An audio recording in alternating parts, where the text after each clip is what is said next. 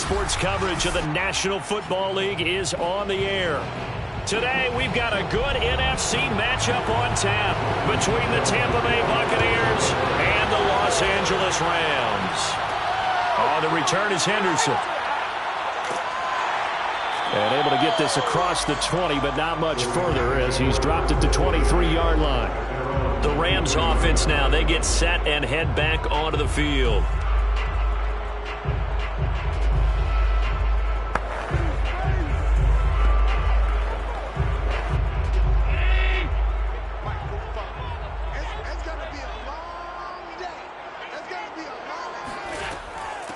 Here's the first carry of the game for Cam Akers. And not the start he was hoping for there, as he'll maybe get back to the line of scrimmage, and that's it. Call it no gain on the game's first play. And it's second down now.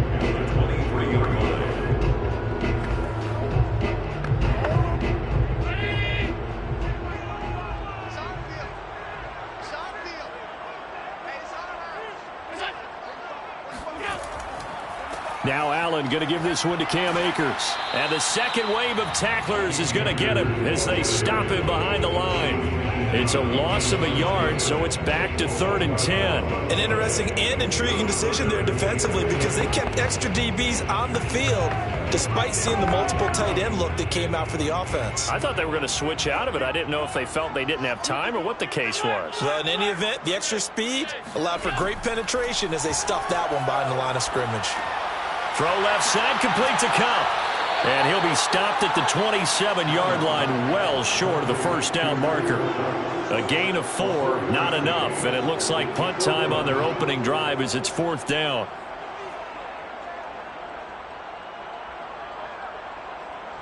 So on 4th down, here's Johnny Hekker to punt it away.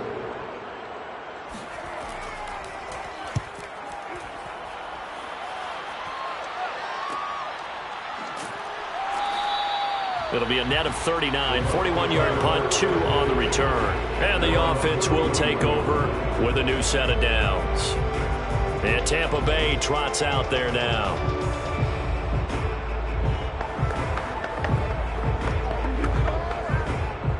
Line of scrimmage, the 31 now on 1st and 10.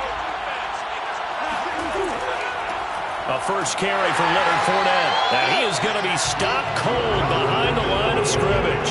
2 yards the loss, 2nd and 12. When a draw works, it can be a thing of beauty. But when it doesn't, oh, it can be ugly. And in this case, loss of yardage ugly.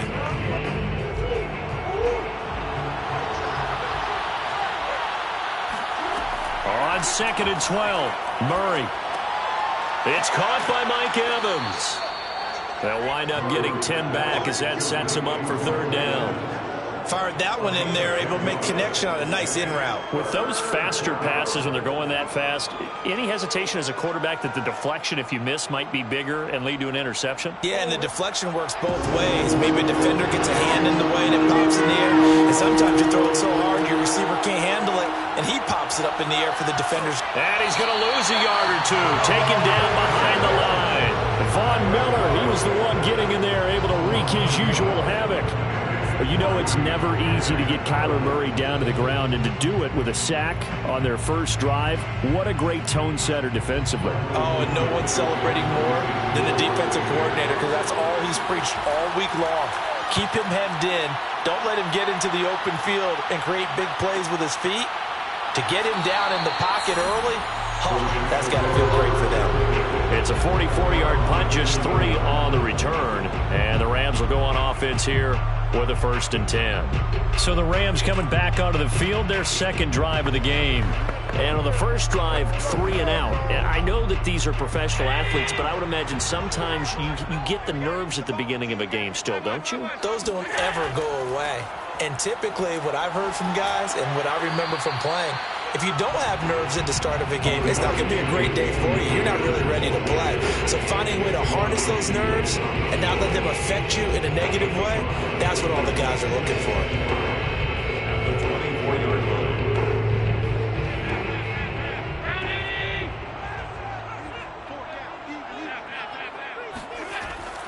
second down, they'll go with Akers again. And he is met in his tracks behind the line of scrimmage. A loss on that play, and now third down gets tougher. 3rd and 6.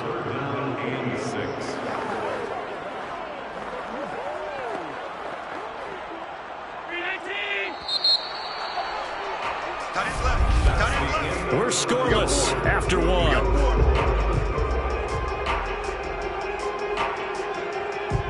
The Rams with the football here to begin the second quarter, as they've got it with a 3rd down coming up.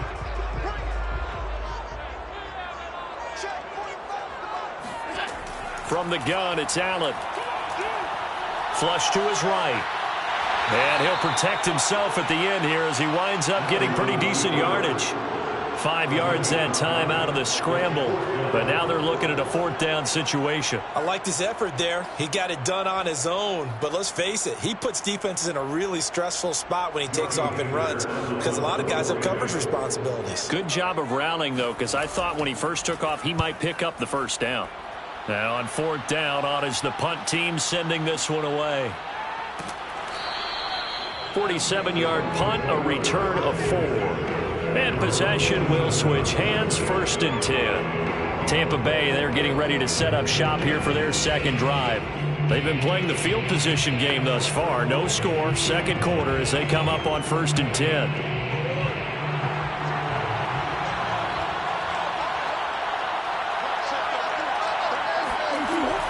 They'll start out on the ground. It's Leonard Fournette. And he'll push his way forward to about the 32. Give him 5 on the carry there, and it'll be 2nd down. That's a really nice, tough run inside, and they gained 5 yards on it. And to be frank about it, most offenses don't expect to get 5 yards on a play call like that. So when they do, they go back to their huddle with a little pep in their steps. They're starting to think that they're starting to dominate the line of scrimmage. Murray's throw on target to Godwin here. And they'll get it up just short of the 45 at the 44. And that's a more than acceptable read right there because it's zone coverage, so timing is everything. This time he waits for his man to come open, puts it right on him, and they pick up a 1st down.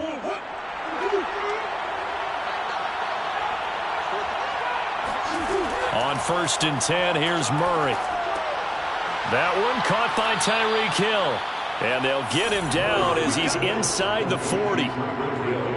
That was a nicely run slant route, and what the receiver's trying to do is make the defender think he's going upfield for a deeper route and then breaks it off, usually after about 3 to 4 steps, and cuts towards the middle of the field. And now what he's trying to do is use his body to keep the defender away from the football and give the quarterback a really nice target.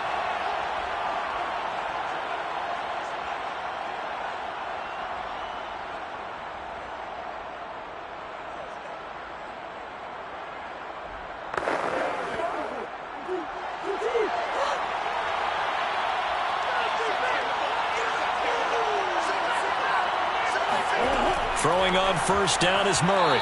Looking middle, and it's incomplete. Defensively, Charles, they continue to really limit this offense as far as yardage goes. Yeah, you're exactly right. They've been assignment sound, staying in their lanes, keeping proper leverage, and communicating well, too. After the incomplete pass, here now is 2nd and 10. Here's Murray. Going to air it out deep for Gronkowski. Got a man, it's caught inside the 10. A big connection on that one. 31 yards.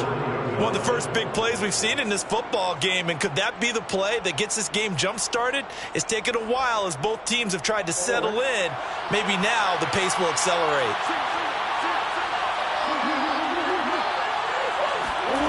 Again, they'll throw with Murray.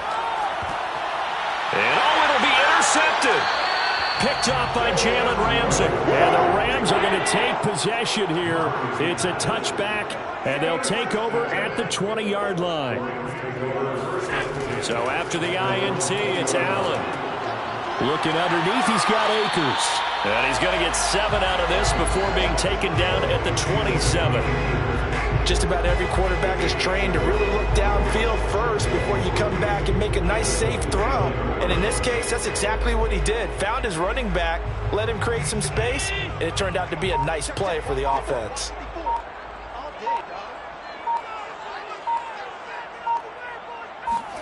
To throw again on second down. Allen. He'll get this into the hands of Van Jefferson. And he gets this up across the 35 before he's out of bounds. And the tight end is certainly a position built to move the chains because they can control space underneath. If they've got good hands, then, of course, they're a dynamic target. But one other thing is they're right in the sight lines of a quarterback on just about every play, and that makes it easier for the quarterback to pick him out and deliver. And that is incomplete. Oh, the coverage a little too good there, and it's second down. That's a tough spot for a running back coming out of the backfield because you know he's got to look for the football, knowing full well he's got a man coming his way, full steam, and he broke that one up. An incomplete pass on first down. That leads to a 2nd and 10.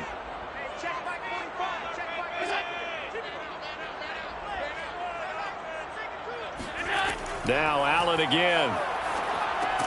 Over the middle. That's hauled in by Kupp. The Rams going to go ahead and use the first of their timeouts as the clock shows 50 seconds to play here in half number 1.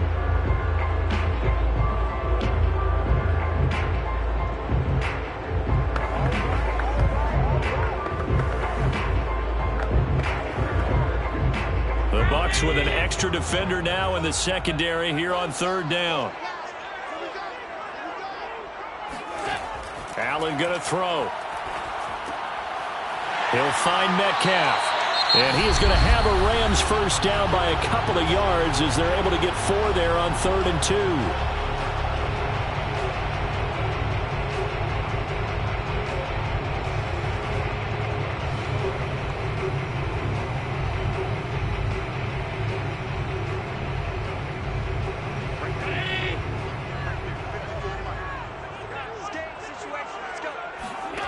To the air, Allen. Now that'll be caught by Kupp. And he'll be out of bounds just shy of the 40. Didn't they tell us in our meetings that they need... I believe they buzzed down. They're going to take another look at this play with all reviews coming from the replay official here in the final 2 minutes of the half. Did he keep those feet in bounds? That's the question they've got to decide. And I got to say, watching it in real time, it was awfully close. Yeah, it certainly looked like a heck of a catch because he didn't appear to bobble it, which could complicate things. But even with the benefit of replay, that's pretty tight. Well, here's the call. Allen to throw once more. Eluding the pressure right. And brought down, but not before they're inside the 25. Partner, as a quarterback, sometimes you just got to know when the clock is going off in your head, it's time to go. Tuck it and get all you can. This offense finding its legs now. Here's another 1st and 10. Now a timeout signaled for, and they'll get it with 10 seconds to go before halftime.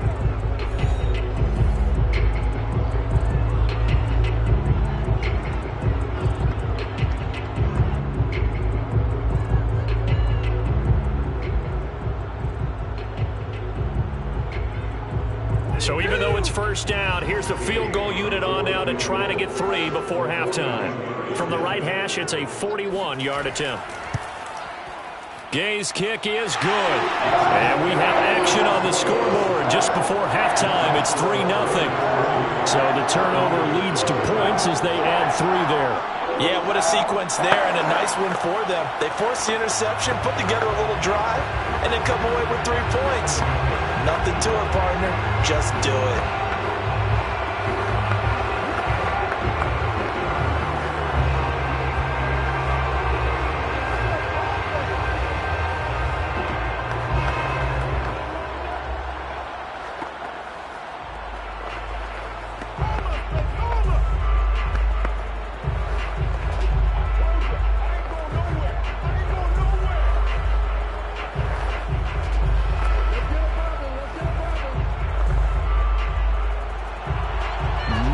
Time for one play on offense. 7 seconds to go in the half as the kick is away.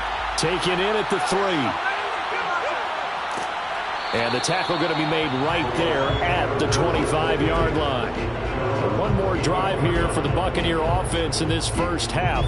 And they'll have time for one play. That's it. 3 seconds to go before intermission.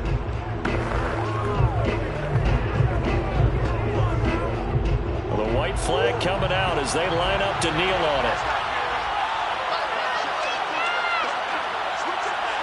He'll take the knee, and the final couple seconds will tick by in this first half. So we've hit halftime. Just a field goal separating these two teams at the break. As we are off to Orlando now to check in with Jonathan Coachman and our EA Sports halftime report. Coach? No run back here to begin the half, and we will start at the 25-yard line. Murray now on first down. He's got it complete to Gronkowski. And they get him down, but not before he takes it across the 40-yard line.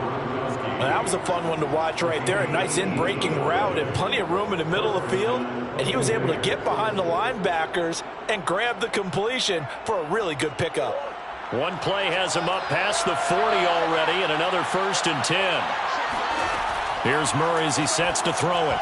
And incomplete. From the snap, he certainly looked like he knew where he wanted to go with the ball, but surprise, that guy was covered. So that took his attention elsewhere to no avail.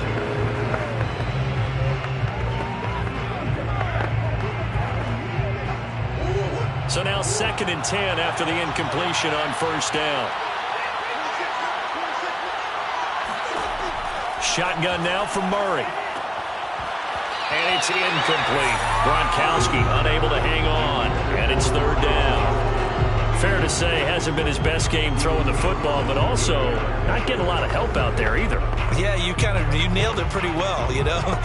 He's got to throw it better. Got to get more help. Obviously one that should have been caught. They got to find a way to bring those two elements together so they can make some progress in this one. Wide open, Gronkowski. He'll get this one down near the 20-yard line, just shy of the 20. A big play that time through the air, 35 yards. That's a real nice job right there, working the middle of the field, working against those safeties. And you know, partner, if you get your hips turned the wrong way, big plays can result. And a big play resulted right there. Fournette, a first down carry. And he'll take this ahead for about 4. 2nd down coming up. Well, they're hoping that the second half is better for him than the first half. They've got to find a way to get him going. He's a big part of their offense. 2nd and 6. Coming up on a 2nd and 6. They'll run it again with Fournette. And that didn't fool anybody. He's going to be dropped in the backfield. Now they're going to be dealing with a 3rd and 7. Is that one officially a loss of 1? This defense is just flat getting after it. They have not given up much of anything in the run game. Case in point right there.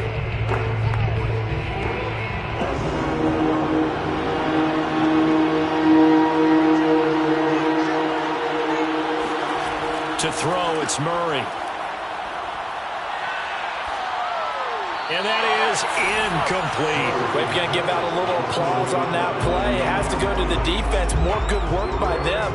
They've taken away the passing lanes all game long, and you can see the frustration that it's causing because he just about threw that one into the first row. Succop on now for the Buccaneer field goal. From the left hash, it's a 36-yard attempt. Succop's kick is good, and that will tie us at 3-3. So they come away from this opening drive in the 3rd quarter with only 3, but it does draw them even. Yeah, and that has to be job 1, doesn't it? A touchdown definitely would have been nice. We know that. But here, you get back on even terms, and now you've got most of the second half to try and get yourself into a position to win.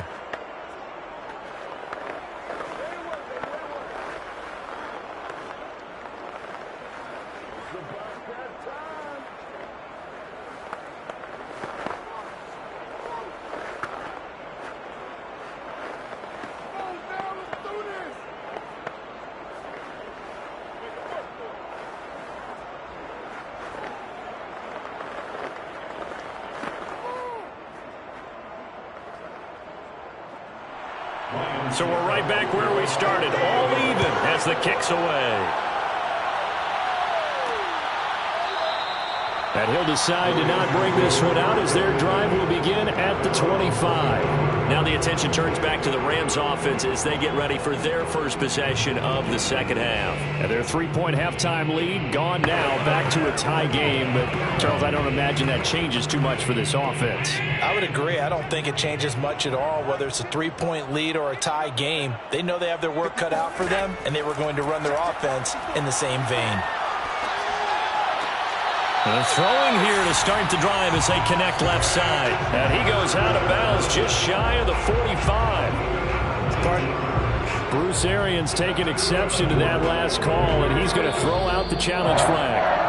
First and 10 at the 44-yard line. Did he keep those feet in bounds? That's the question they've got to decide. And I got to say, watching it in real time, it was awfully close. Yeah, it certainly looked like a heck of a catch because he didn't appear to bobble it, which could complicate things. But even with the benefit of replay, that's pretty tight. Well, here's the call. Took just one play to move all the way to the 44 as they try again on first down. On the draw, Allen going to give this one to Akers. And a good pickup there. He gets about 6 up to midfield. And there's a run to be happy with. Good, solid yardage. He'll take that anytime you hand the ball to a back.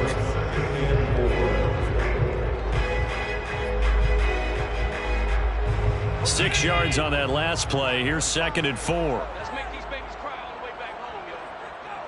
Let's make these babies cry. From midfield, here's Allen. Throwing middle, but it's incomplete.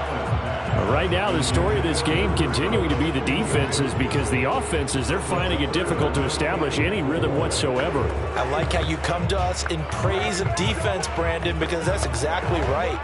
That was an incompletion forced there, but we've seen it throughout this game. Both of these defense coordinators, they're a step ahead of their offensive counterparts. Left side here taken in by Metcalf. And he is going to have a Rams first down as they're able to get the third down conversion. Now what we're seeing, this is much better from this offense because so far in this game, no touchdown to this point. And what's usually a direct correlation? Very few explosive plays. That's been their issue. Not able to make that big shot downfield or break one off, but a nice game there for a first down. Here's a run on first down that won't even get back to the line of scrimmage. He will lose a yard. 2nd and 11. Well, we saw a lot of negative plays that resulted in plenty of lost yardage in the first half, and that trend is continuing here.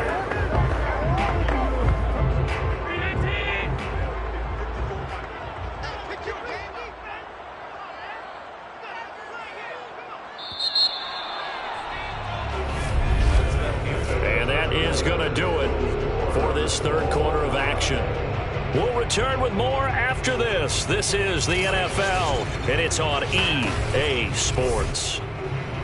Back now here on EA Sports. It's been a tight, low-scoring affair thus far. 3-3 is our score heading into the fourth. And meanwhile, Allen's throw complete there to Beckham. He'll head out of bounds inside the 10. Mark it down at the 9. And he's the epitome of what we call the move tight end. A guy that you can line up anywhere. In the slot, out wide, in tight. Doesn't really matter because he has such great skills. You want to utilize him in all aspects of your passing offense. And there he was in the slot for the catch. Allen now looks to throw. Sideline throw, it's complete. And a nice job there of keeping the toes in bounds. That'll bring up 2nd and goal after the gain of 5. Got to give credit where it's due. Really nice defense on that play. The pitch and catch was successful, but not any run after it. 2nd and goal from inside the 5. So the shotgun snap to Allen. To the goal line, but it's incomplete. They may be snapping the ball near the goal line, but all you're thinking defensively, keep them out of the end zone. Force the incompletion, force them into going for 3, and not giving up 6. This defense has not surrendered a touchdown yet. You better believe they're determined not to here on 3rd and goal. Here's Allen. Escaping the... And he'll get into the end zone. Touchdown, Rams. Josh Allen taking it in from 4 yards out. And the Rams Rams have taken the lead. Well, I think we both got to thinking the team that scores the first TD may be the one to win this football game, and here we go. Our first touchdown, and it comes in the fourth quarter. Yeah, and it's a testament that both of these defenses were able to hold the line this long, but now, on the other side of the field, they've got to be thinking if they got it done, we should be able to punch one in ourselves.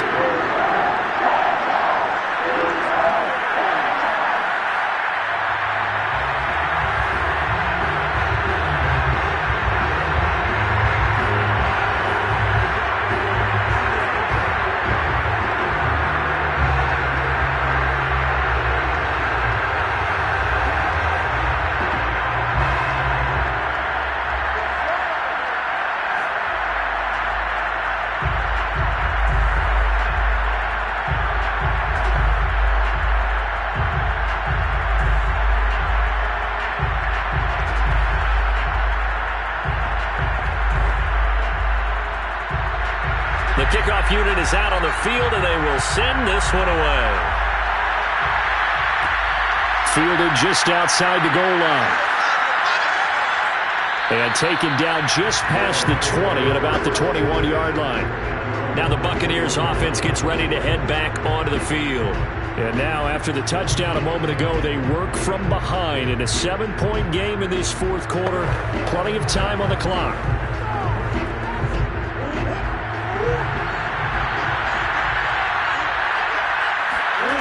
Murray now on first down. That's complete to his receiver, Godwin. And he'll get this up past the 25 before he's out of bounds. A gain of 6 there on first. Boy, the evolution of the game and how these guys on plays like that can get out of the pocket, keep plays alive, it just makes things so much harder for defenses. It really does, and we're talking about an era in the game where the quarterbacks are the most athletically that we've seen in a bunch. I mean, when you talk about collectively, it's unbelievable. So their ability to move is practiced now. It's not necessarily, oh, he just took off and you guys figure it out. When he takes off, everyone knows where to go now. They know how to run routes, change things, make themselves presentable for the quarterback. It's a lot of time that they put in on it. It's not just your static 1, 2, 3. This is where the ball goes anymore. First down, Murray. Forced out to his left. And he'll take this beyond the line of scrimmage as he slides to a hole. He'll wind up getting right about 4 there on the scramble, and it's second down. Now, how about that play? He took a possible negative and turned it into positive yardage and slid down to avoid taking a big shot. Excellent job getting down and avoiding the big hit. From the 45 on second down, Murray. It's Hill, complete. And taking it across midfield and just shy of the 40. Tell you what, he's been able to put the ball in some tight spots all game long. That throw, no different. Yeah, a lot of people would call it a gutsy type of a throw. I think he looks at it as, I can do it, so it's not that big of a deal to me, and I'm going to keep firing.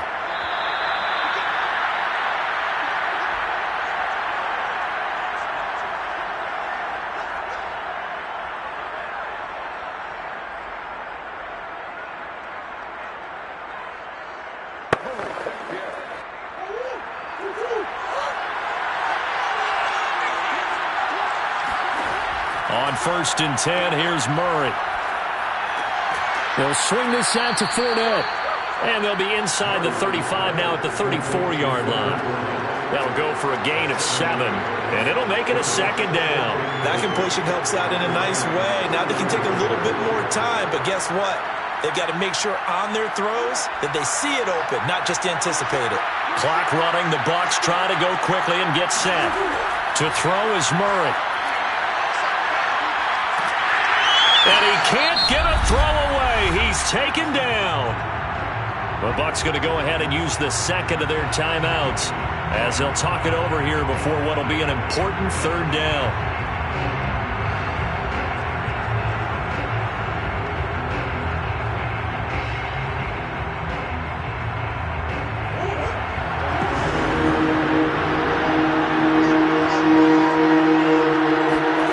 Back to throw, Murray. Airing this one out for Evans.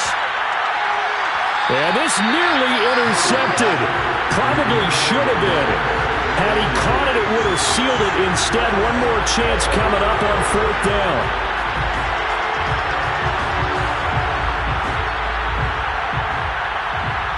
Down 7, and they've got to go for it here on 4th down. Now Murray's got to have this one. Buying time to his left. And he'll hit the deck, but he did not get there. They had to go for it with such little time remaining. And the Rams are going to take possession of the turnover on downs.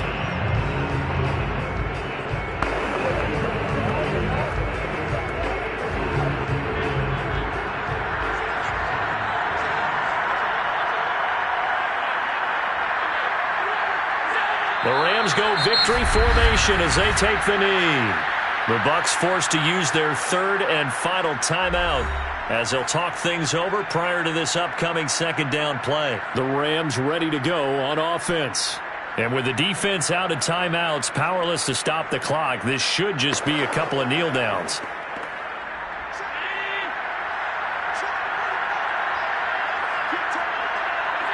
The Rams go victory formation as they take the knee.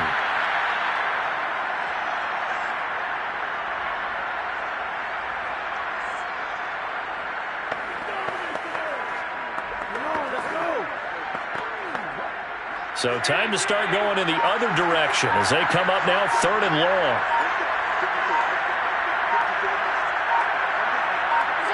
Allen down to a knee, and that should just about do it. I don't know about you, partner, but watching them take the knee there and finish this one off, I feel like I'm going to be sore tomorrow. This was one bruising affair. Low scoring, but my kind of football.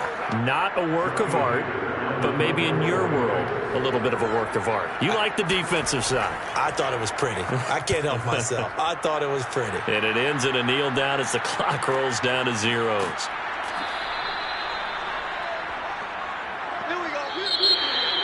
Well, going into the final play of this game, they knew that they needed some type of a miracle there at the very end, but they couldn't get it done. However, we were treated to really a spectacular affair. Even though they didn't finish it off, you're exactly right. They took us down to the last play. You were wondering, could it happen? Possibly, even though we both knew it was a long shot.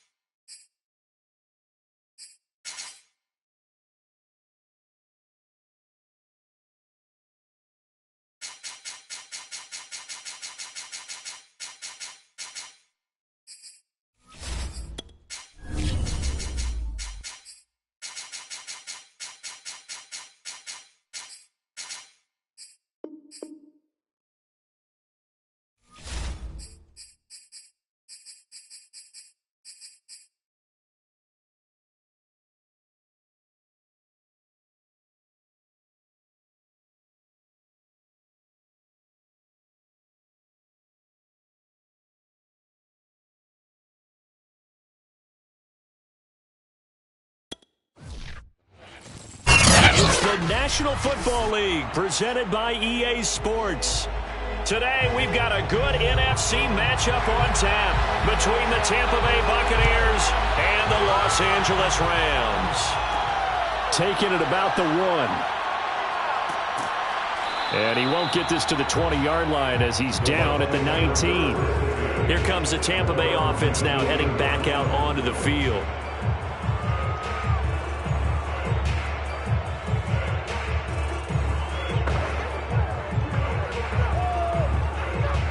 So here's a 1st and 10 now, down inside the 20. Murray now. He'll check this one off to Fournette. And he'll be marked down at the 26 with a gain of 7. I like it, I like it, I like it. Get everyone involved in the passing game, and you know you can create those great mismatches throwing it to your guys out of the backfield. And on the first drive, that can also help establish some rhythm, right? I think so, and gets everyone involved. They feel like they're part of it and really gets them amped up as they go forward. Looking to throw again on 2nd down. Murray. And incomplete on the deep ball. That's what you're going to need to do against those big receivers. You got to get in there and get physical with them. That time he got in close, got in tight, and knocked the ball away. Third play of this opening drive as they're looking at a 3rd and 3. Now Murray off play action. Now he's forced out right. And he works his way past the line of scrimmage and then slides to a hole. Call it a pickup of 3 and also now likely a punt on their opening drive. And, partner, I would guess that in his headset he was hearing from his coach, it's 3rd down, don't take a sack. And in this case, he's able to avoid the pressure and get out of there. He doesn't get the 1st down, but he does turn a possible loss into positive yardage. So they're forced to punt on 4th as this one's away. So a change of possession here on the punt. And out will come the offense as they take over. And the LA offense ready for this next possession.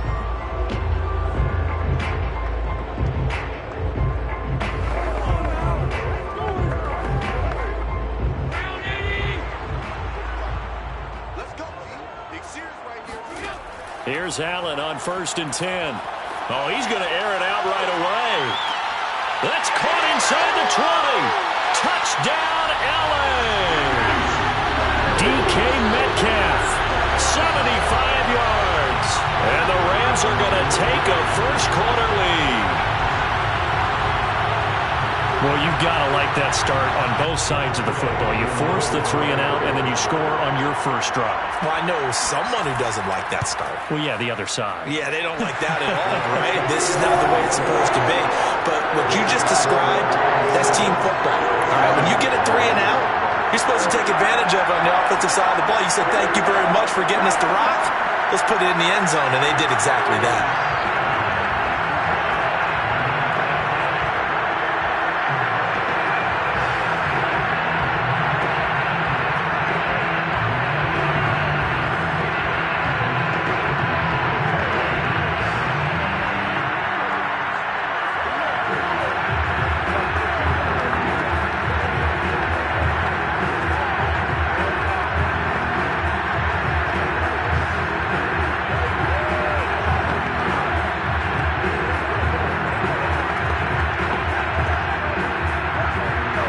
Kickoff team on the field now as they will send this one away.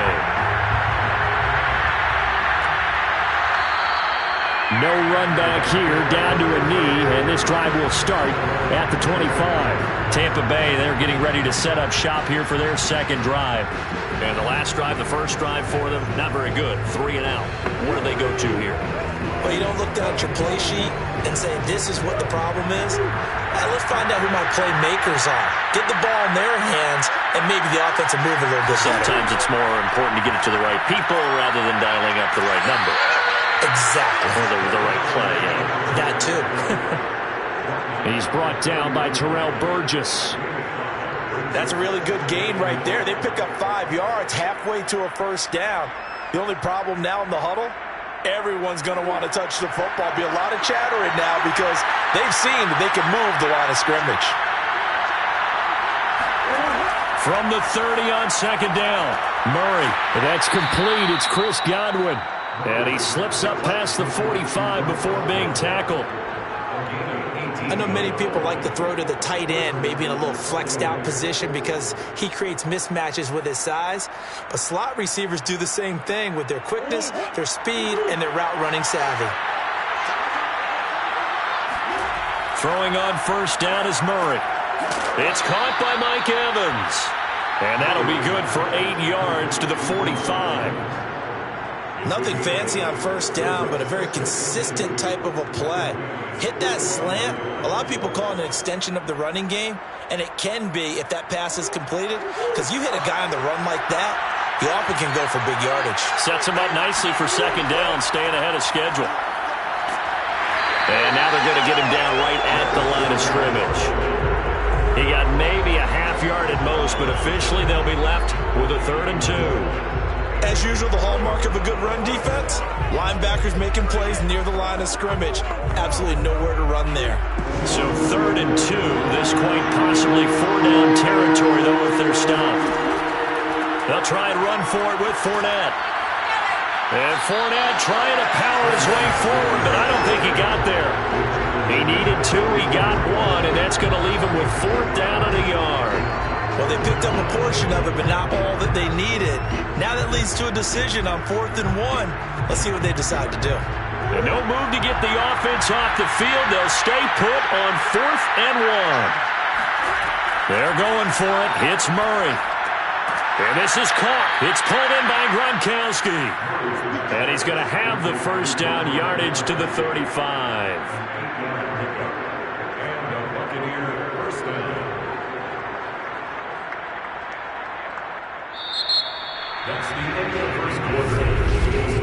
After 1, 7-0 on EA Sports. Second quarter now, and it's Buccaneer football as they've got it with a 1st and 10.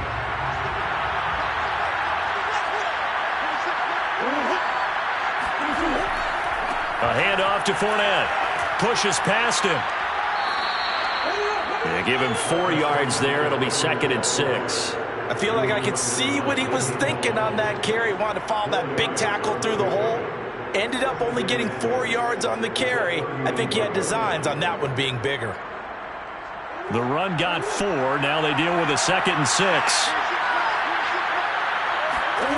Out of the gun, here's Murray. That one caught by Tyreek Hill. And he'll be out of bounds as he gets this down about the 21 or 22. If you're running out route, it's likely you're going to end up near the sideline. And what did we just see there? Toe tap. You got it. Sean McVay unhappy on the sidelines visibly. He's made the decision to reach for the red flag. Did he keep those feet in bounds? That's the question they've got to decide. And I got to say, watching it in real time, it was awfully close. Yeah, it certainly looked like a heck of a catch because he didn't appear to bobble it, which could complicate things. But even with the benefit of replay, that's pretty tight. Here's the call. Murray now on first down. Being chased out left. And he'll take this beyond the line of scrimmage as he slides to a hole. He'll get 3 yards on the scramble there at 2nd down. Yeah, he only gets a few yards on 1st and 10, but he's better off doing that than throwing an incompletion or even worse, an interception.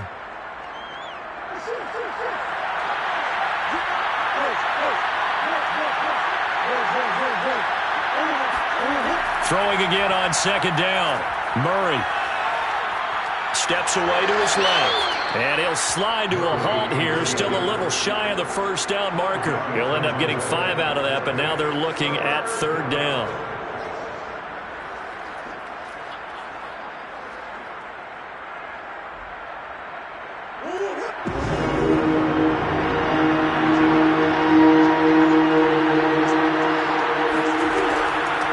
Shotgun give to Fournette. And this effort won't be enough as they rally up to stop him a couple of yards short. He needed 2, he got 1, and that's going to leave him with 4th down and a yard. That call makes sense because they've been throwing it well on this drive, and once again they show passing formation, showing the shotgun. Then they ran out of it. That's a nice play by them defensively, though, to hold it to a short game.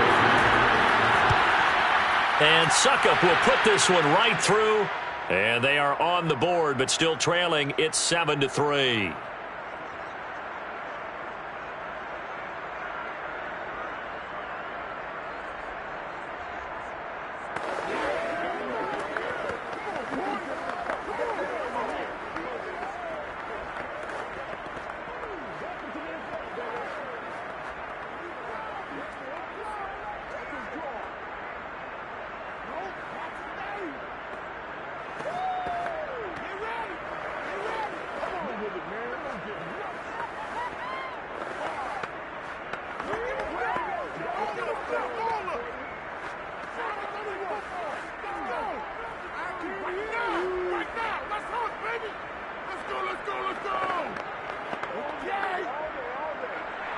Succop now set to kick it off following the made field goal. Taken at the goal line. And he had no room to run as he's tackled down inside the 20. So the Rams coming back onto the field, their second drive of the game. And following that long touchdown pass, a one-play drive last time, see if the defense, you know they're ready. They don't want that to happen again. And you would have thought they would have been ready the last time. That's what you work on all the time. Make sure that no one gets behind you. That's the cardinal sin of defense, not giving up the long pass. They did. Let's see how they adjust. Flushed out right. First down and more for Allen. And all the way up to the 37-yard line. Man, defensively, that hurts. They got him out of his rhythm. They had him hemmed in, but somehow he was able to tuck it away and get away for a gain. One play has him to the 37 here for 1st and 10. To throw, it's Allen. And bringing it in right side here, Beckham. 7 yards, the pickup there. And Brandon, as you know, sometimes it's a lot tougher to run with these tight ends nowadays in the NFL. They're just bigger wide receivers. He lined up on the left side of the formation, ran a drag route across the field, and tried to work his way open. He was able to make the catch, but the defenders were there, couldn't do a whole lot with it afterwards. And he's going to be met at the line of scrimmage and taken down. Now the Rams will signal for a timeout, their second, as they get the stoppage with a little over 50 seconds to go in the first half.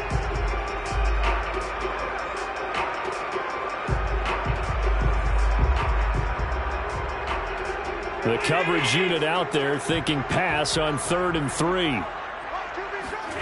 Now Allen.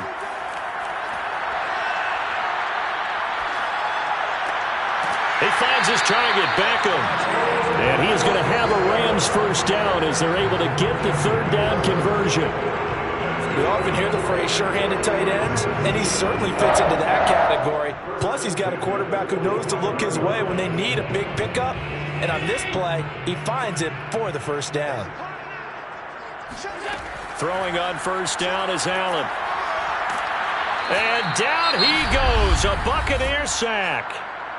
The Rams going to be forced to use their 3rd and final timeout as they stop it with 11 seconds remaining in this first half.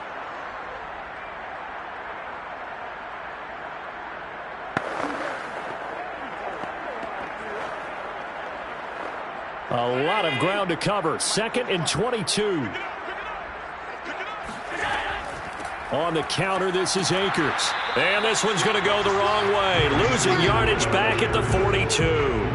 It'll go as a loss of a yard on what should be the final play of the first half. So we've reached halftime here in a 4-point game. As we send you to our EA studios in Orlando, here's Jonathan Coachman with our EA Sports Halftime Report. From a yard or two deep, here comes a return. And only able to get this to the 19, so probably should have opted for the touchback. The Rams offense ready to begin quarter number 3.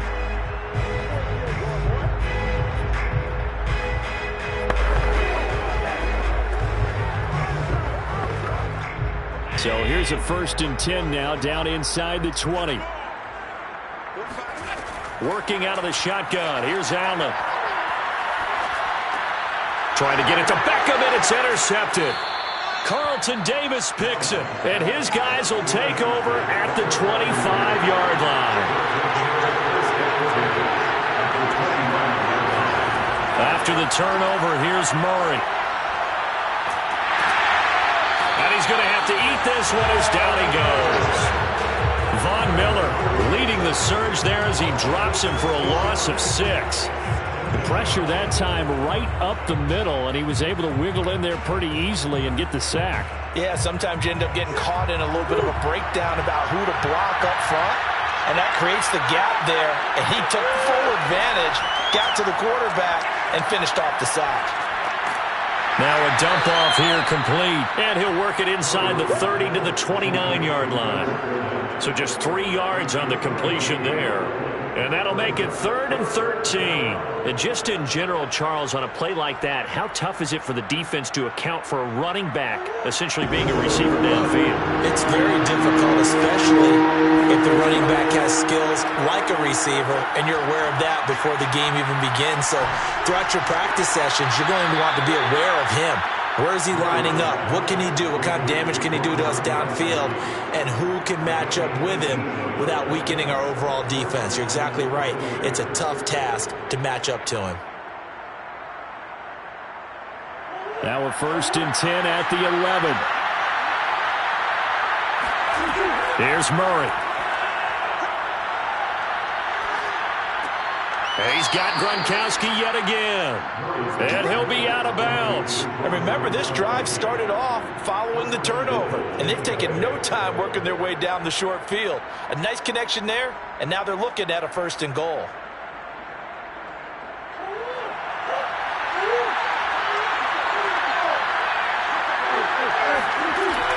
Fournette diving for the end zone, and he is in. Touchdown. And Charles, he's able to dive in there in a short yardage situation. Just find a place to get to the end zone. Didn't matter where it was, but once he did, used his nose for the end zone and dove in. Ryan Succop on for the point after.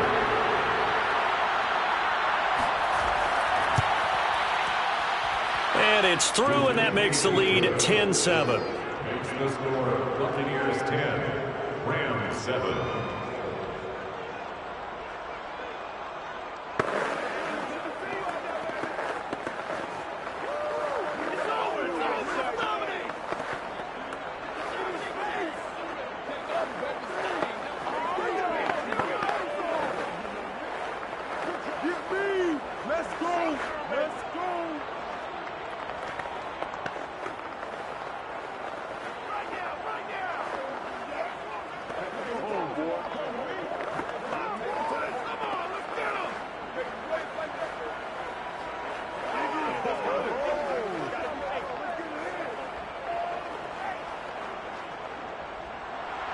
Now it's Ryan Succop on after the touchdown to kick it away.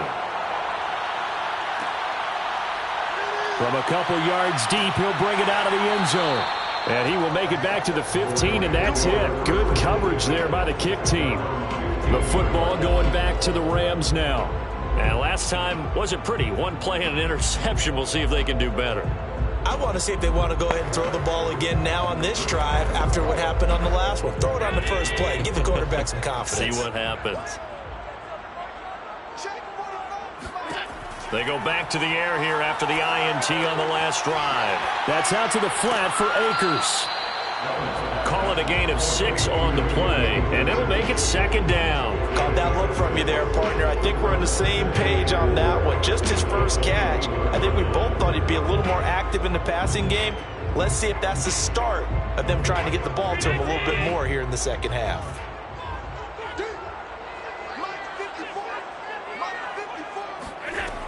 They'll run out of the gun with Akers. And the window closes quickly. He'll only get up to the 22-yard line. Only a yard on the pickup there, and it'll bring up a 3rd down. This is what happens sometimes when you abandon the running game. It's hard to get back to it because once guys get out of that mentality of firing out and hitting people, hard to get them started again occasionally. Allen going to try and throw on 3rd down.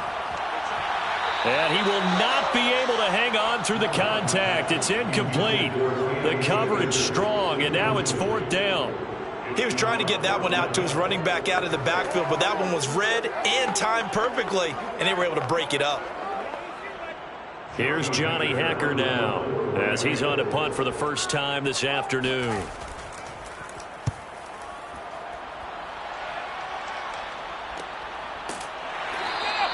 A 40-yard punt, no return. And the Buccaneers getting ready to go as they take the field.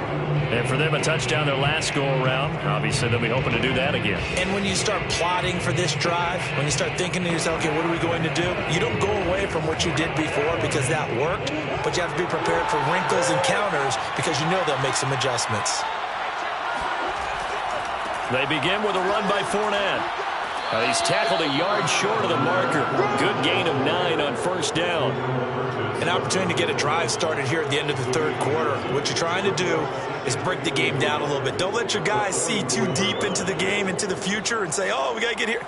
No, right here, right in front of them, melt the clock down, get to the 4th quarter, try and keep going. And try to keep that lead. Exactly. Again, it's Fournette. And he'll go down right around the 47 this time. In the first half, he was held in check on the ground, but despite that lack of production, they still have the lead. And they've got to feel fortunate about that. If they could actually get production from their lead horse, that would help open up this offense and widen this margin, too. And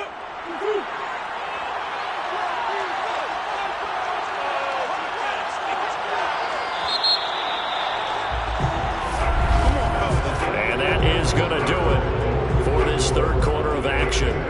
You're watching the NFL on EA Sports.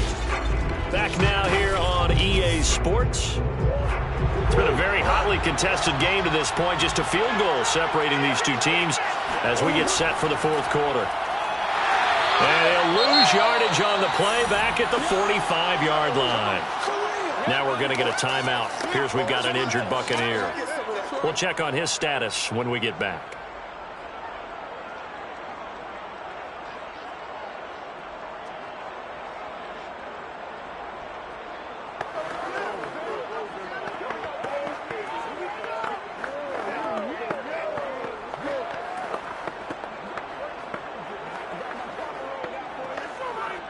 Under 4 to go now as they come up on 2nd down.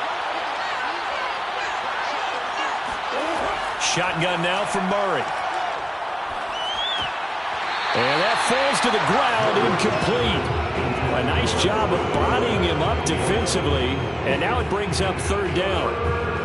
This a very important drive, and that incompletion leads to a very important 3rd down here if they're going to try and get the football back. Yeah, getting it back, absolutely crucial to their chances to try and win this game. I would expect a lot of pressure here. They can't afford to let them continue to get 1st downs and eat away at the clock. Dumps it off to Fournette. And they'll bring him down right at midfield, and he is well short of the 1st down. 5 yards, not enough, and it'll be 4th down. How about that strategy there, Brandon? 3rd down. They just said, we've got faith in our tacklers. We'll give you the short stuff, and just decided to protect the sticks. So every time I hear fans telling me tackling's not a part of the game anymore, plays like that, I can clip and save and show them you have to tackle well if you want to be a good defense. And it's out of bounds. Now we'll see what the side judge says. He says out at the 8-yard line. And for an offense that is struggling, this is not where you want to start from. Great punt. Fantastic punt. And for all those who wonder, what do punters do during the course of practice each and every day?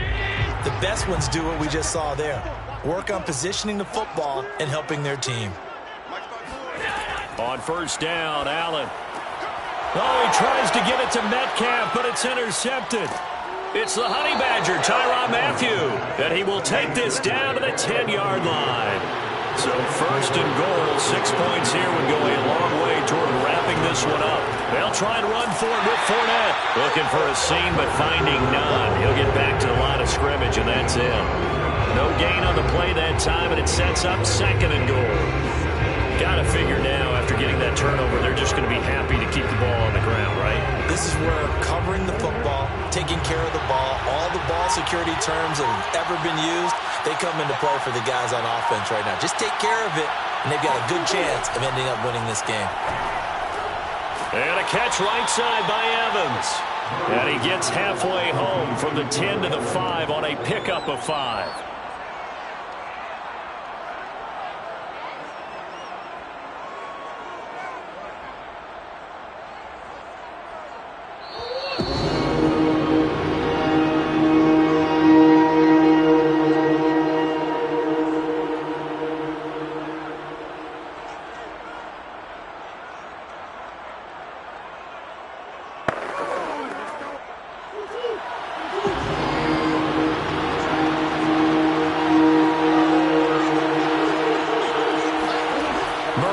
Third and goal. Flush to his right. And he's able to get it down to the 2-yard line. And quickly we're going to get another stop here with 1:54 left as they call the timeout defensively.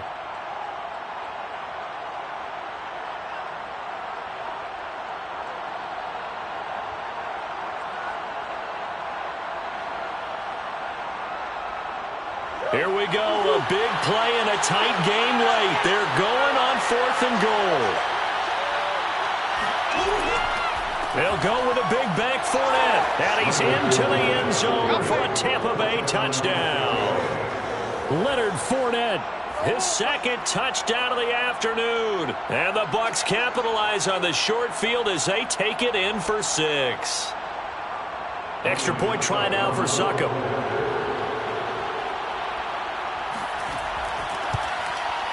It's good to make it 17-7. Makes the score Buccaneers 17, Rams 7.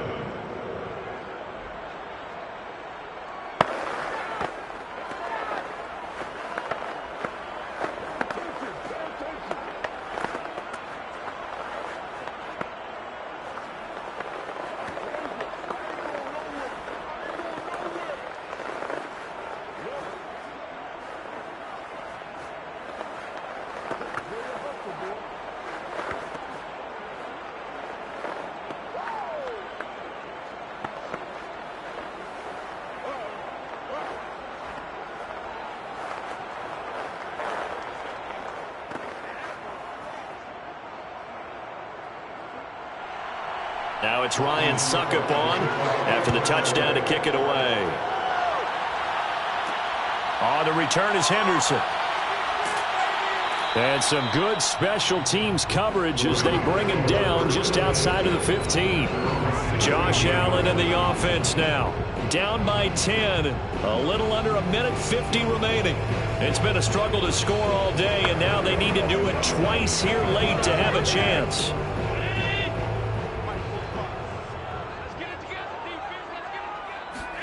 Allen. That's into the hands of Akers, complete. And he'll get this up to the 30-yard line. Another catch for him there on this drive, Brandon. And it looks like they're going to utilize him out of the backfield any way they can. At that time, they pick up a first down. So now on defense, do you assign a man to him and try and cover him before he gets going? First down now, but that clock rolling. Allen. He's going to let it fly. A fight for it, and this is caught. What a catch.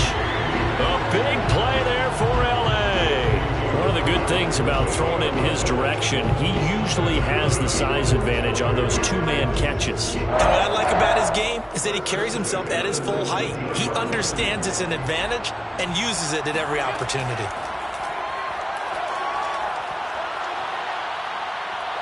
Eluding the pressure right. And he slides and covers up at the end as he's going to be able to pick up decent yardage. The improv on the scramble there gets him 6, and it'll be second down.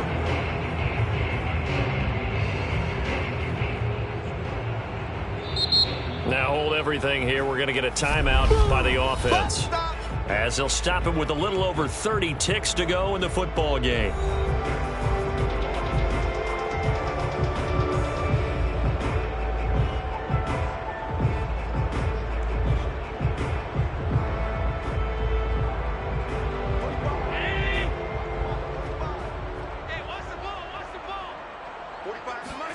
Here's Allen. He'll dump this off to Akers. And this play goes nowhere. Losing yardage back to the 15. It'll be a loss of a couple on the play, so now third down coming up. Now a timeout called for by the offense as the clock will stop with an even 20 seconds left to go.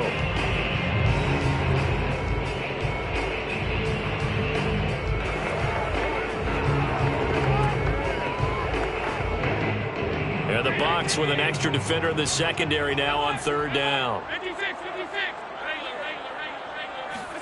Now Allen. And it's caught. He's got it for a late touchdown.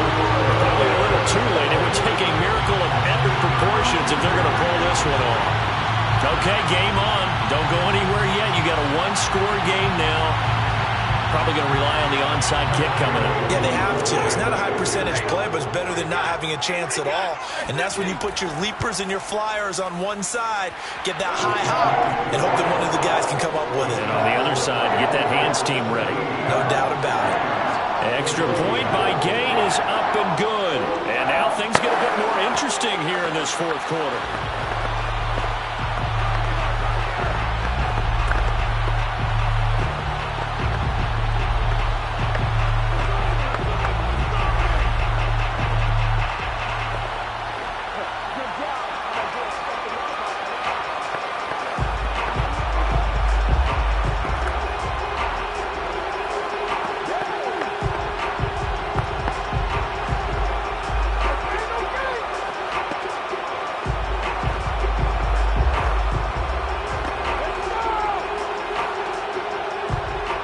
So the clock sits at 16 seconds as they line up for the onside kick. And this is going to be recovered by the hands team. And that should just about put a capper on this one. They had to go for it with no timeouts remaining, though now this one's as good as over. They gave it an effort. They tried their best, did everything they could to try and get the ball on the onside kick. You're exactly right. They had to try it. It was their only option. And now this game is done. Just take it, kneel, and call it a day. Down to a knee goes Murray as that will just about wrap this thing up.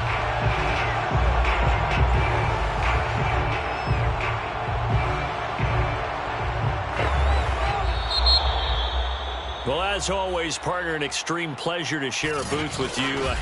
I have to say, I am impressed at your discipline because you came here and you said you were not going to eat any of the media buffet. You made it to the end. You didn't consume a single calorie. I appreciate that. What you missed is me going to the concession stand outside of your eyesight and getting it done that way.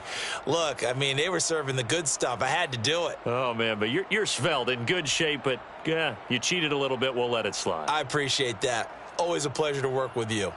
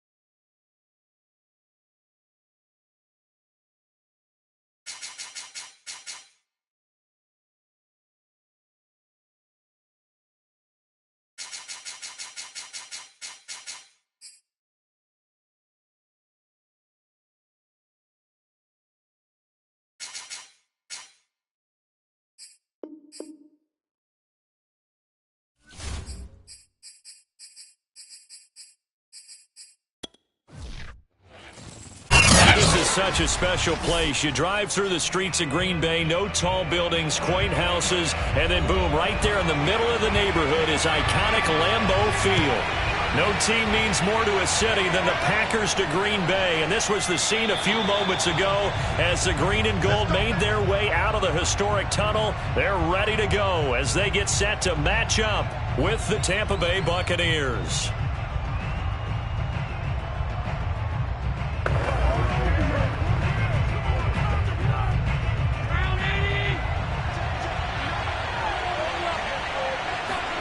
First down, and they're going to throw with Allen.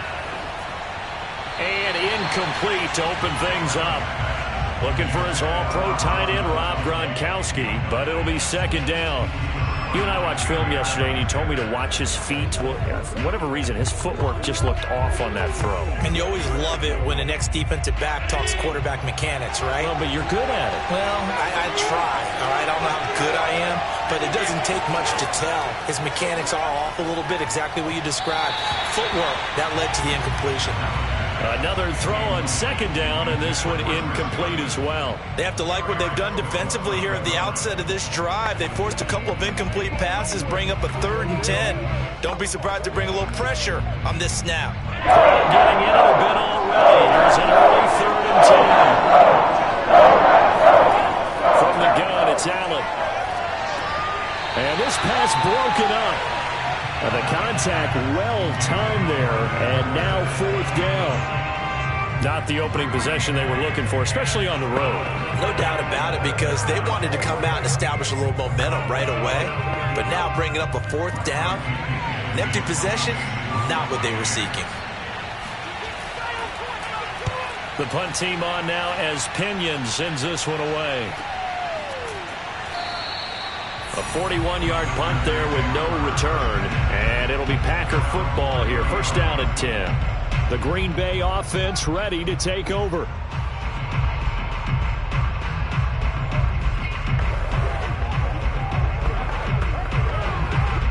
Rodgers will bring the Pack up with a 1st and 10 right at the 30.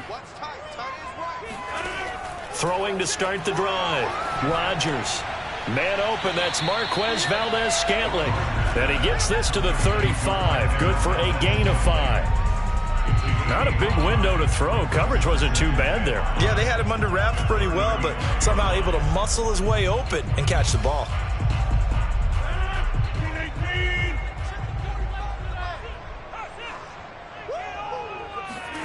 From the 35 on second down. Rodgers, he'll get this one to Kupp, complete.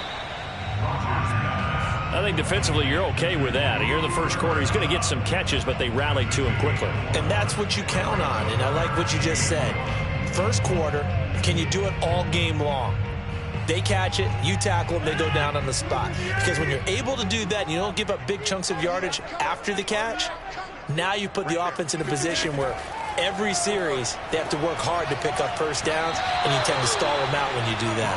And not enough on the throw that time, as that one is incomplete. How about some applause for the defense there? They forced him to throw that one into coverage, and just like that, they're staring at a 4th down. Well done. On 4th down, on is Corey Bojorquez to punt.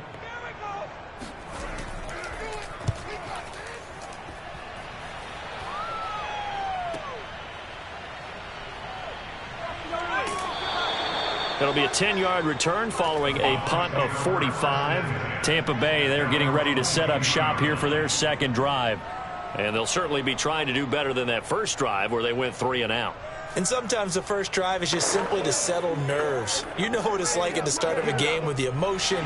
Guys a little bit jumpy. You do. Oh, you understand the same way. It's just like us calling one, right? Making sure we ease into the game, let it come to us. Well, you went and 3 now and they out. have that opportunity. No, you didn't go 3 and out. I went 3 and out on that first drive. I'll try to do better here. And he'll slide to a halt here. Still a little shy of the first down marker. Nice work to get 7 out of that, and it's second down.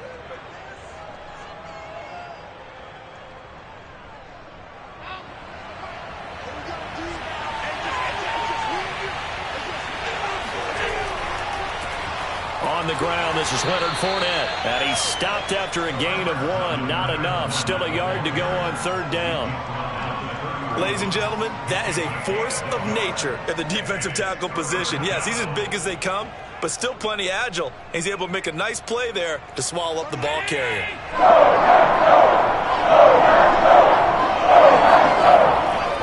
On third down, Fournette. And not much of an opening there as he's only going to get this to about the 32. Just a yard on the run there, and that's going to bring us to a fourth down. And that's why you see a lot of teams that like to play 4-3 defense, especially against teams that run the ball really well, because you count on your defensive front, the tackles and the ends, to eat up the blocking in the offensive line and keep that guy in the middle clean so he can roam through the football and make a tackle. In this case, he introduced... Oh, trying to gauge the sun, and he muffs it. And it's picked up by the Buccaneers.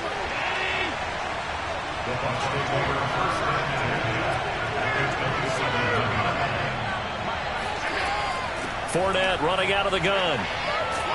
And down inside the 15 he goes.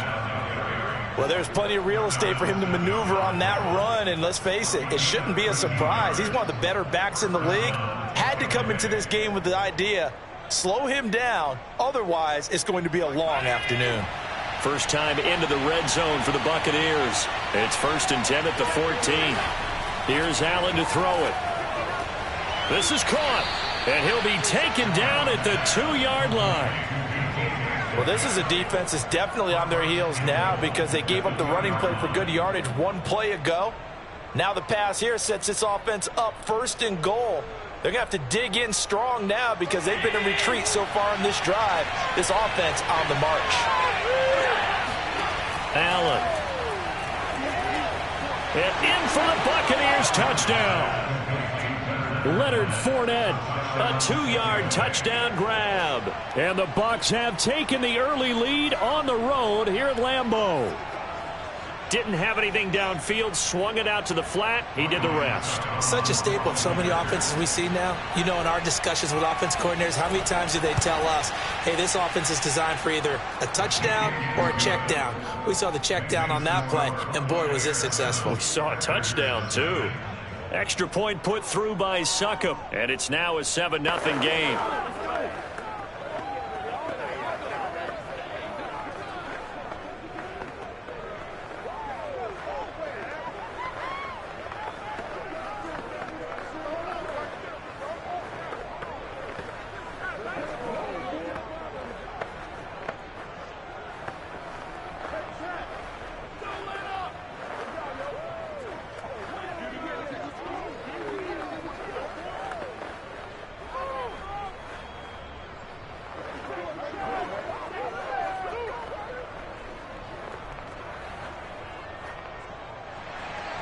Now it's Ryan Succop on after the touchdown to kick it away. This taken in at the goal line.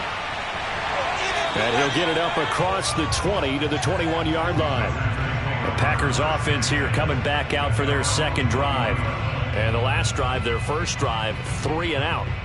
What changes here, if anything?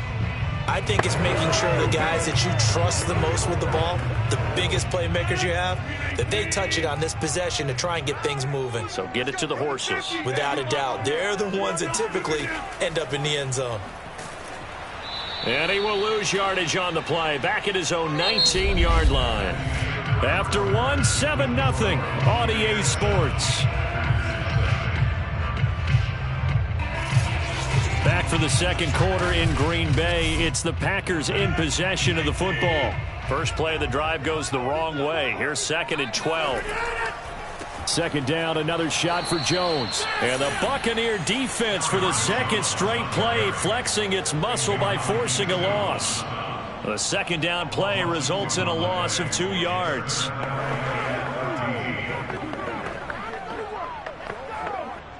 So time to start going in the other direction as they come up now 3rd and long. Now Rodgers. Got an open man. It's Valdez-Scantling. The completion good for only 6, and that'll bring up 4th. Brandon, a good idea there on 3rd down. Run a little clear out and hope you can get your receiver the ball coming across the formation. Nice design, but well played defensively, and they stop him well short.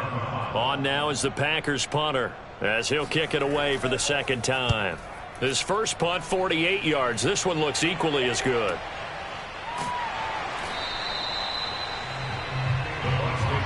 Now the Buccaneer offense gets set to take over. Things progressing to plan so far. Their defense has been solid, and they've got themselves a 7-0 lead after the touchdown the last time they had the ball. And this is no time to even think about, hey, are we going to milk the clock? Hey, are we just going to do ball control? This is the NFL. 7-0 leads, they don't last very long unless you continue to push the envelope on offense. Here's a throw to his running back. It's complete. And he'll be brought down shy of the 40 at the 38-yard line. Brings up 2nd and 3 at the 38-yard line.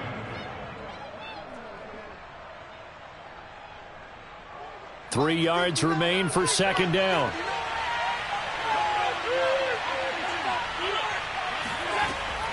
Here's a give to Fournette. And he is met quickly in the backfield. Down he goes, folded like a lawn chair. It'll be a loss of a yard, and that's going to lead to a 3rd and 4 coming up. Sometimes you just sit back and marvel at what he can do defensively. Speed, strength, quickness, he's the whole package. And that package just wrapped up the runner for a loss. Allen now looks to throw. Open man is Metcalf. He's got it. And he is going to have a Bucs first down as they're able to get the 3rd down conversion.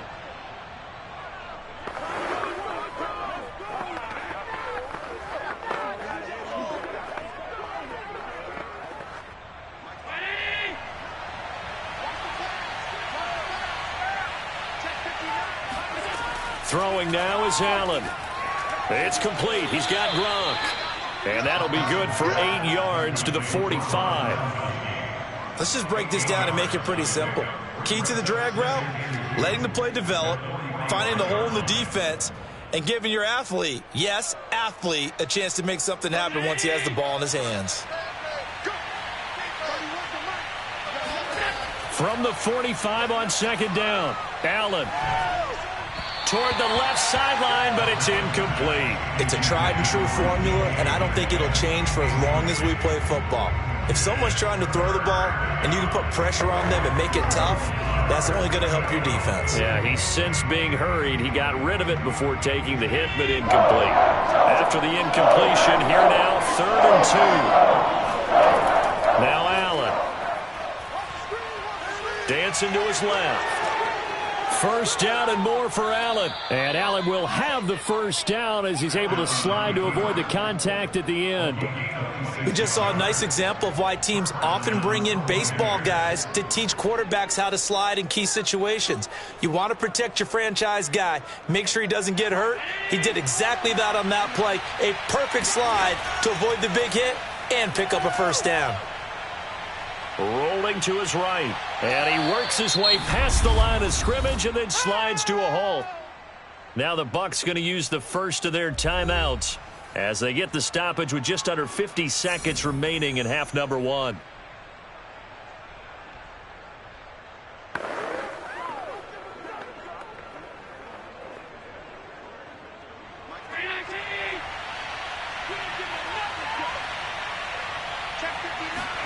From the 16, Allen. And that is knocked away in the middle of the field and incomplete. A lot of times it's that first read that you have. Maybe you get it in pre-snap, and he locked in on his target, but he was covered quite well, and that one's incomplete.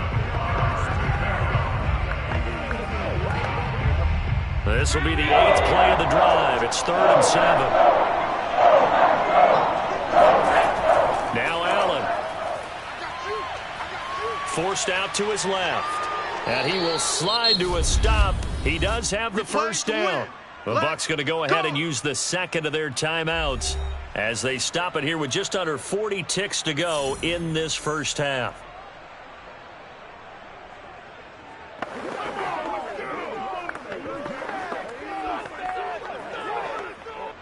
So another 3rd down conversion, and now they've got a 1st and goal. Here's Allen. And he's got Gronkowski. Touchdown, Tampa Bay. 8 yards on the touchdown pass as the Buccaneers tack on to their lead. And I believe they buzzed down. They're going to take it.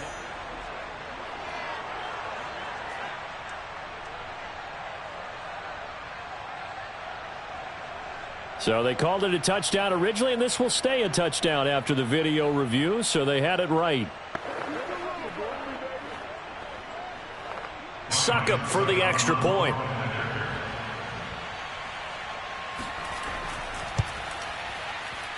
And it's good to make it 14-0. Makes the score Buccaneers 14, Packers nothing.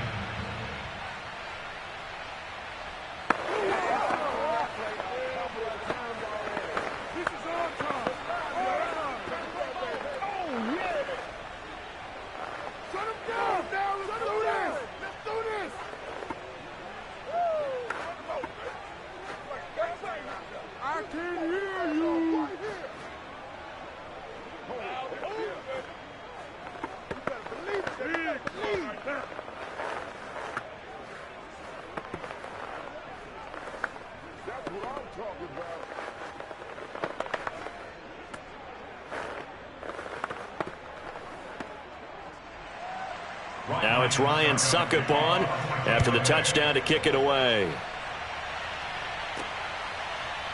And here comes a return from just beyond the goal line. And he returns this to the 22. The Packers with the football here late in this first half. And with him down 2 scores, you wonder if they might try and put something together, even if it's just to get into field goal range. Just over 30 seconds to go in the half. They've got it 1st and 10.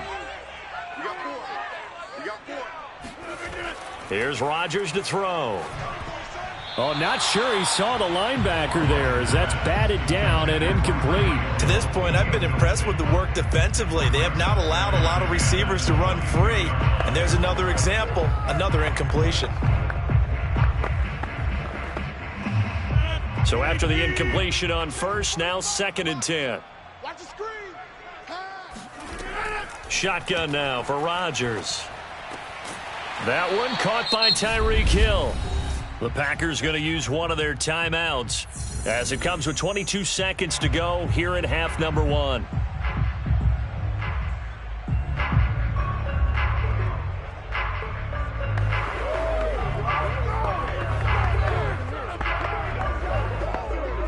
From the 34 now, here's 1st and 10. That's right, baby. They don't want it. Rodgers now to throw. He gets this to Davante Adams. Now the Packers going to go ahead and use the second of their timeouts as they'll stop it with 17 seconds to go in this first half of action.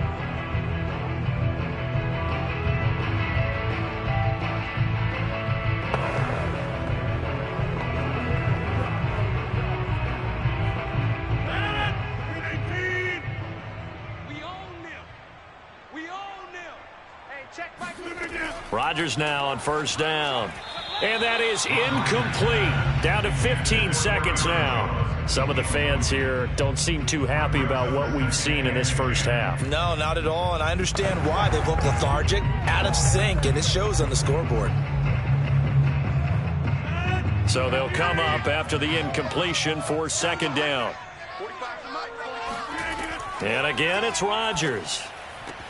Open man is Hill. He's got it. And this is going to lead to another 1st down as the tackle's made at the Bucs' 41-yard line. And offensively, they'll take the timeout with 6 seconds left in the 2nd quarter.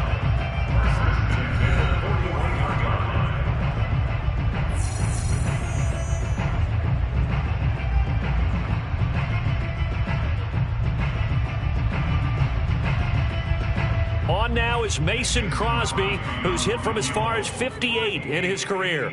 So this will be spotted on the midfield logo. It's a 58-yard attempt, and that one's not going to get there. Not enough juice, an ambitious effort, but it's well short. And this score will stay right where it is. The long-distance shot before break comes up empty, but now Charles flipped the script. Time for likely one more play as field position becomes an issue. Yeah, when you talk about field position, remember, if this kick is missed, the ball comes back to where? The spot that they snapped it from. So field position becomes a factor.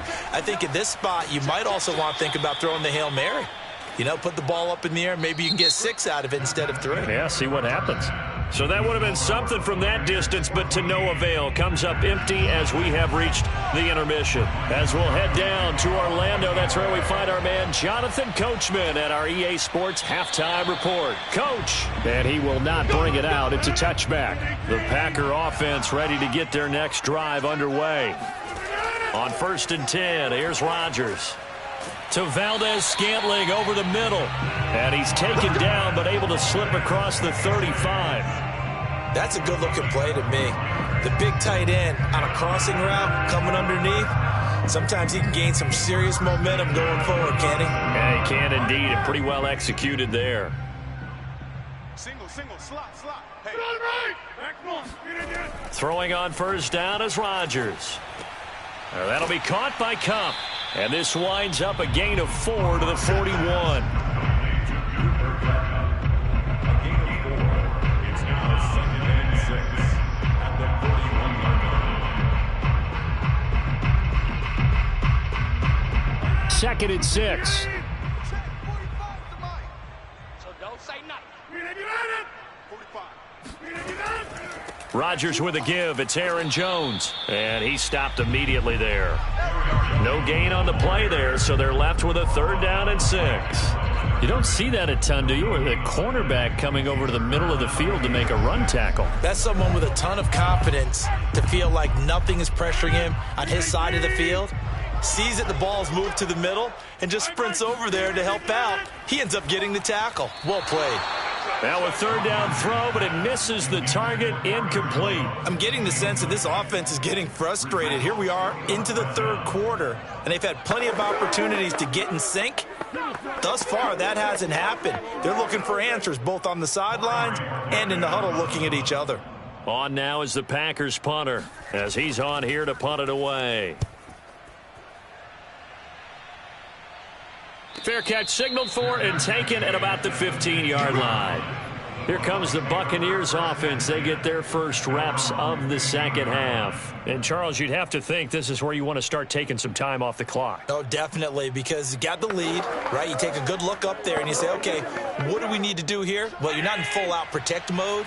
You want to make sure you run it, throw it safe, take some time off, and eat it up. They'll indeed run here right off the bat. Just a yard on the 1st down carry, so it's 2nd and 9. I'd say they've got to find a way to get him going. He's such a big part of their offense. I wonder if they might throw it a little and come back to the run. Anything, because you're right. He's pretty much been completely neutralized. Here's 2nd and 9, just a yard on that last run. Now Leonard Fournette.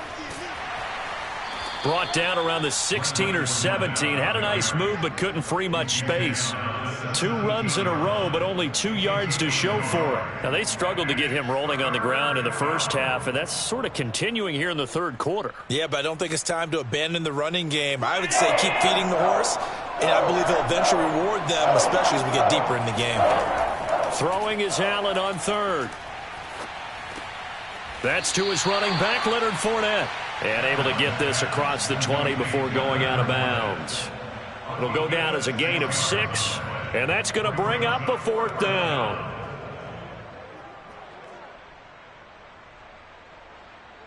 Here's Bradley Pinion now as he's on to punt for Tampa Bay.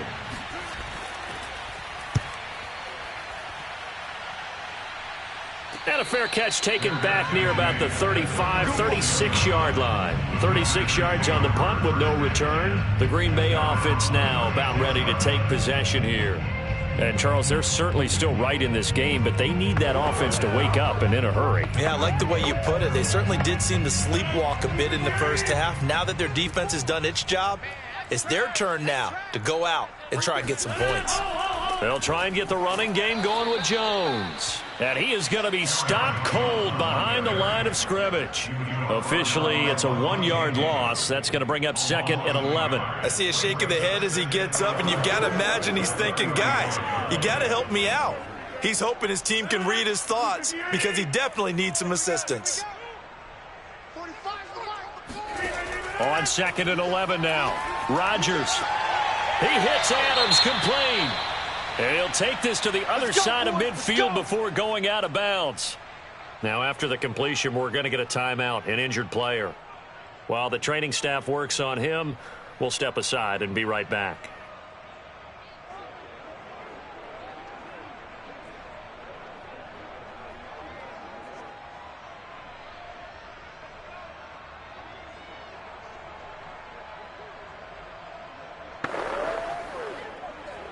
Lambeau Field, one of the best home field advantages in the NFL, no doubt. And they're a happy bunch here as the Packers lead third quarter. And meanwhile, Rodgers' throw taken in by Valdes-Scantling. And they'll wind up getting this one all the way down inside the 20. Nowadays, this has become routine, hasn't it? That was a heck of a route there by the tight end. A great double move for a big-time catch downfield.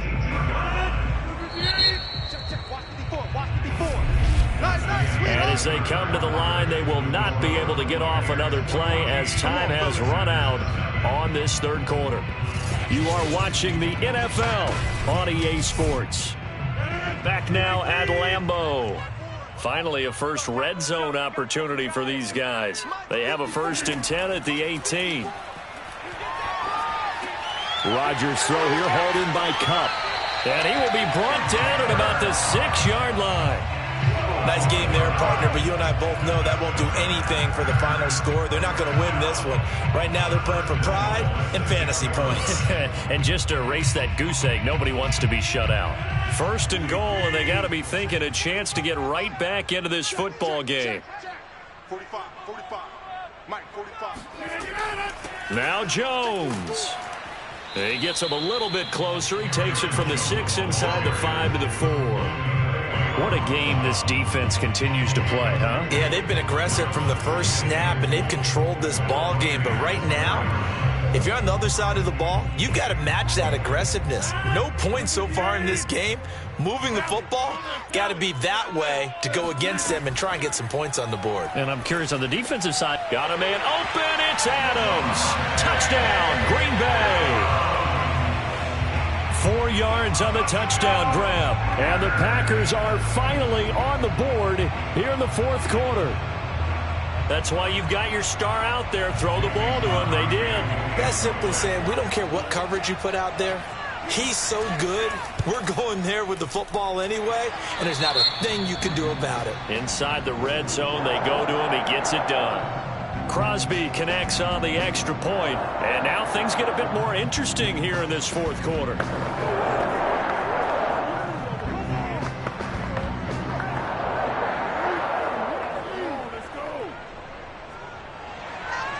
Out is the kickoff unit as they run up and send this one away. From a yard or two deep, here comes a return. And he'll be brought down shy of the 20, so the decision to bring it out of the end zone, not a good one. So out come the Bucs now. They've been asleep for a little while on this side of the football, Charles, and the score is just a one-score game now. Haven't had any points this half. What gives? Let's go old school here.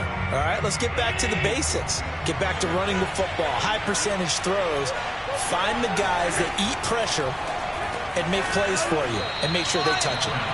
Give him a gain of 5 on the completion, and that'll make this a 2nd down. Another nice pickup through the air, and I think a lot of people might expect him to run the ball in this situation, Brandon, but with this lead, they're electing to throw the football. Swings, slants, quick outs, things that they consider safe.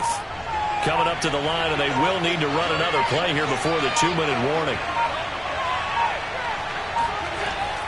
On 2nd down, here's Fournette. And he will fight his way forward to about the 23-yard line. 5 yards on 1st down, but now just a 1-yard pickup there on 2nd.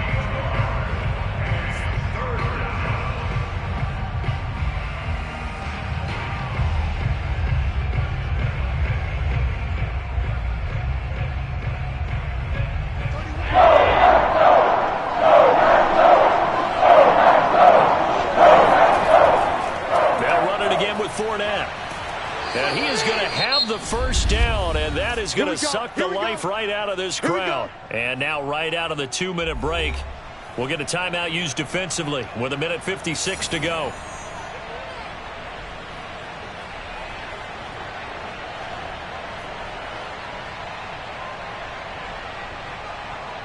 And not totally home free yet, but it's looking good as they come up 1st and 10. They'll try and run some clock with Fournette. And I think this defense knew what was coming as he is smothered behind the line.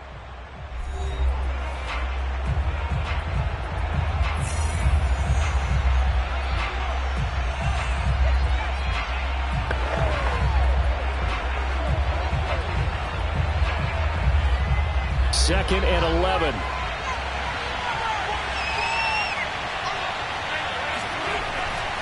They'll try and run some clock here as they keep it on the ground. And he'll slip his way up across the 30 to the 32. Now the Packers going to burn their third and final timeout as they'll head to the sideline and talk over what to do next.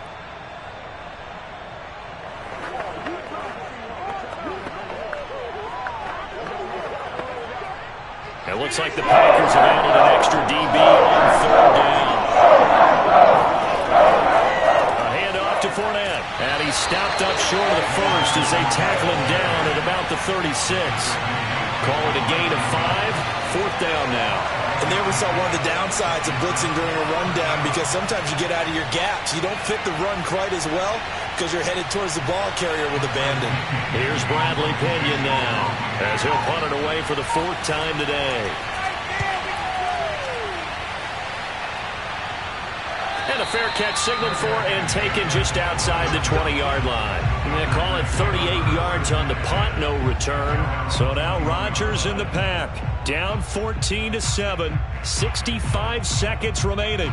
They need a touchdown and the PAT to tie it as they come up 1st and 10.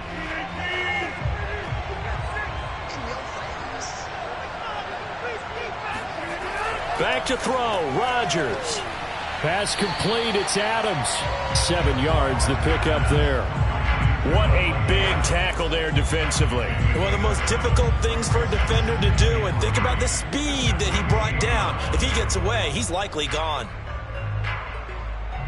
The clock rolls as the Packers look to hurry things up. Rodgers to throw. Throwing the out route incomplete. That's Adams. And he gets this up to the 34 out of bounds there. Well, they got the yardage they needed there. Picked up the 1st down, got out of bounds. How about the urgency that they have, as well as you understand where they are on the field. From the 34 now, here's 1st and 10.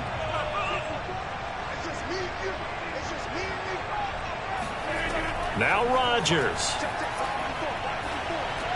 Able to find Jones. And not a whole lot there. Maybe 3 yards on 1st down. 3 yards the gain there, 2nd down. One thing I think that's safe to say defensively, the tackling's been really good. And because of that, it's been very, very hard for them to move the ball because you're not getting the benefits of run after catch. They're tackling them almost on the spot. That means you have to run extra plays, harder to move it. Looking for Jones, and it's intercepted. Picked off by Lavonte David. And it's a tremendous return as they finally get him at about the 10-yard line. Allen down to a knee, and that should just about do it. So fire the cannons. It's a victory here for Tampa Bay. And it was a bit of a strange game. They were held scoreless through the entire second half, but their first half output, that's enough to carry them to victory. And that's an odd game to watch, isn't it? Because when we saw the output in the first half, you think to yourself, okay, they've got something working here. They know what they're doing. They'll continue that along. But instead, as Goose said,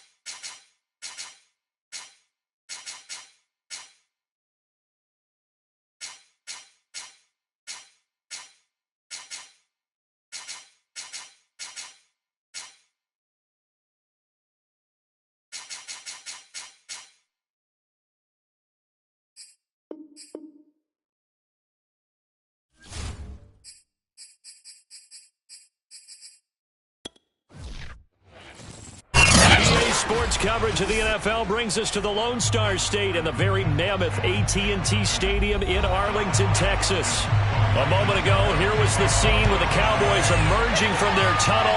It was loud. It's still loud. We're ready for football as the Cowboys get set to match up with the Tampa Bay Buccaneers. Now on the return here, we've got an injured player down there. While the training staff takes a peek, we'll take a break. So out come the Cowboys now as their offense gets set to take over.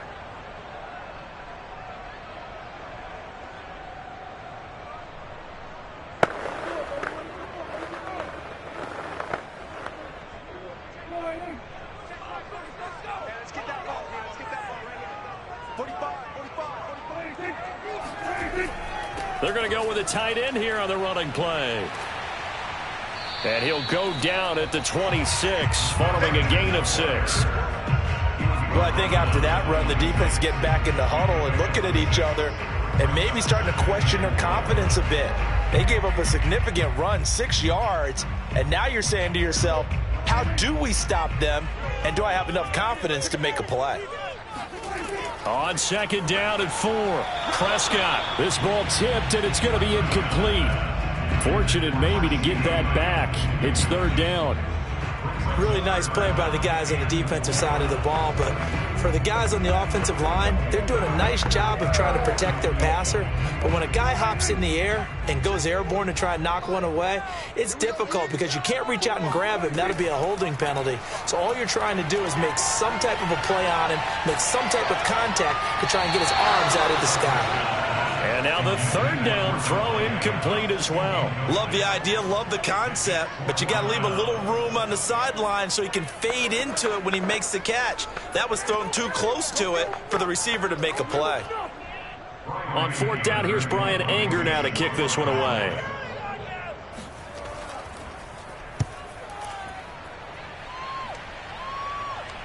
And no return on this one as the fair catch is signaled for and taken. They'll call that a 33-yard punt with no return. And the Bucs will get ready to go on offense. Back now comes Tampa Bay.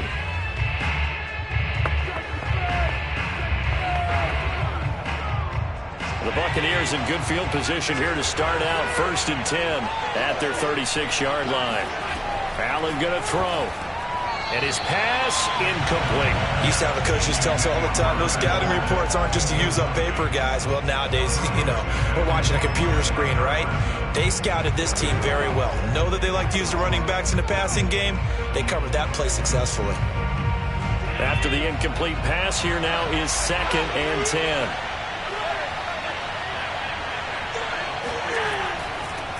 A first carry for Leonard Fournette. And this winds up a gain of 4 to the 41.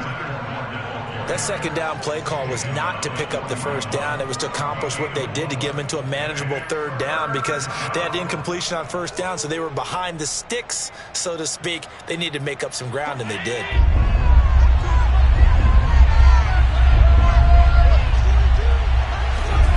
Allen from the gun on third down.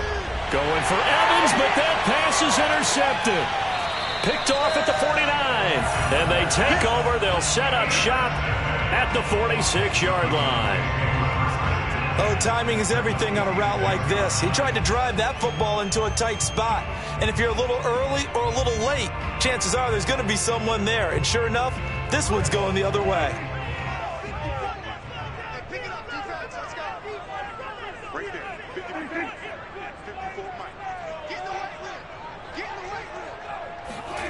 Following the interception, here's Prescott.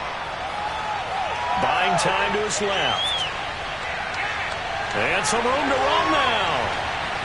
And he's going to be out down inside the 20 at the 15. A big pickup there on the scramble. On that play, as you saw the route start to develop downfield, I got the sense that maybe the run would set up for him. And he took full advantage of it and got a big gain on a busted play. So after the big play, look at this, all the way down at the 15 now on 1st and 10. And he's not able to get away. Sacked back at the 22. Ndamukong Suh just would not be denied. That's a loss of 7. And this is a quarterback who's already had success on the ground in this first half, but this time they're able to hem him in. And it's always different when you rush a mobile quarterback as opposed to a guy you know will be right back in the pocket. In this case, you got to make sure the inside pressure and the outside pressure match, and maybe even a second wave to make sure if he squirts free, you've got someone to tackle him. 9 yards on the pickup that time, so he got more than half of it back, but it's still a 3rd and 8.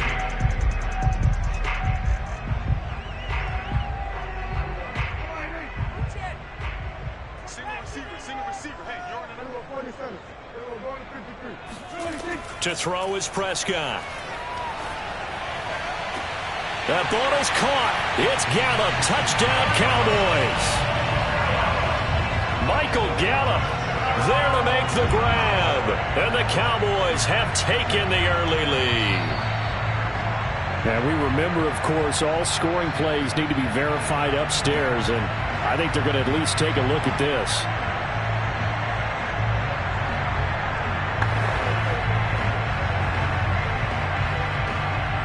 So they called it a touchdown originally, and this will stay a touchdown after the video review, so they had it right. Zuerlein good with a PAT, and that makes the score 7-0.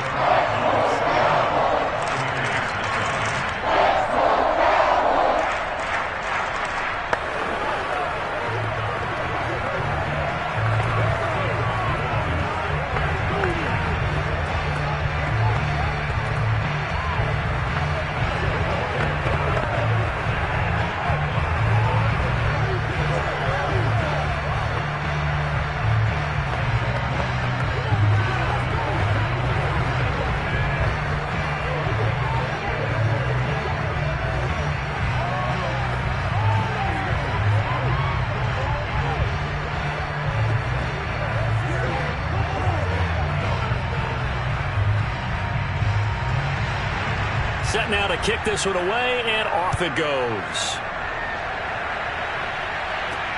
This one fielded at the 5. And he'll get it up just past the 20 as his guys will go to work at the 21-yard line. Tampa Bay, they're getting ready to set up shop here for their second drive. They had the interception last time. It led to the opening touchdown. So now 7-0 the score as they start 1st and 10.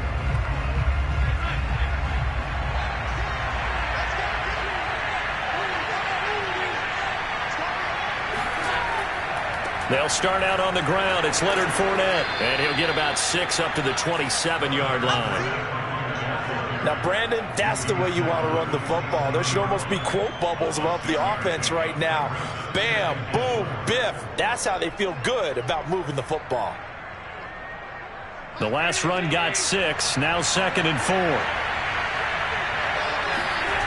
Here's Allen to throw it. He'll have a first down past the 40. And he'll take it to the 43-yard line. Cool under pressure right there, escaping the pocket and finding what I think was not his primary target.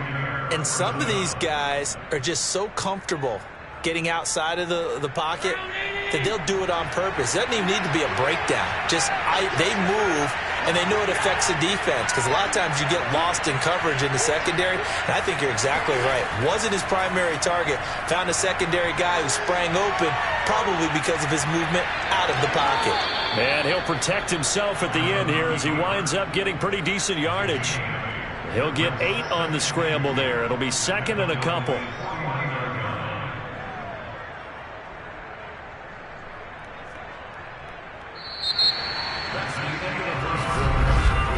After 7-0 on EA Sports. Second quarter now, and it's Buccaneer football as they've got it with a 2nd down and 2 coming up. They'll try the right side here with Fournette. And that play goes nowhere. Taken down, losing yardage at the 50, right at midfield. He'll lose a yard on the play, so now they need 3 yards on 3rd down. Plays like we just saw there, that's why they're up right now. And the defense, they're doing their job. Yeah, it starts with the guys up front. So when you talk with GMs or putting together a team, a lot of them say we're going to build from the inside out, because if you control the line of scrimmage, you control the rest of the ball game, and that's what we're seeing here. They're actually playing in the offense's backfield, not necessarily just playing at the line of scrimmage. One of my old teammates called me the other day when he was watching the game. He's like, man, trying to watch an NFL game and trying to account for their passing game, that's difficult. And just when you think you get everything covered, here comes a back out of the backfield. And in this case, he picks up a first down. On first down, Allen looking for Evans, and it's intercepted. Picked off by Trayvon Diggs. And the Cowboys are going to take over at their own 41. Second straight drive now here, Charles, that have ended with an interception. And I just wonder, because I don't think it's going to rattle him necessarily, but I also wonder if it's going to unnerve him a little bit. Does it lead to another one, or does he find a way to pull it together and become sharp again? They'll start the drive with Elliott. Levante David in on the tackle. Well done to sniff that out defensively. He had it diagnosed pretty quickly. I love that description, because diagnosed is perfect on that one. Read his keys, made the play, and he couldn't even get going moving the football.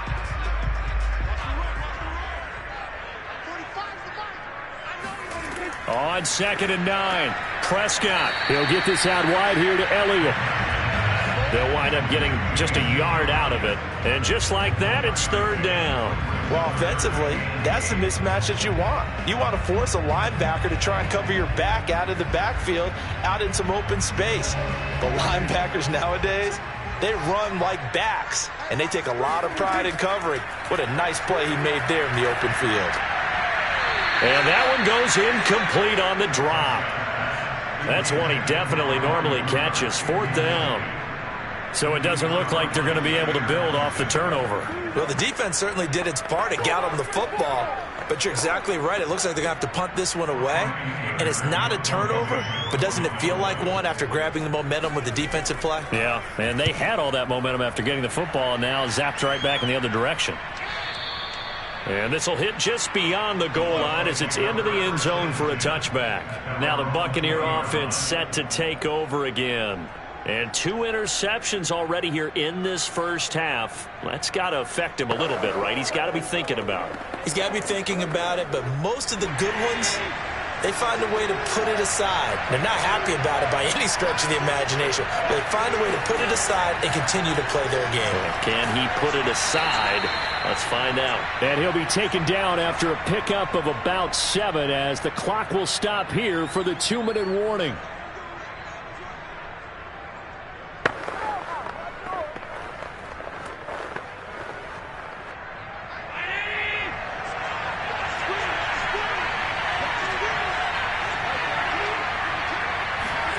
From the 27, Allen. And the Cowboys' pressure gets there this time for the sack. Now the Cowboys going to burn the first of their timeouts. So as they take it over, we step aside.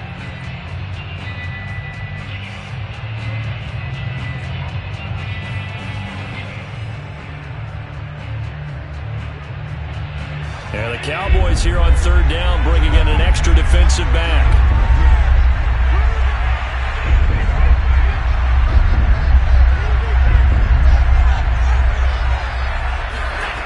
Here's Allen. And this is going to be incomplete. I tell you, Brandon, this defense is playing with some confidence. Haven't allowed a point yet. Flying to the football. I'm telling you, it's almost 11 to the ball on every snap. Another nice job there to force an incompletion. So on now is the Clemson man, Bradley Pinion, to punt this one away. Back deep is Tyreek Hill. And now a low liner. I think he mishit it. Now a fair catch taken just across midfield, maybe by a yard or two. Just a 25-yard punt, not what he was hoping for by any stretch. And the Cowboys will take over the football with a 1st and 10.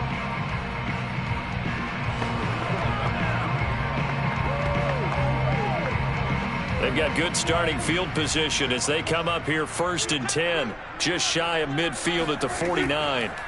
Out of the gun, here's Prescott. And that one going to come up short. Low throw. He released that awkwardly. It almost looked like a pitcher who gripped his fastball a little too hard and let it go late, and it bounced in front of the plate. Yeah, one of those fastballs that ends up at 57 feet, not 60 feet, 6 inches. Just a little short with the arm, which is unusual because we saw him in warm-ups. He's got a big, strong arm when he delivers it with confidence. To throw on 2nd and 10. Prescott.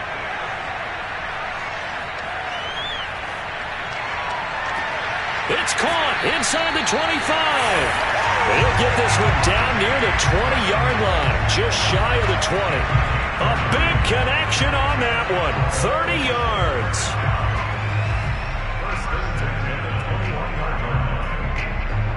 So the big play gets him all the way down to the outskirts of the red zone here for 1st and 10.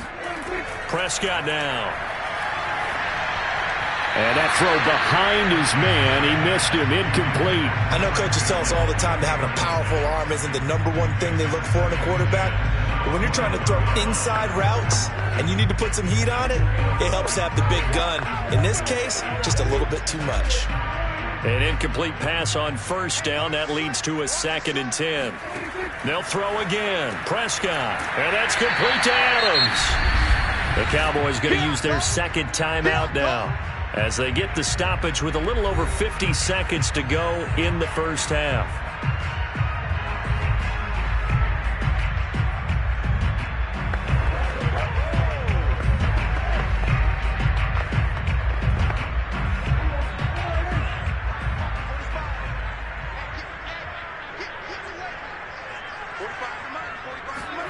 Prescott. He goes right back to Adams. That's complete. And the Cowboys are going to have 1st and goal as they try to finish off this drive with 6 points. That's the 3rd time on this drive that these two have connected with each other. They've got a real rapport going. And right now, it's paying off with big chunks of yardage, as shown by that last play. Here's Prescott. Toward the end zone, but that's going to wind up incomplete. No receivers open downfield, so instead of forcing the ball to the sideline, he's going to throw this one down to Fort Worth. He'd rather have the incompletion than the turnover. They'll go again from the 3 here on 2nd and goal. Prescott from the gun. And that is caught. Touchdown, Cowboys. 2 first-half touchdown passes now for Dak Prescott. And the Cowboys would extend their lead here just before halftime. And that's certainly an important score right there because they gave themselves a 2-score cushion heading towards halftime. Now you got to force the other team out of their comfort zone, and it changes the way you approach the 2nd half as well. How you want to do things on offense, and your defense feels much better too, having that lead. Zuerlein connects on the extra point, and that'll make the score 14-0.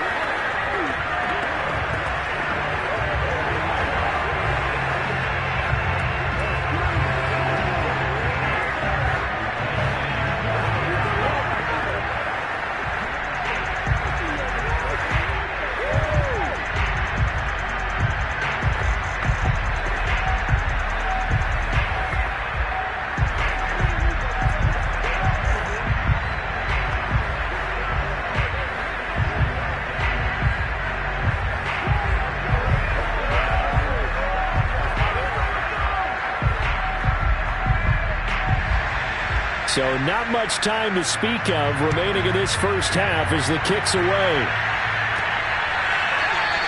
And not wanting to risk anything here late in the half, he'll just take a knee and they'll bring the football out to the 25. One more drive here for the Buccaneer offense in this 1st half. And they really won't have much time to work with, just 19 seconds showing on the clock. 19 seconds showing to play in the half as they come up here 1st and 10. And they're just going to run it here up the middle. Muscles him off. And he's going to get forward for about 5, but that may be coming back. What say you, Mr. Referee? That hold coming from the middle of the line, the center. And it's difficult for him because sometimes you've got people right over you, and as soon as you snap it, trying to get your hands up and block them, you can be a little bit late getting it done.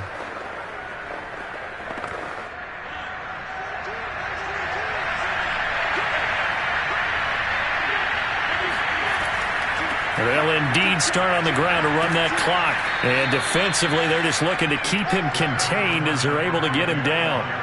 They get the penalty yardage back plus a yard. 6-yard gain, and it's 2nd and 9. So we have come to halftime here in Dallas with the Cowboys out in. Well, that came a little abruptly here.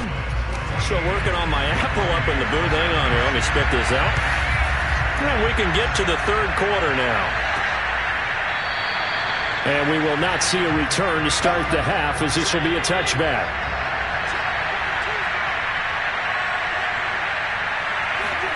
Throwing on first down is Allen.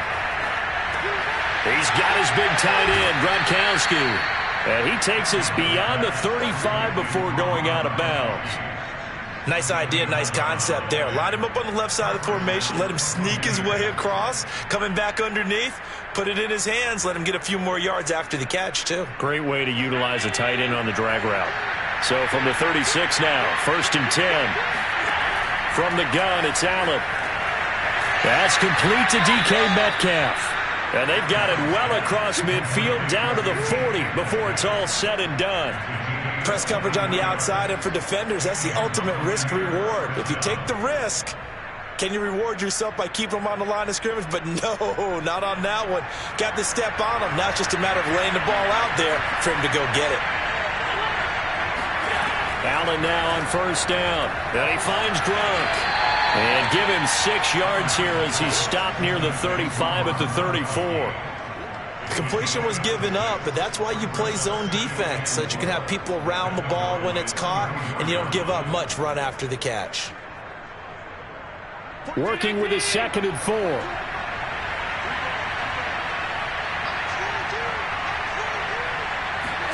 Now Allen again. Being chased out left. First down and more for Allen. And Allen will have the first down as he's able to slide to avoid the contact at the end. Normally we're talking about a quarterback duel where they're matching each other pass for pass. How about the footwork in this one? Both of these guys running the ball well. Yeah, they've mixed in the run game. You're exactly right. Now, both coaches might not like how much their quarterbacks have taken off, but another example right there of just good mobility. And Evans hauls it in. Touchdown, Bucs. 8 yards on the touchdown pass. And the Bucs are able to make this a close game again. That's the score you felt they had to have here in the third quarter to get back in this game. And you know that there was an emphasis on their side. Hey, we know this. We know where we are. But sometimes that binds you up so much that you try too hard, you don't get the score. A perfect combination of urgency, yet relaxed enough to get it done. Extra point up and good by Succop. And that'll cut the lead down to a touchdown.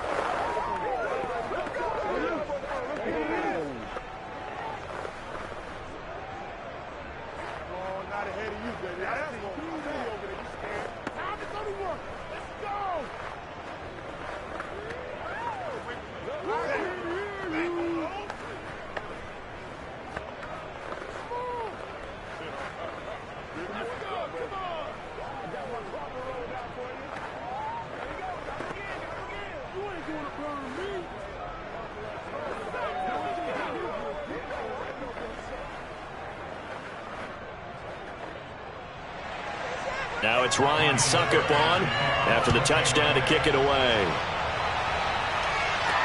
Here's the dangerous Tyreek Hill.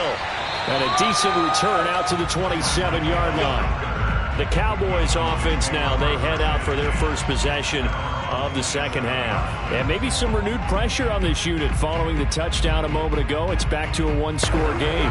And because of that pressure, because it's now a one-score game, they know this is where you need to slow the momentum change, because otherwise that could overrun your team. You've got to be careful right here. And he'll take this up near the 35, maybe the 34. 8 yards on the pickup, and now they'll have some options on second and short.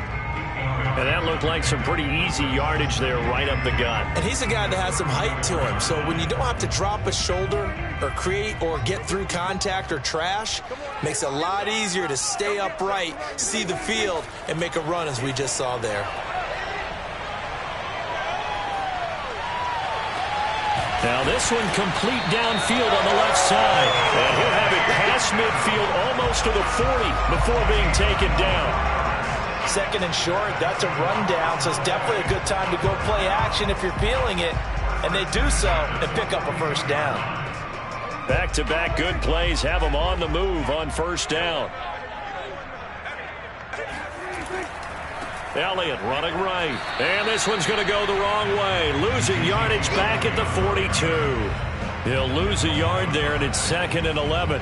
Partner, one thing I was lousy at growing up, track and field, I could never anticipate the start before a race, but how about that backer? He figured it out, jumped the count, and turned it into a really nice play for his defense. On 2nd and 11 now. Prescott. And, he's unable to hold on to that defensively. A potential game changer, but it falls incomplete. I didn't like the look of that play right from the beginning. I thought he should have seen the coverage that was there, tried to force it in. That one, he's fortunate, just fell incomplete. An incomplete pass on that last play, and that means they'll need to come up with something here on 3rd down. Draw play, Elliott. And they'll get him down at about the 37, well short of the first. They'll get 6 there on the run, but it brings up 4th down.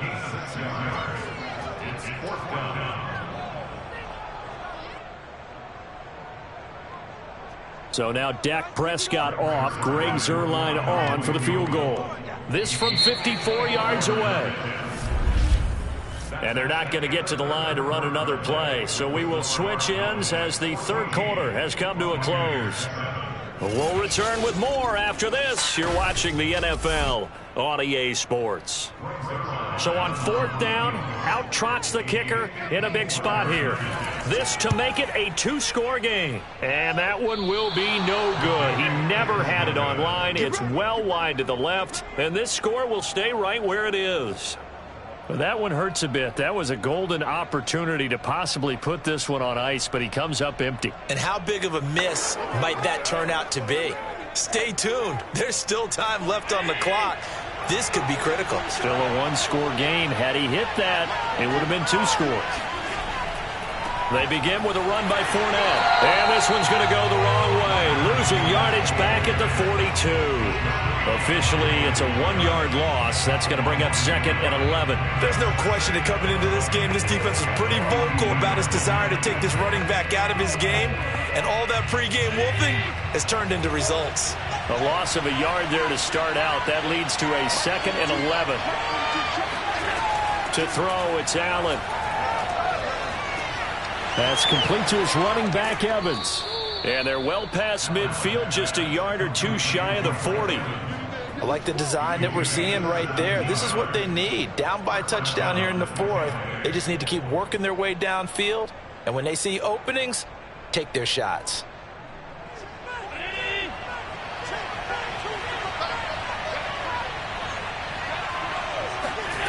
First down, and they're going to throw with Allen. And that one drops down, incomplete. Good coverage there, forced the ball free, and it's 2nd down. This has certainly been a physical game so far. Limited scoring opportunities for both sides. And there's another chance that goes unfulfilled. So now 2nd and 10 after the incompletion on first down. To the air, Allen. That's out to his running back, Fournette. And they'll get this to the 30-yard line before crossing over out of bounds. But one of the ways that quarterbacks keep all the receivers alive in a play, never lock in on any one guy. Make sure you keep your eyes moving, scan the field. And here he finds the open guy for a nice pickup. The drive continues as they search for a tying touchdown. Here's 1st and 10. That is caught. It's Chris Godwin. And he's out of bounds. Almost gets to the 10. Working the sideline there. Good route, good catch. First down, and he gets out of bounds. Now you have to like the play calling because you have to run some guys down the middle of the field to draw some of the defenders away. They can't just let them guard the sideline exclusively. That's how it's going to work. Sidelines and incompletions to use the clock. Here's Allen on 1st and 10. Steps, and he can't find a receiver, and he's brought down. Micah Parsons picks up his 2nd sack of the afternoon. But defensively on the previous play, they gave up a pretty good chunk of yardage, but right there, they got a good portion of it right back. And if we just flip it around from the offensive perspective, took a nice step forward, and how about a couple of leaps backwards after that play? They've got to figure out a big call coming up here to try and gain that yardage back. They get 11 back on that one. It leads to third down.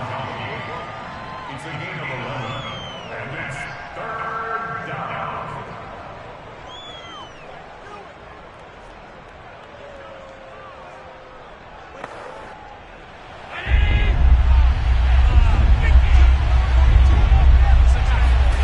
Throwing is Allen on third.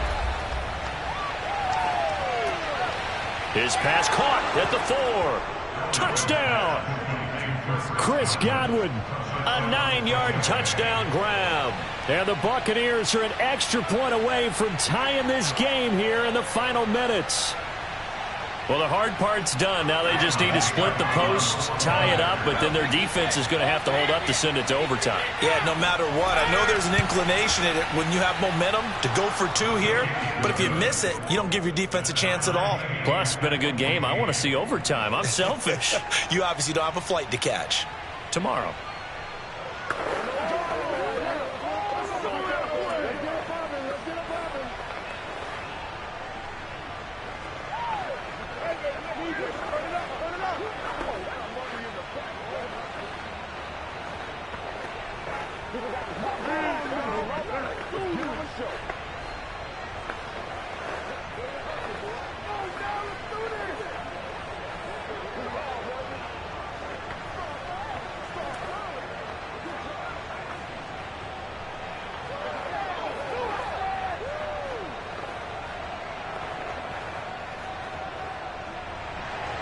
This one tied at 14 now as he sends this one away.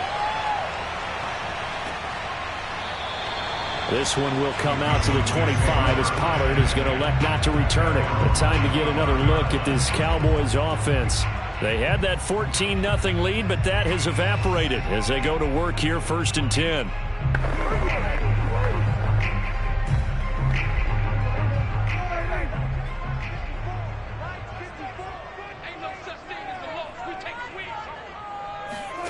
Prescott. He's got Elliott. And he's brought down, getting this one up to about the 35. That gets them the first down, but they've still got to move quickly here.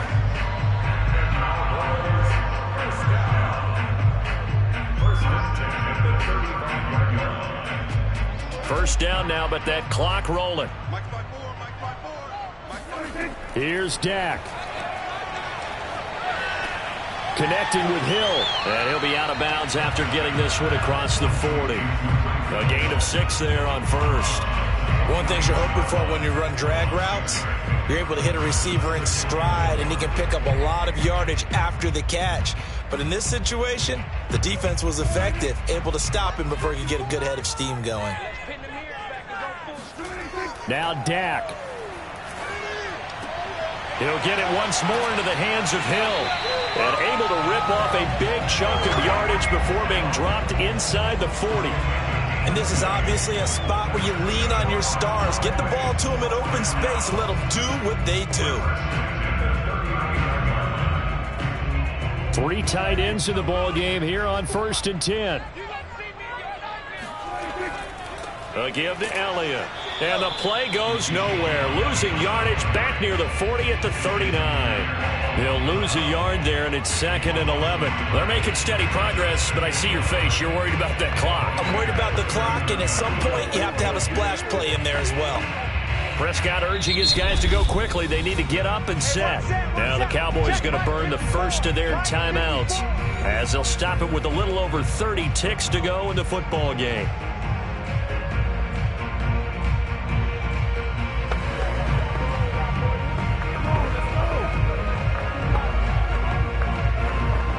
Second and 11 now.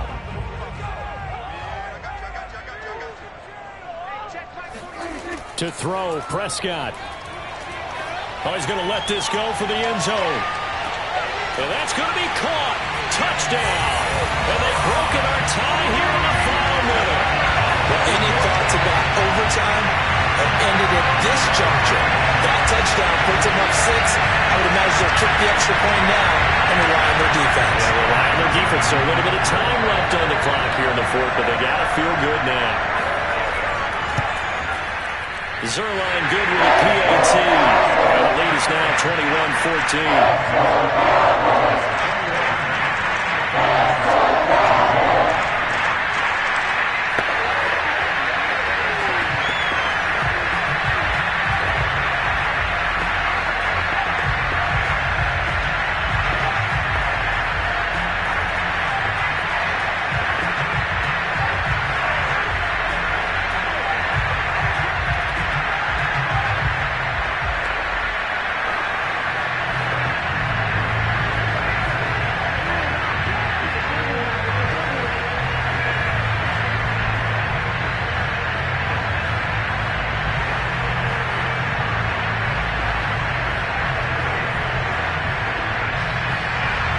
The kickoff unit is out on the field, and they will send this one away.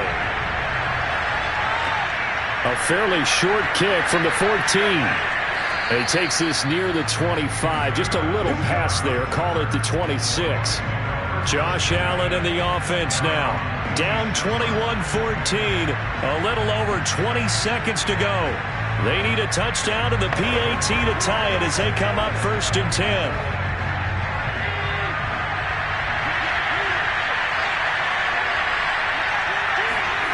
Allen. And that is incomplete. So 17 seconds now on the clock here. Probably time for 2 more shots, and ideally, they'd like to get to midfield or so they have a chance at a Hail Mary on the final play. So after the incompletion on first, now 2nd and 10. Now Allen. Dancing to his left. And Allen will have the first down as he's able to slide to avoid the contact at the end. Now a final chance to stop it here as a timeout comes in with 10 seconds left in the game.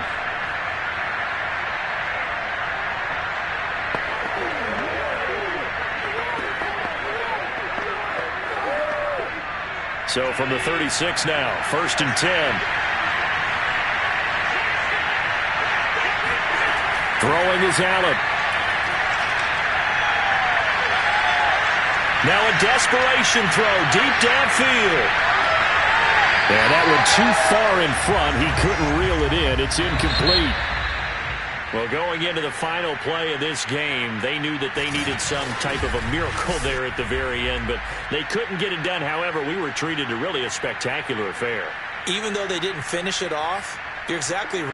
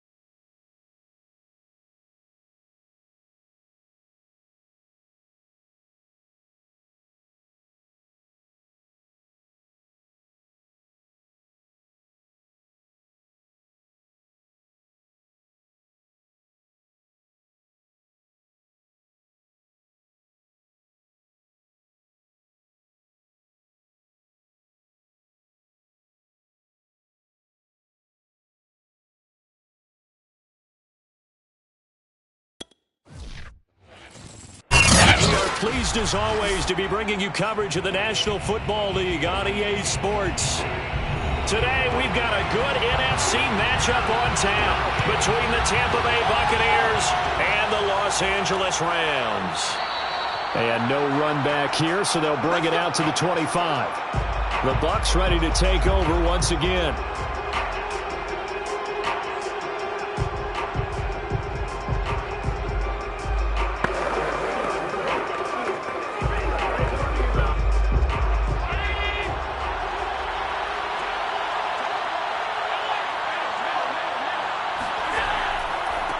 On the ground, this is Leonard Fournette. And he takes this up to the 40-yard line before being corralled. That O-line, they cleared a big hole there on that run. The athleticism of offensive lines continues to evolve, and we're seeing it here. Not only they're controlling things right at the line of scrimmage, but they're able to get upfield to get to what we call the second and the third levels. You know, get to the linebacker spot, the secondary spot, getting all the way downfield with their blocking, which helps keep the running back clean. They'll try to continue that trend here this afternoon. And he'll be stopped right at midfield. When Mike Evans sees man coverage, I don't think he's the only guy who gets excited. I'll guarantee the guy throwing the ball does, because guess what? He's got a lot of options about where to place it because of Mike Evans' size and frame. Back-to-back good plays have him on the move on first down.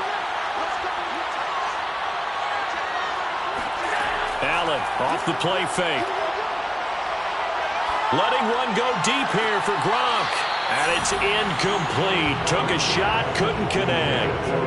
Not the desired outcome, but probably won't be the last time we see him take a shot downfield.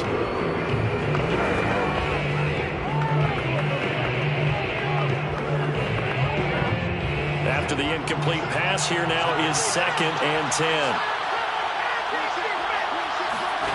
From midfield, here's Allen. That's complete. It's Chris Godwin. 9 yards, and that leaves him just short, so it'll be 3rd and less than a yard. You can see the time and effort and thought that they put into their passing game, because it was evident right there. It looks like a simple pitch and catch, but you and I both know that they have planned for this and worked hard to make it happen. They'll try and run for it with Fournette. And he's going to have the first down yardage as he's down at about the 30-yard line. How best to describe that one? I'd say right down Broadway on that run. A straight-ahead running. I think that might be something we see a lot of between the tackles today. Well, he's enjoying things so far here this afternoon. Sees a crease and bursts through it for a solid gain. On first down, Allen. Catch is made by Metcalf. And down inside the 15, shy of the 10. A gain of 19 yards. First down, Tampa Bay.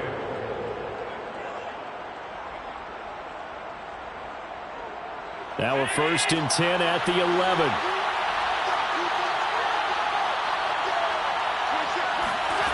Now Allen. To the goal line, but it's incomplete. A missed opportunity for an interception would have killed off a drive. They had a chance there to finish things off.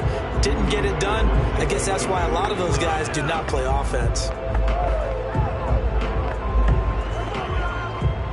So they'll come up after the incompletion for 2nd down. Allen going to throw. Well, that's into a sea of bodies, and it's intercepted. Picked off by Trayvon Diggs. Intercepted. The Rams take over 1st and 10 at their own 8-yard line. And he's up past the 10 to about the 12. DeForest Buckner in on the tackle. Well, on every play call, you realize it's not going to go for a touchdown, so a lot of your calls are setting things up for maybe later in the game, trying to establish the inside run with toughness now, hopefully get to the perimeter later, and let's face it, you could do worse than a 4-yard run on first down. To throw on 2nd and 6, Murray. That one caught by Tyreek Hill, and he's out right at the 25. How about this throw right here? Had to throw it to the left sideline, and you know the timing's got to be correct on this one. Ball's got to be right where it needs to be, and it was. That's because he had great arm strength on that one, able to drive the football. Quarterbacks love it when they can show off their arms. Throwing on first down is Murray. He'll get this complete to Cooper Kupp. And he's able to take this one up to the 35-yard line. And that's good for a pickup of 10 yards. And that'll make it second and a foot or so. One thing we do know, he's going to get his catches. So as they move forward defensively, got to continue to focus on not giving up the big play when he does catch the ball in the secondary. They'll run. This is Jonathan Taylor. Taylor's got the first down and more. Oh, that's just not fair. And now room to run. And he's going to be out of bounds, but not before he takes it inside the 40. Thought they were going to have him down a lot earlier, but he was able to shed that tackle. Shows the value of the weight room, doesn't it? Shows the value of the attitude when you run the football. Don't go down easily. Break a few tackles. Gain some additional yardage. Back to Taylor on first down. And this time the yards won't come so easy as they'll in fact tackle him behind the line. No score after one on EA Sports. The Rams with the football here to begin the second quarter. Maybe just a slight detour on what's been a strong drive. Here's 2nd and 11. On 2nd and 11 now. Murray looking this time for Woods, and it's intercepted. Picked off by Lavonte David. And the Buccaneers are going to take over at their own 41. Trying to shake off the interception from the last drive. He'll look to throw. Escaping the pressure right. And he slides and covers up at the end as he's going to be able to pick up decent yardage. He'll get 5 out of the scramble. It's 2nd down. And we have to give credit to him for buying time and extending the play. But you know there's some really upset defenders on that one. They thought that they had him. Instead, he was coated in Teflon and got away.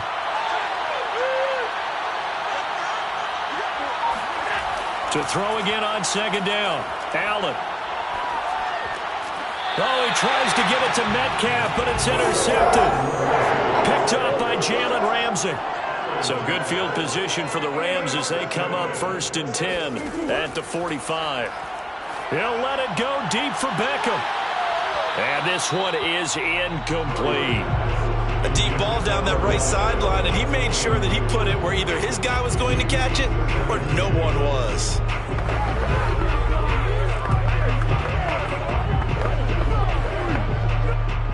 An incomplete pass on 1st down. That leads to a 2nd and 10.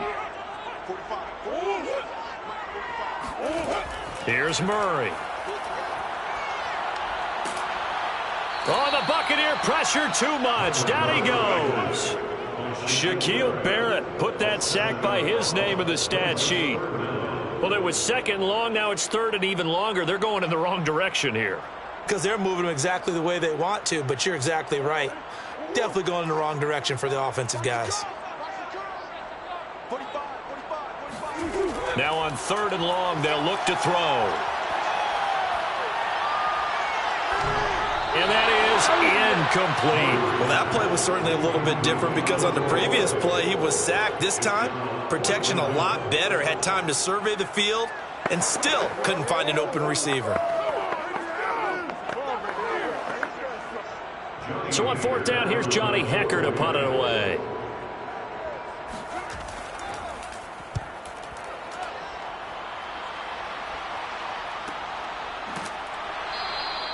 Call it 46 yards on the punt, just a single yard on the return as he was covered quickly. And the Bucs are going to take over 1st and 10 deep in their own territory.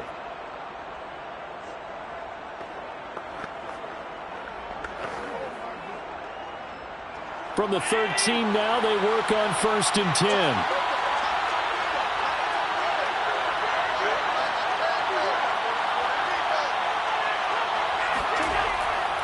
Fournette, a 1st down carry. And he's going to take this ahead for right around 3 yards, but no more than that. 2nd down. 17-yard line. It's a pickup of 3. Brings up 2nd and 7.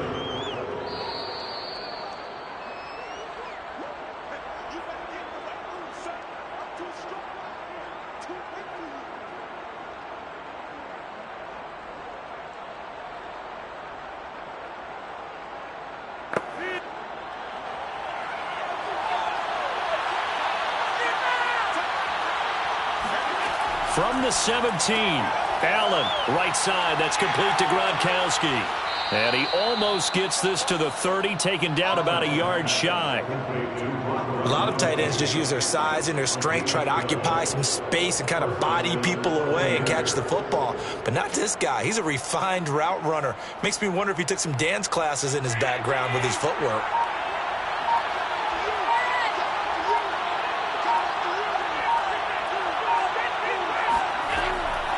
On the draw, this is Fournette. And if there was a lane there, it closed up quickly as he stopped for no gain. Second down.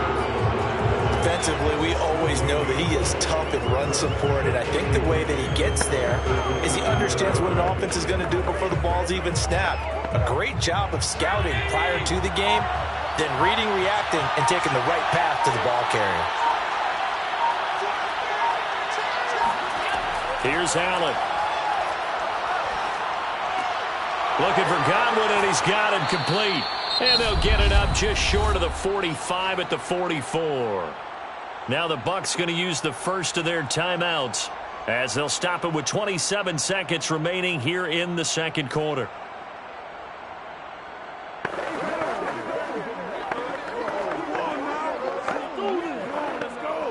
This offense finding its legs now. Here's another 1st and 10. Allen. And he'll get that to Fournette, complete. The Bucs going to go ahead and use the second of their timeouts as the clock will stop with 21 seconds to go here in the first half.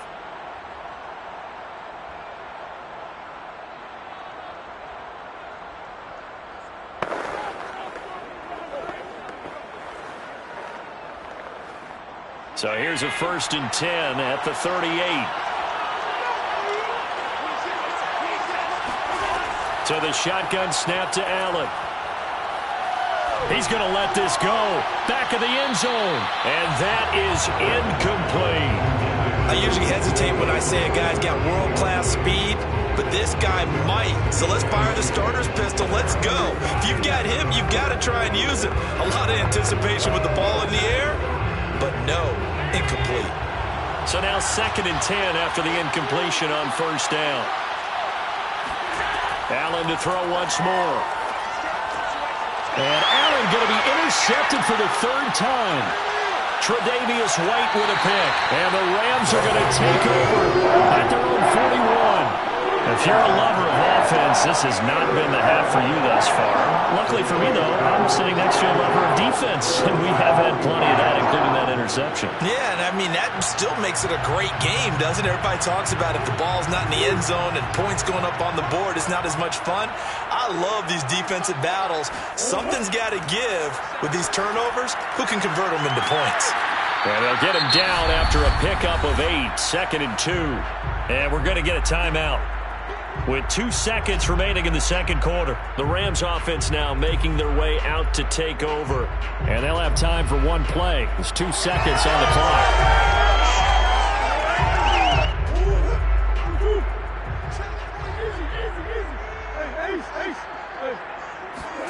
A final shot before half for Murray.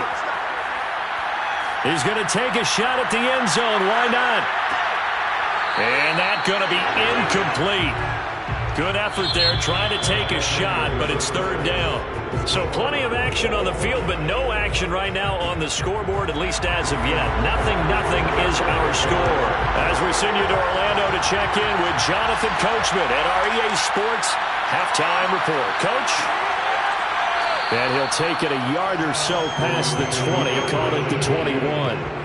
The Rams offense ready to begin quarter number 3. And Charles, a scoreless first half. How does that change how you assess things here moving forward? Well, it doesn't change it a whole lot because, remember, it's still scoreless, which means you're starting from 0 again, so you just have 1 half to play instead of 2.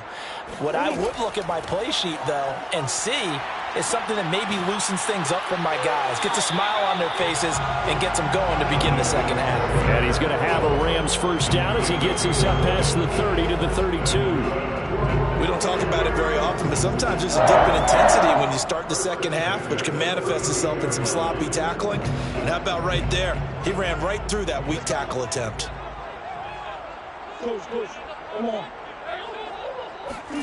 Murray now on first down. That'll be caught by Kupp. And they get him down, but not before he takes it across the 40-yard line. I think it all came together there. In-breaking route, drove it with excellent pace. Money throw right there to move the sticks.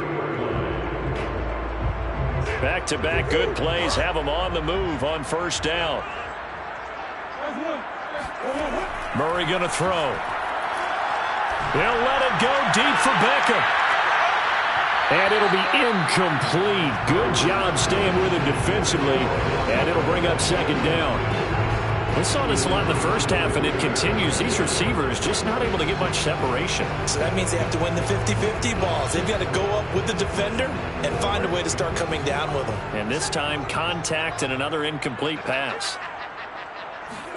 On 2nd and 10, Murray. And that'll be incomplete. Looking for Woods that time, and it's third down. We're seeing these defenses make enough opportunistic plays to keep this one low scoring. Flying around, making plays on the ball, and we see yet another errant throw as a result. So back-to-back incompletions, and that has them staring at a 3rd and 10. Throwing again, Murray. And going deep for Hill. And this is going to be intercepted. Picked off by Stephon Gilmore. And the Bucs are going to take possession here at their own 3-yard line. First possession of the third quarter, an interception, so maybe a second-half tone setter. Indeed, and not the tone they wanted to set. That's the equivalent of running out the wrong door and running into your pool instead of running out onto the field. A real dud for that one. Has that happened to you before? No, but I've heard stories about teams actually doing that back in the good old days. This will be stopped about 2 yards shy of the marker. 8-yard gain, 2nd and 2. He's been quiet today in the passing game, just his second catch. Yeah, and people have to come up with schemes to limit him. And what a lot of teams do, they'll double him, use a linebacker underneath, a safety over the top.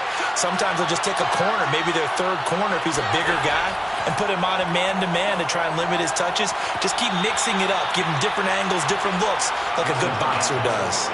Now a deep ball there on 2nd down, but it'll wind up incomplete. Well, you got to think that sooner or later, they're going to hit one of those, but the coverage has been excellent thus far, and it was again on the last play. After the incompletion, here now, 3rd and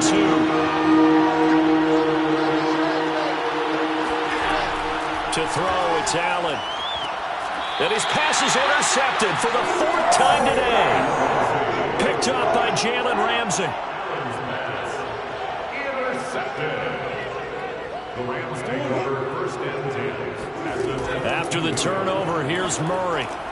Throw left side, complete to Kupp. And he'll be out of bounds, taking it just shy of the 10 at the 11 or the 12. Give him 9 there on the first down completion. It's a game of matchups, and that's why you take your receivers and move them around a bunch, especially your best guys.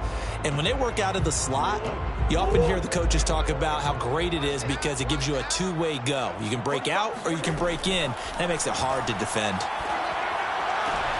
He gets this into the hands of Kupp once again. And he's got this inside the 10 to the 9 before he's out of bounds.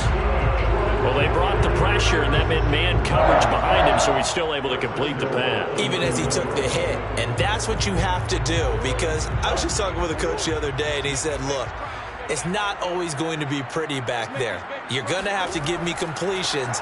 Even when you're taking some hits, sometimes you have to be your own blitz control, for lack of a better term. Got to make completions step up and make those throws, and he did that. That gets him 3 yards closer here as it brings up 2nd and goal.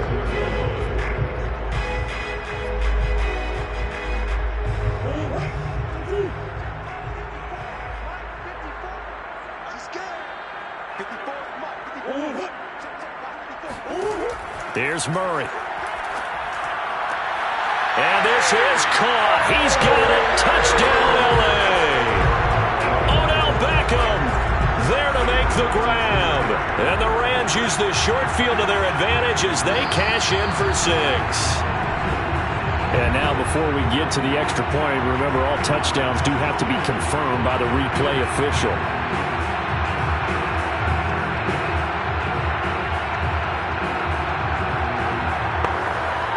So they called it a touchdown originally, and this will stay a touchdown after the video review, so they had it right. Extra point by Gay is up and good, and it's now a 7-0 game.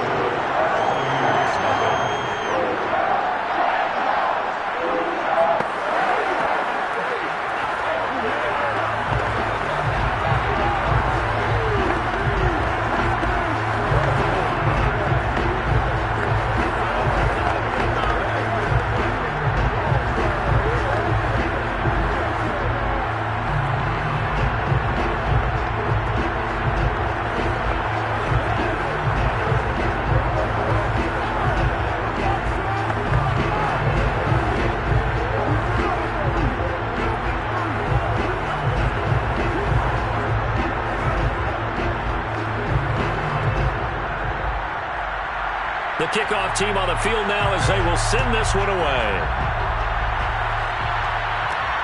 Fielded just outside the goal line. And taken down just past the 20 at about the 21-yard line. And Tampa Bay trots out there now. And following the interception, just any interception, are you a little bit more cautious when you start that next drive, or no, you just throw that out the window? I think you are. I don't think that there's any way you can run back out there and go, totally didn't affect me. Let's just go ahead and be loose with the football again. You're going to take care of it, but you have to be careful about being too cautious because now you can't run any offense at all. Still want to attack. We'll see how they attack him here. And Allen will have the first down as he's able to slide to avoid the contact at the end.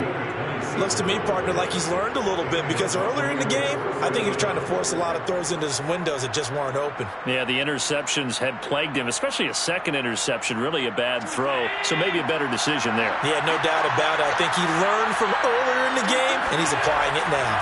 Here's a give to Fournette. And nowhere really to go there. He'll take this up just shy of midfield. On the stop was Aaron Donald.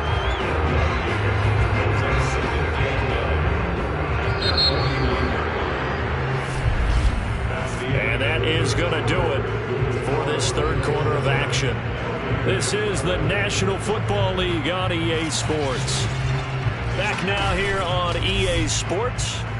Here's 2nd and 9. It's Buccaneer football, but they've got work to do. They find themselves behind here to start the fourth quarter. Fournette once more on 2nd down. And he's going to take this one across midfield and into Ram territory. Just not a whole lot of room to operate there on that carry.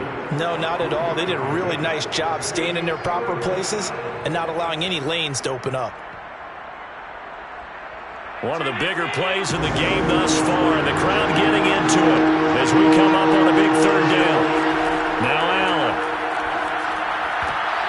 And this pass broken up. Excellent coverage there on third down, as that was not an easy one to hold on to.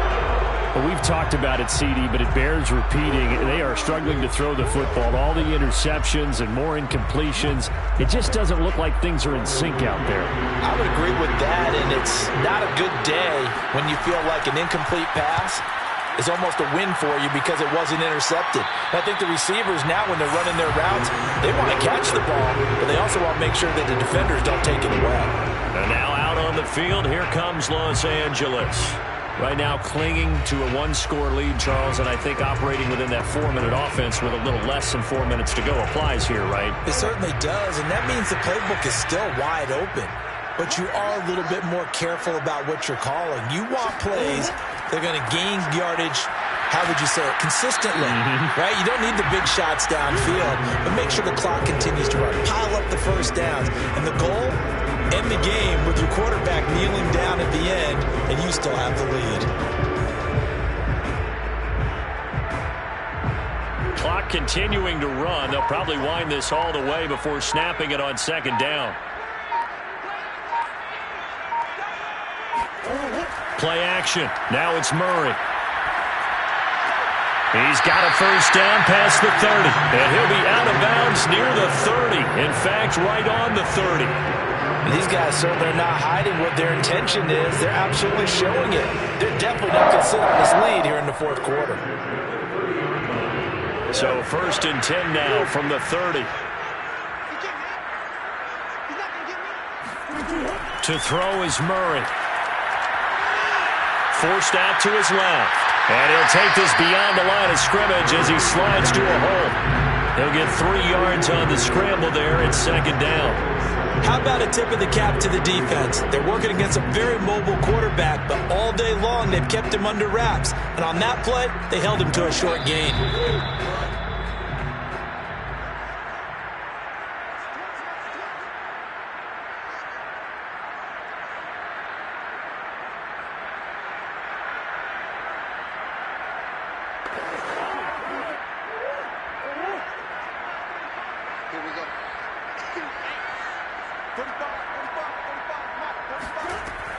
On second down, it's Taylor. Fighting through. And some room to work.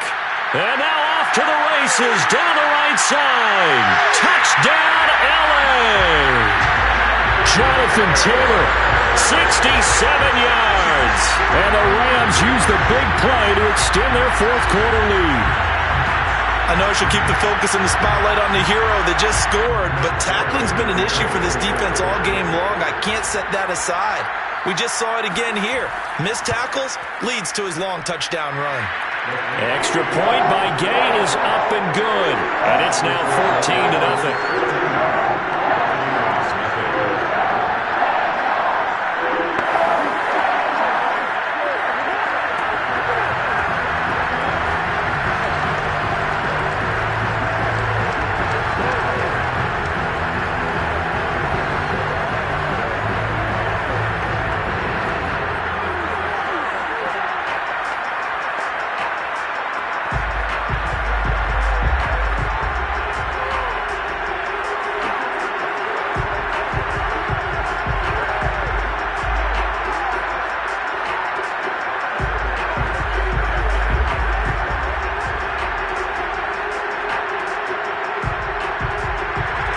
The kickoff unit as they run up and send this one away.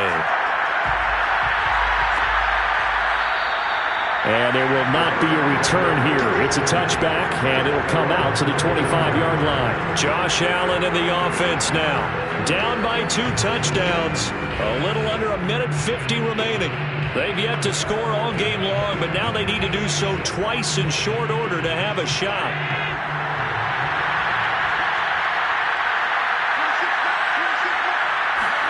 Allen. He'll find Metcalf. And he's upended at the 33 following a good pickup of 8. Hard to believe his first catch of the game defensively. They bottled him up. That's why they're well on their way to victory. Put your best cover guy on him and then change the coverages behind him throughout the game. Brackets, double, zone, man, you name it. Make sure he gets a lot of angles. Allen's throw caught here by Metcalf. And out across midfield down to the 45. And this was a nice example of an offensive coordinator scheming his guy open. Just a little underneath route, just trying to free up some space. And it worked awfully well. Got him not just space, but plenty of room to run after the catch to pick up really nice yardage. Now Allen. A pass underneath for Fournette. And he'll go down here at the 35-yard line.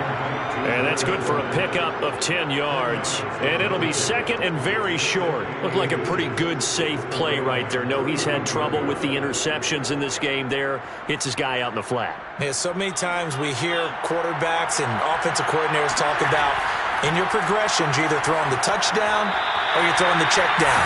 But earlier in the game, it was touchdown or interception. Now he got to the check down, a nice safe throw, and a good one. And now the focus is really clear. They need to get that first down and either get out of bounds or maybe use one of those timeouts. An incomplete pass on second down leads us to 3rd and inches. Here's Allen. And this is going to be incomplete. That means it's just one last chance left, and this has to be a first down or a touchdown, or this game's over.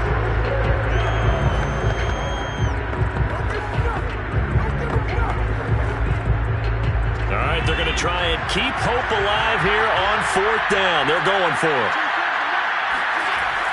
They'll go with a big back Fournette. And the broken tackle helps lead to a first down gain. Now a timeout called for by the offense as he'll stop it with 25 ticks remaining on the clock.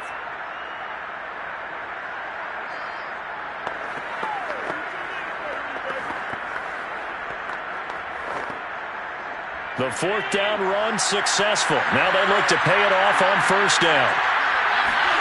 Throwing is Allen. And he takes a shot on the release as this will be incomplete. Passing lanes, tough to come by with so many defensive backs on the field here late in the game. And it's not just the number of bodies, it's their quickness and their agility that makes it tough to complete a pass. So after the incompletion on first, now 2nd and 10. Allen. That's to his running back, Leonard Fournette. And brought down, but not before they're inside the 25.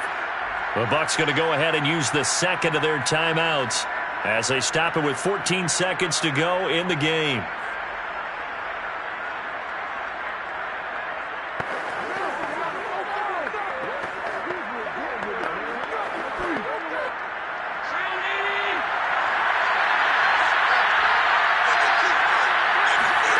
Throwing on first down is Allen.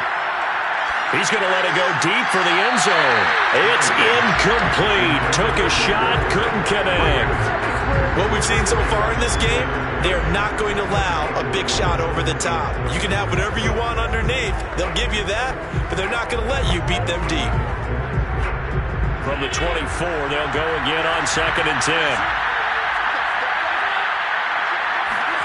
Play action. Now it's Allen. And this one incomplete. Oh, he couldn't hang on to it in the end zone, and that's one that'll haunt you. And now it brings up 3rd down.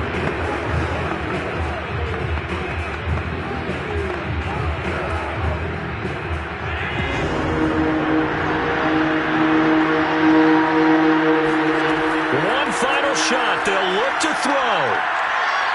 Going for it all. And that will be incomplete. They were going for a consolation TD, but it was not to be. And time has run out now on this game.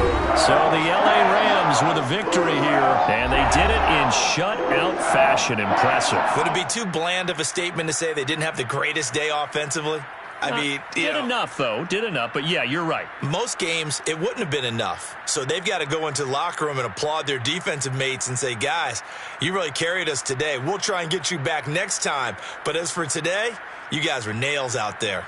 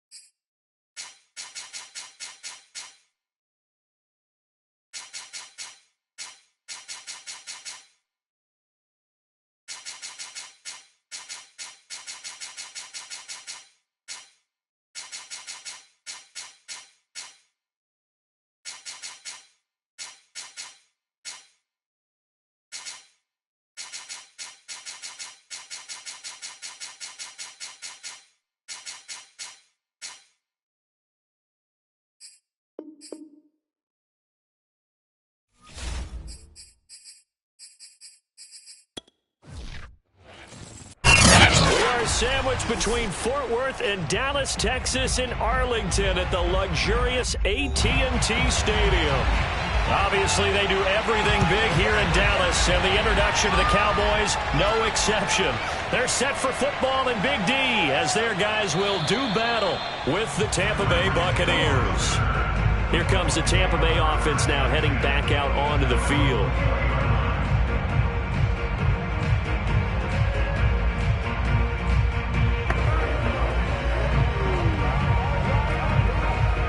Coming out with a jumbo package to start the drive. Here's Murray.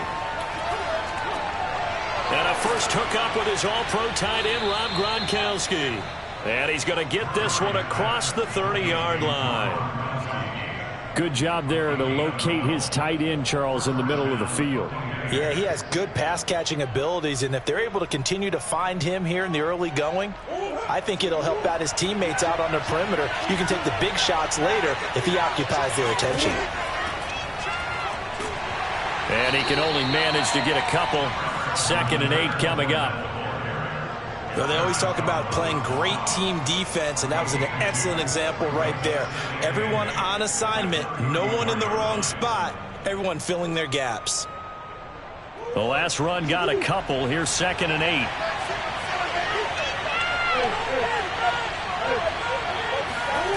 Throwing now is Murray. And he'll get this into the hands of Hill, complete.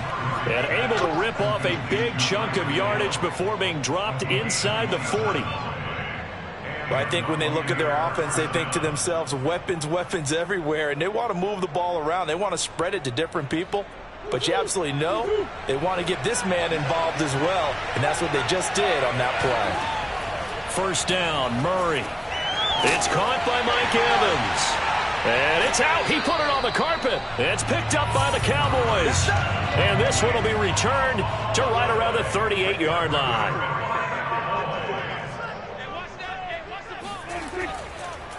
Now the first carry for Ezekiel Elliott. And this will leave him a yard short. Nice pickup of 9 yards on first down.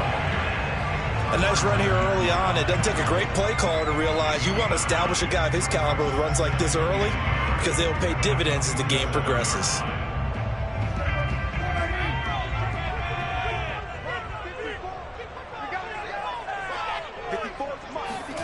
On 2nd and 1, Prescott got an open man. It's Michael Gallup. That was a route run not just with dexterity, but with intelligence. Found the hole in the zone, made sure the quarterback saw him, and was able to make the sure catch and flip the down marker back to 1.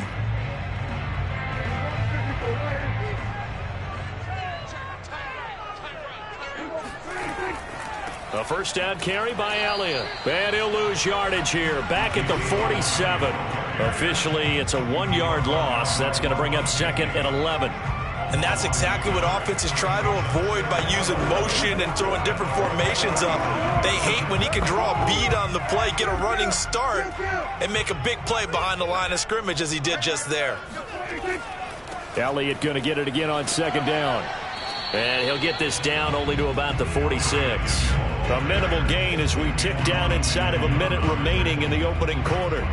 Sometimes you're aligned perfectly and the play comes to you, and sometimes you got to cover some ground to go make the play, as we just saw there. We saw a great example of perseverance right there on that play. Got to be careful. They might want to throw one over his head as this game progresses.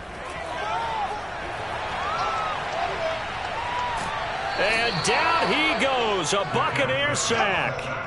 The sack by the Super Bowl champion and Pro Bowler Jason Pierre-Paul. It always helps for a visiting team to come in and set the tone on defense. In fact, when we talked with them prior to the game, they said they wanted this home crowd to feel like they had to hide their valuables when they were in town. Well, the home crowd quiet now early. See if their offense can take over and get some points on the board. So they're forced to punt on 4th as this one's away. Let's go, boys. Bring it. We're scoreless after 1.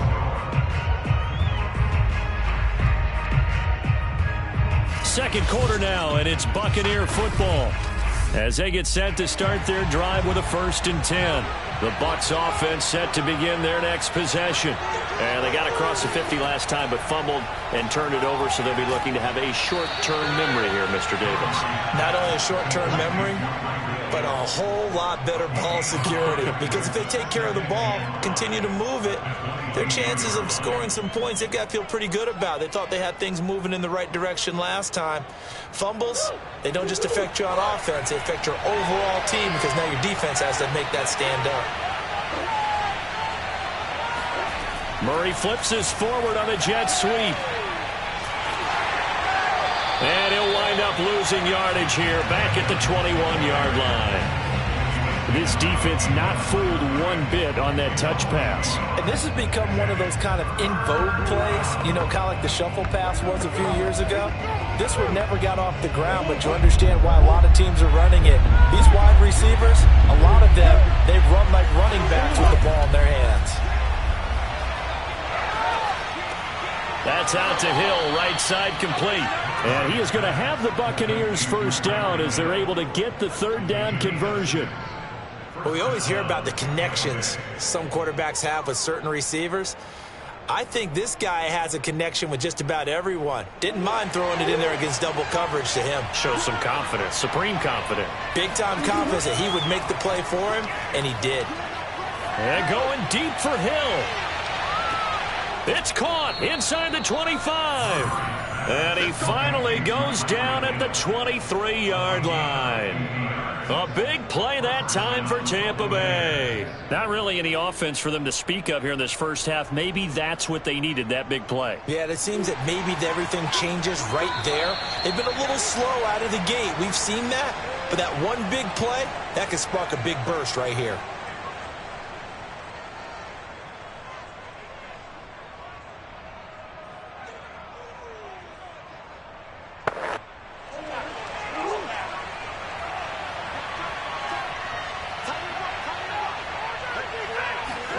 Again, they'll throw with Murray. Buying time to his left. And he'll protect himself at the end here as he winds up getting pretty decent yardage. He'll get 8 on the scramble there. It'll be 2nd and a couple.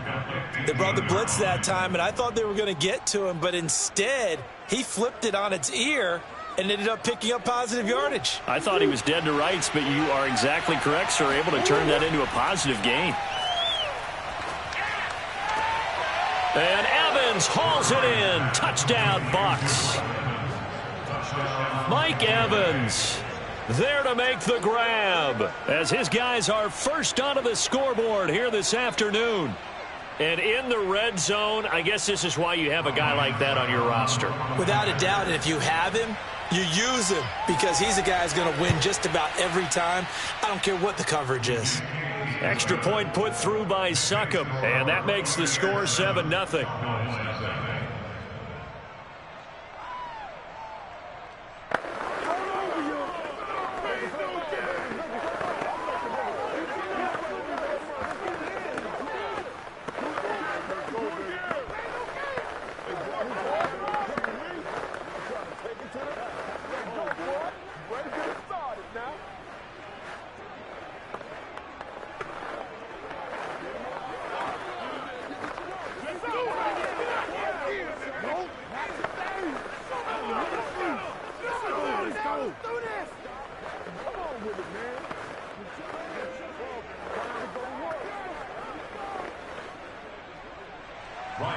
Now it's Ryan Succop on after the touchdown to kick it away.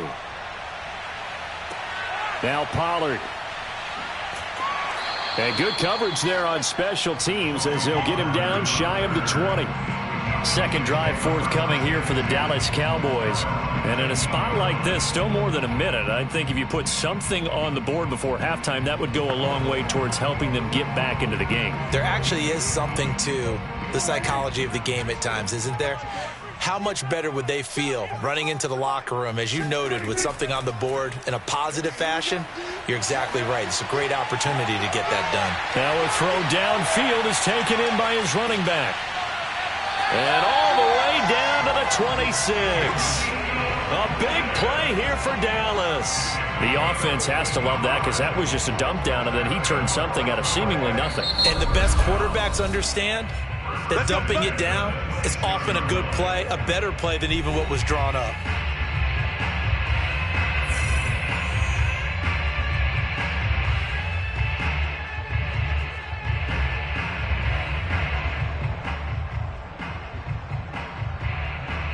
So that changes things in a big way. Now from all the way down inside the 30, here's 1st and 10. Prescott from the gun. This one into the hands of Metcalf. And he'll go down right on the edge of the red zone following a pickup of about 7 or 8. You got him.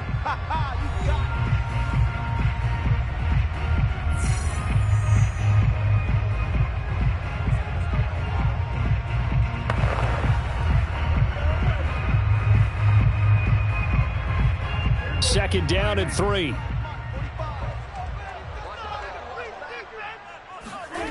Prescott now. That completes it again to Metcalf. And the Cowboys are going to have a 1st and goal as he's taken down at about the 8-yard line. Boy, how about the speed with which this offense could get down the field? It's taken them no time at all to get down here. And now they're set up with a 1st and goal. A chance now to get even before the break as they come up 1st and goal. Prescott. And he's going to be taken down, sacked back around the 18-yard line. Ndamukong Suh with a sack. We've seen that a ton since he entered the league in 2010. The Cowboys signal for their 3rd and final timeout as they stop it with 16 seconds to go in half number 1.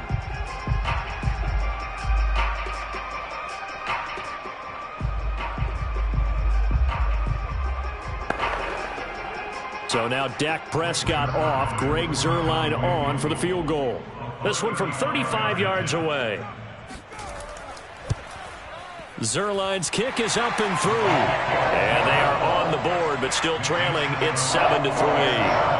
Well, the good news, at least they won't take that goose egg into the locker room. Maybe a little something to build on. Yeah, it hasn't been the greatest of first halves for them, has it? But at least now, as you mentioned, they put some points on the board.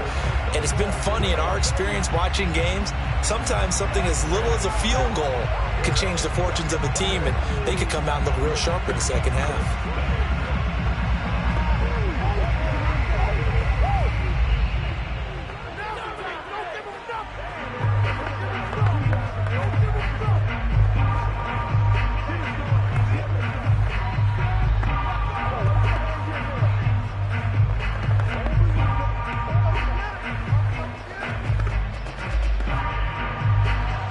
So not much time to speak of remaining in this first half as the kick's away.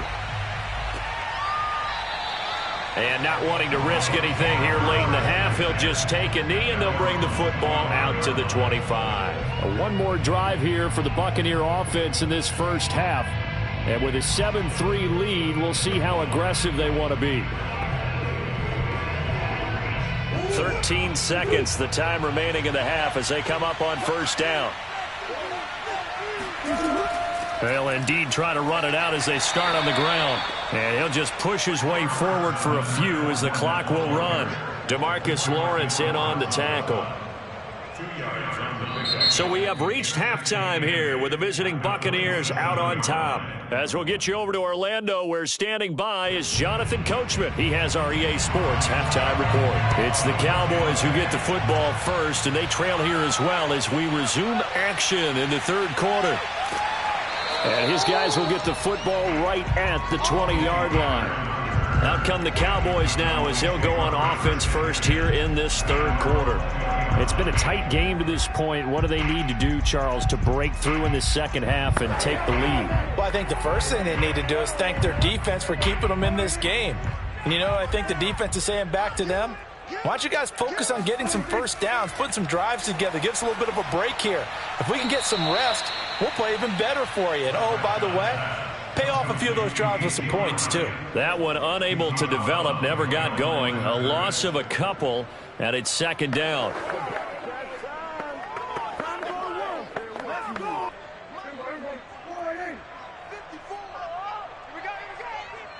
Right there. 50. On play action, Prescott. Over the middle, that's caught by Metcalf. And up to the 35 before they're able to knock him down. And when you're playing a quarterback with some experience and some moxie, you enter the danger zone when you decide to blitz him, because if he's able to diagnose as he did on that play, he can hurt you downfield. He reads defenses so well, doesn't he? He really does, and the best part about that play for him, I don't think that was his primary target. I don't think so either. I think he had the read, figured out where the blitz was coming from, and went to a secondary target for a really nice game. Now the result here, a pickup of 8. Leaves him with 2 to go on second down. He hasn't had a ton of success here so far, but you get the feeling that he might be on the verge of popping one. Yeah, even on that one, there was a little bit of a hole, but it closed there quickly at the end. 2nd and 2.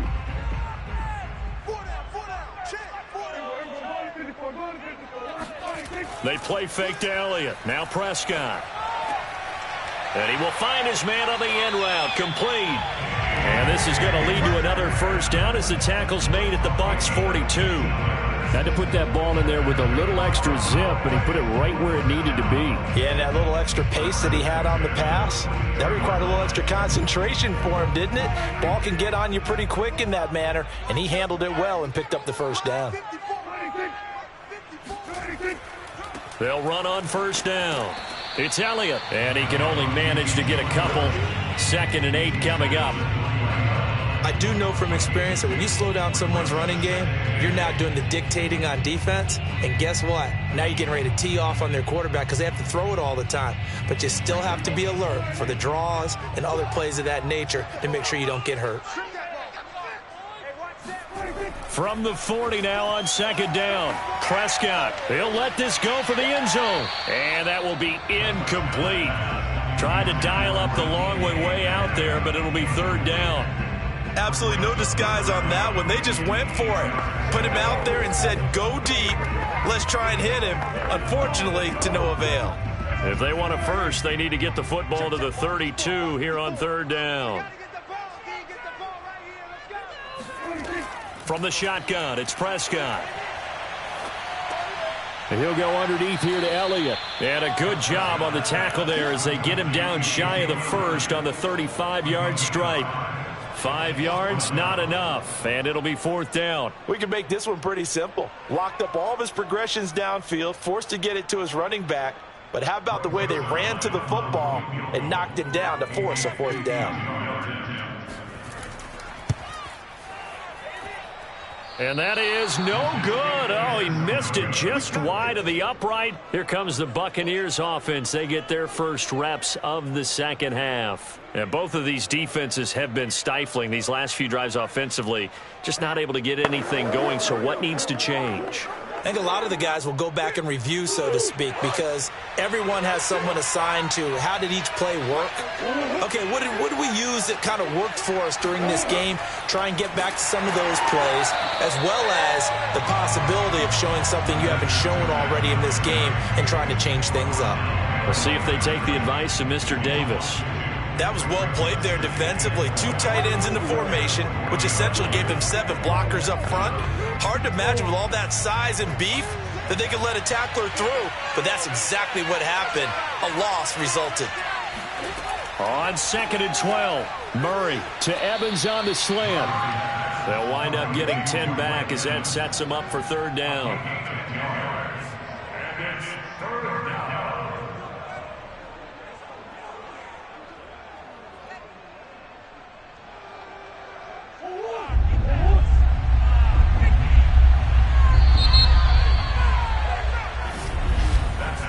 So they'll get a little extra time to come up with his 3rd down play as we played 3 quarters. We'll return with more after this break.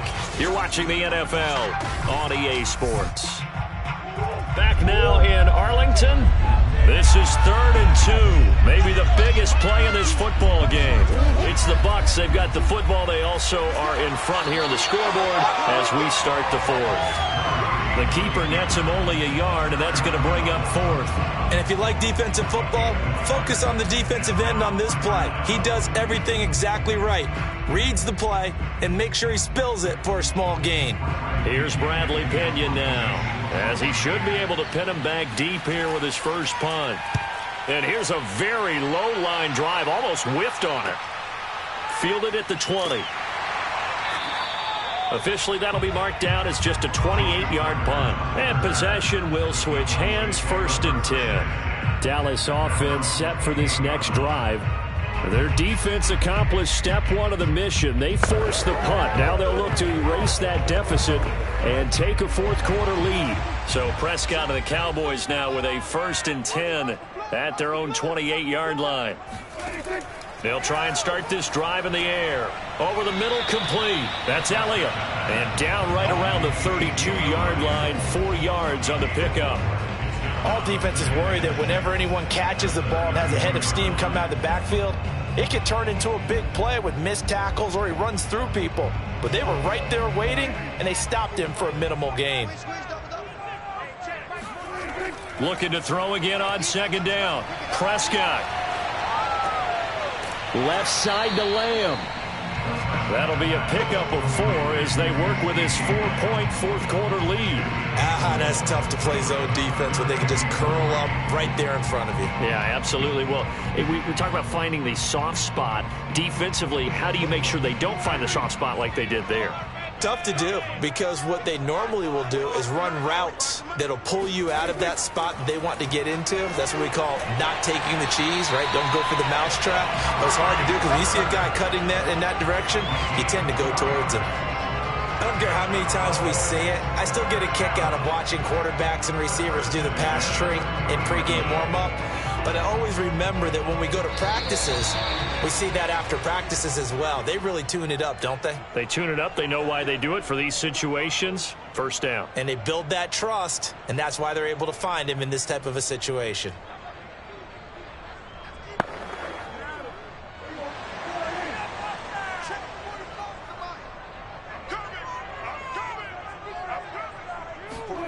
They'll throw again. Prescott.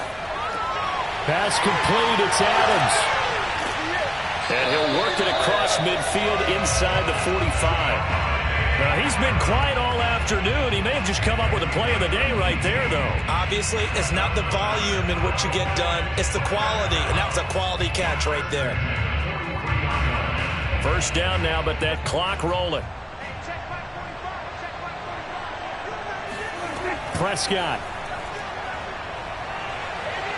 He lets this one fly toward the back of the end zone. And this is caught for a Cowboy touchdown.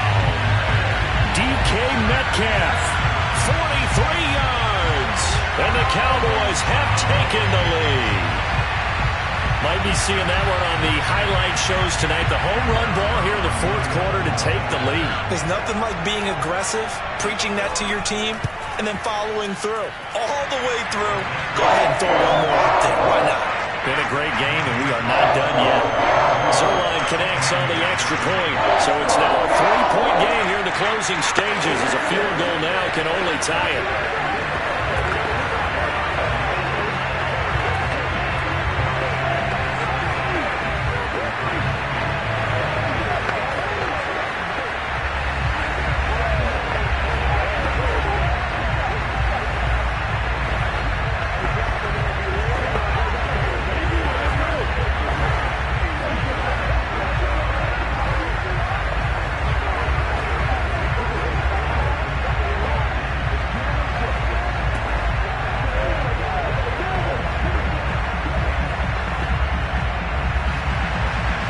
Now to kick this one away, and off it goes.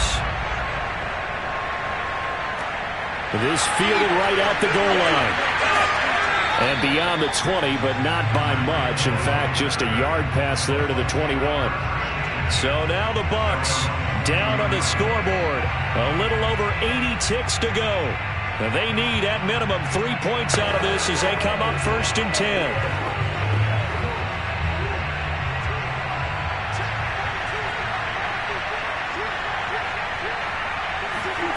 To throw is Murray. Connecting with Hill. And they're going to get this beyond the 40 before he's taken down. Well, they have had no answer for this connection all night long. They just have to think in a 2-minute situation, that's got to be a concentration lapse. You know they're going to go back to him with the game that he's been having. Clock running. The Bucs try to go quickly and get set. Back to throw. Murray. Throwing left side. He's got Gronk. Complete. And he's brought down. Pardon, you got to like what they're doing right there. Little by little, they're getting closer. Another good pickup.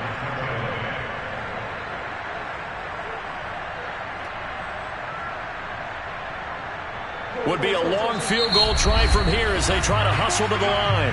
Now the Bucs going to use the first of their timeouts as they'll stop it with a little over 30 ticks to go in the football game.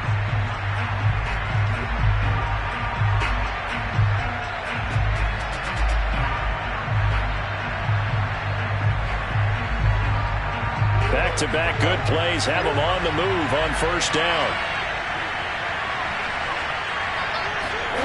Now Murray. They'll swing this out to Fournette. The Bucs going to go ahead and use the second of their timeouts as they'll stop it with 25 ticks remaining on the clock.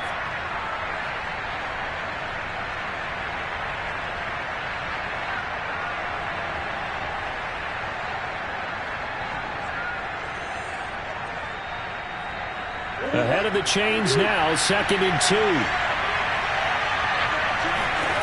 Murray to throw. That's complete. It's Chris Godwin. And he takes this just a few yards shy of the red zone before going out. That's what they need right now. Get the first down, get out of bounds, stop the clock. Just playing smart football, understanding the situation, making the plays necessary, and making sure that clock stops at every opportunity. A handoff to Fournette. And nothing much materializing there on the first down run. He'll get a couple, and that's it. The Bucs forced to use their third and final timeout as they'll stop it with 11 seconds remaining in the ball game.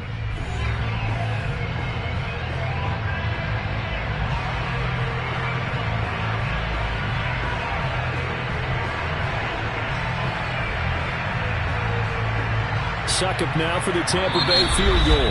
Now the Cowboys going to burn the first of their timeouts. That'll leave them with 2 remaining. We'll be back after this.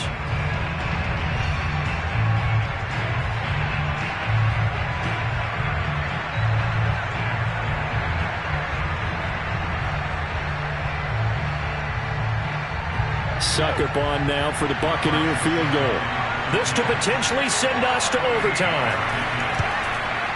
And the 12-year veteran knocks it right through, and they will tie this game here in the final seconds. So a money kick there in the final seconds, and now, barring any hijinks on the kickoff here, partner, I think you and I, we're going to settle in for a little overtime. And I wouldn't have it any other way. This has been a dogfight all through regulation. No reason to think it won't continue in the extra period.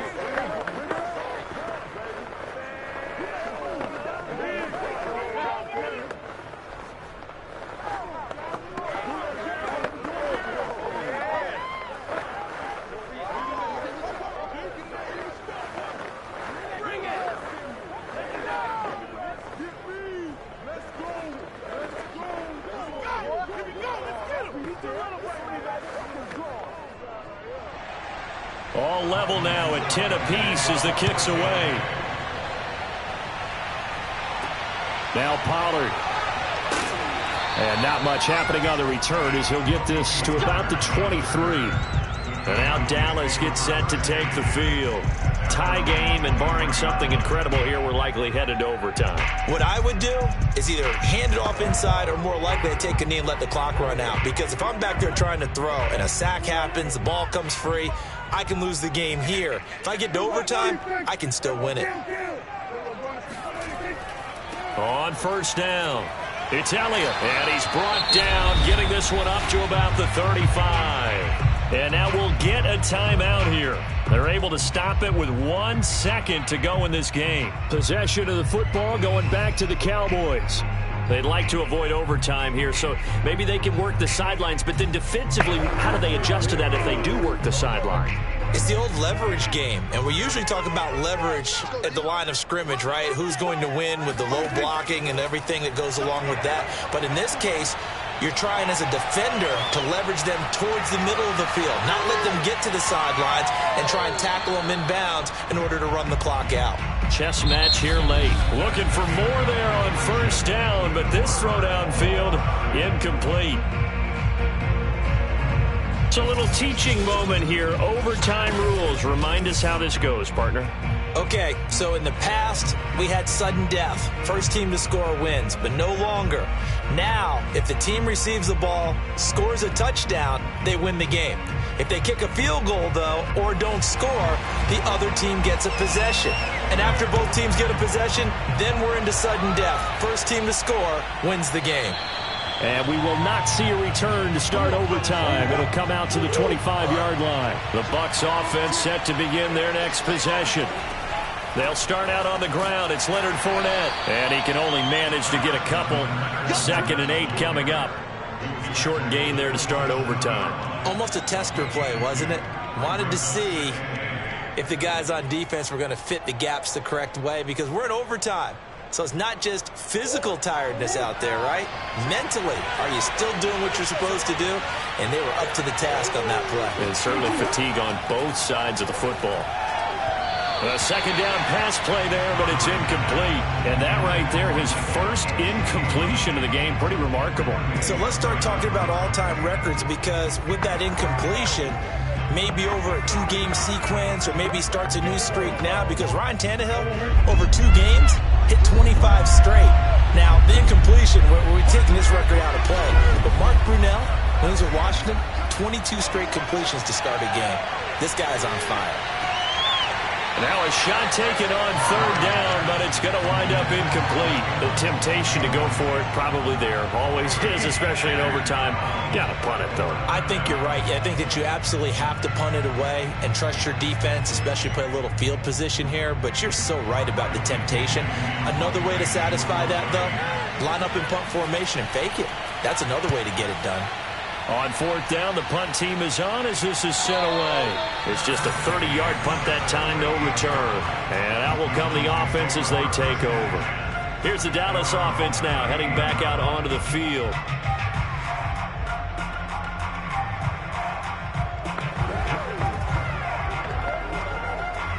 So good starting field position for them here as they come up 1st and 10 at their 38.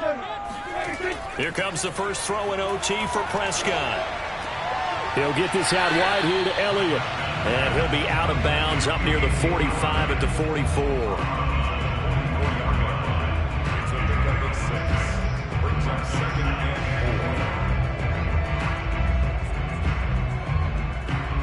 Second and 4.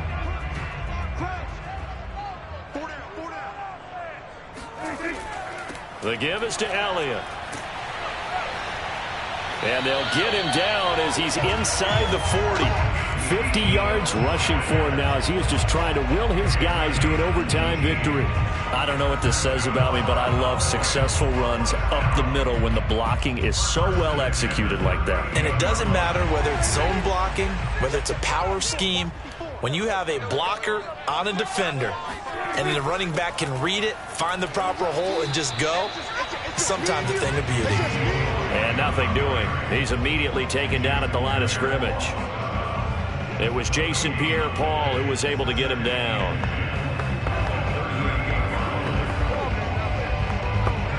Here's 2nd and 10.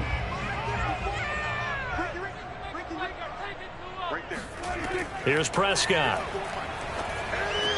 A dump off to Elliott. They do get a couple, but they'll be left staring at a 3rd and 8 coming up.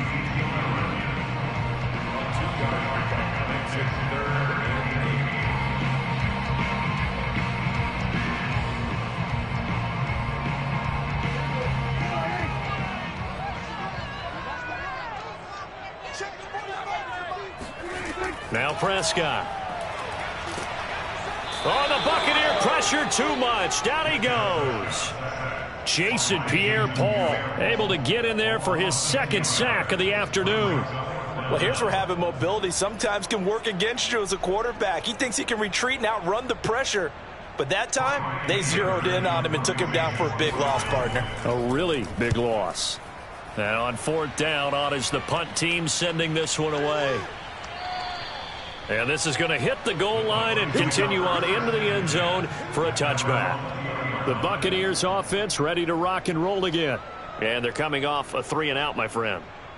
I think they've got to look at that play sheet and go to a spot that they haven't gone before. Time to shake things up a little bit to try and get this offense moving. Okay, so how do you do that? How do you shake things up?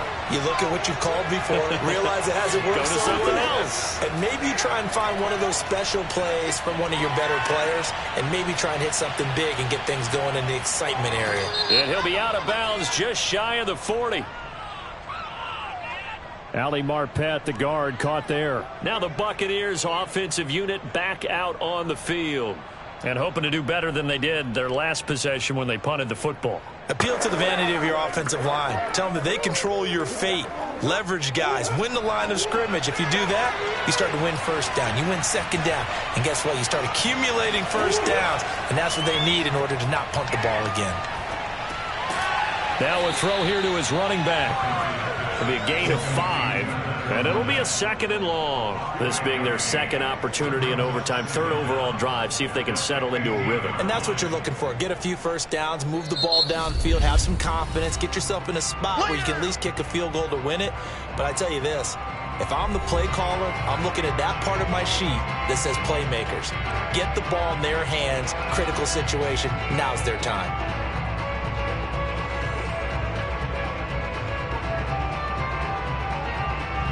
Still 15 yards to go, second down.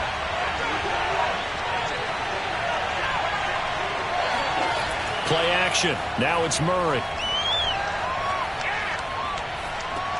And he finds Howard complete. That throw good for only a couple. It brings up third down. A little dinking and dunking that they're doing. At some point, is it appropriate to maybe take a shot? It is if you feel good about it. But otherwise, you do what a coach told me a long time ago. Take what they give you, but make them tackle. In other words, get it to one of your guys in space. If he makes someone miss, that could turn into the big play you're looking for. Flushed out right. And he works his way past the line of scrimmage and then slides to a hole. He'll wind up getting 4 yards there on his own, but it also brings up fourth down.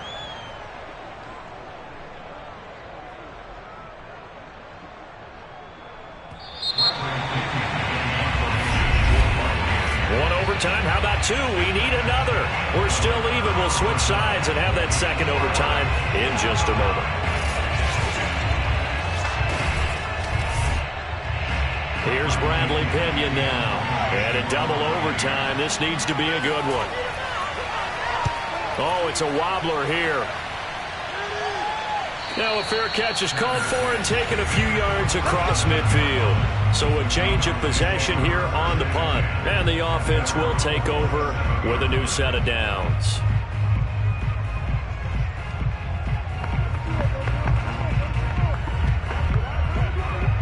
So Prescott and the Cowboys now with a 1st and 10 on their side of midfield at the 47. He'll throw from the gun. And that one's going to be off target and incomplete. Another nice job there defensively. They've really stymied their passing attempts, and it continues in overtime. And for them to do that, that means they've had to be cohesive on defense. Pressure in the quarterback's face. Good coverage of not just the wide receivers, but the tight end, the running backs when they try and slip out, and making sure they're at the point of attack. When the ball's in the air, they get there and help force some of those incompletions. Meanwhile, Dak's throw taken in by Adams.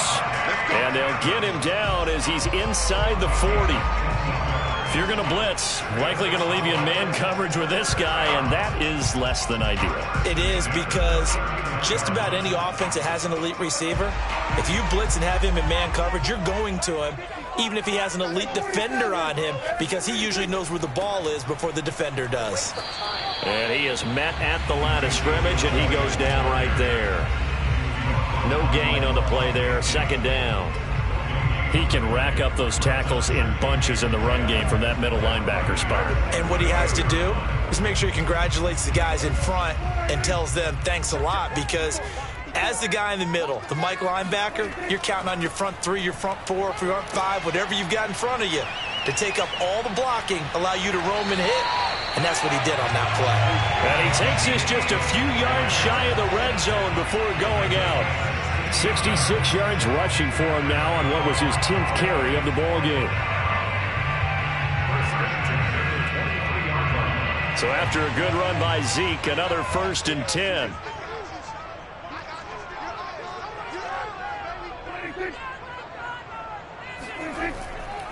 Going to give this time to the tailback.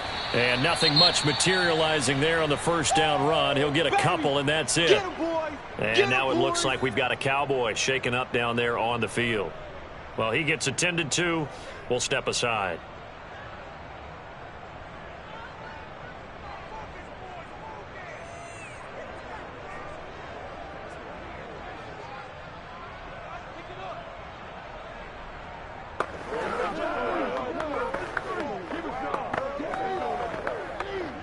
So it'll all come down to the booming right leg of Greg Zuerlein. This to win it in overtime.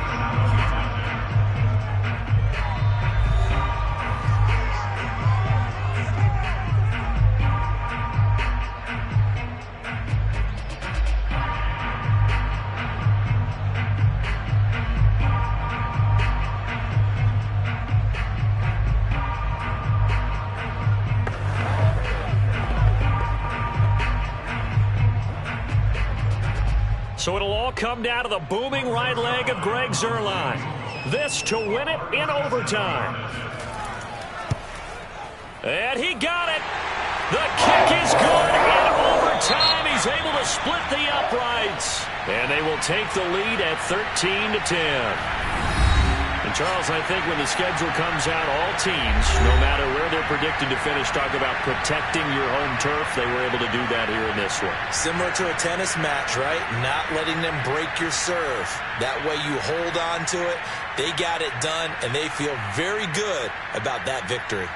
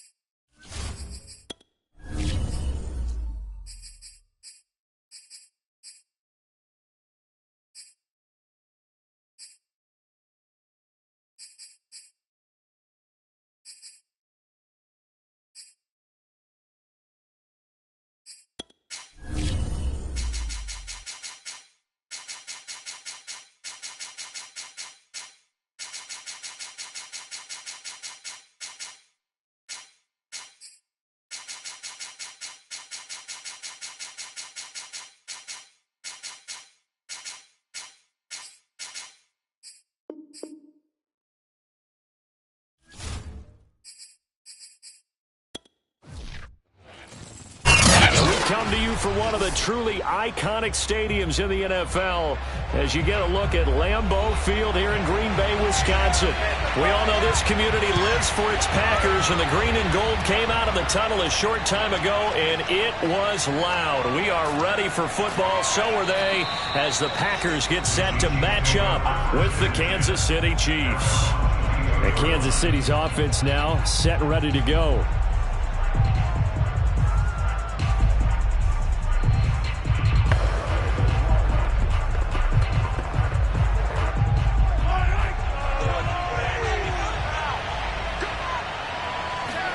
Mahomes now on first down. And this one caught by Travis Kelce.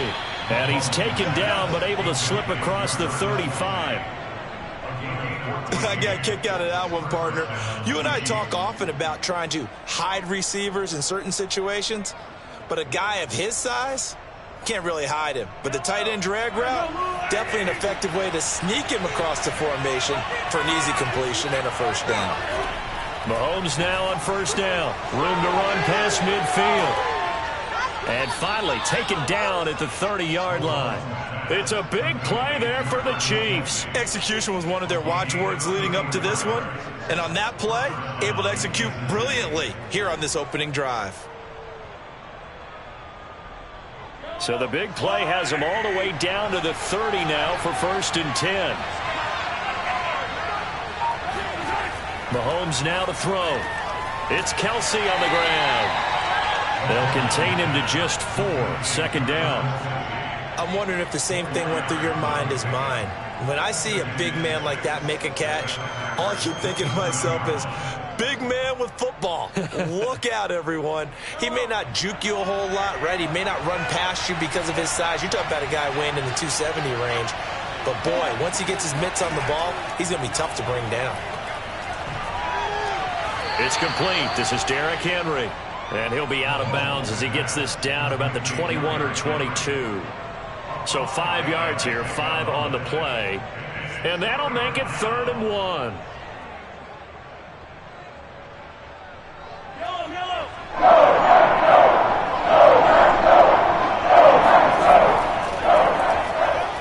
And he will have the first before he's brought down right on the chalk of the 20. If you make the stop there, maybe you hold him to 3 on this opening drive. They didn't get the stop. Yeah, new set of downs now. Now you're worried about, just as you pointed out, not just giving up 3, possibly giving up 6. Let's see what they decide to do here, because they've got to change up what they have been doing. It hasn't been working. Derrick Henry. And they'll get to him just inside the 15. Even after the strong run we just saw, they're able to corral him quickly defensively. It's a 6-yard pickup, but it gets him to 2nd and 4.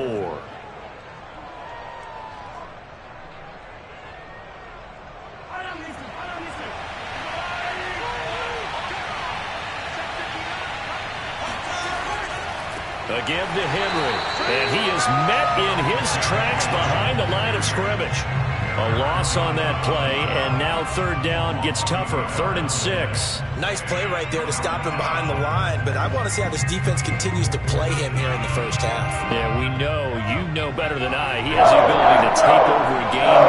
So what do? Yeah, I think you have to make sure that you bottle him in at varying levels, because if you crowd everyone to the line of scrimmage, if he breaks through, there's nothing but room to run.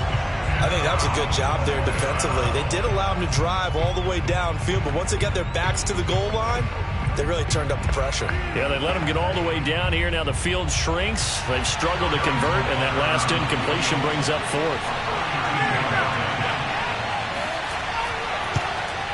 Butker's kick here is good, and the Chiefs are out to a 3-0 lead. So the opening drive does yield points, maybe not the 7 they wanted, but they'll take the 3. Accumulating first downs does not go up on the scoreboard, but it does go into the DNA of a team that's trying to establish itself to start a game. That has to feel pretty good for them. They'll take the 3. Yeah, they had 3 first downs and 3 points.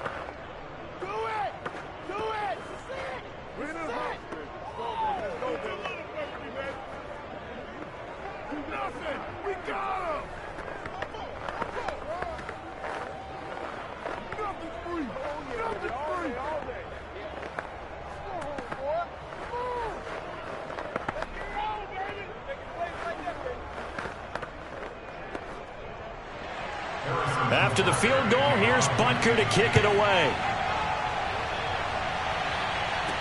Returning it, Hill. And able to get this out to the 25. And Green Bay getting ready to go as they take the field.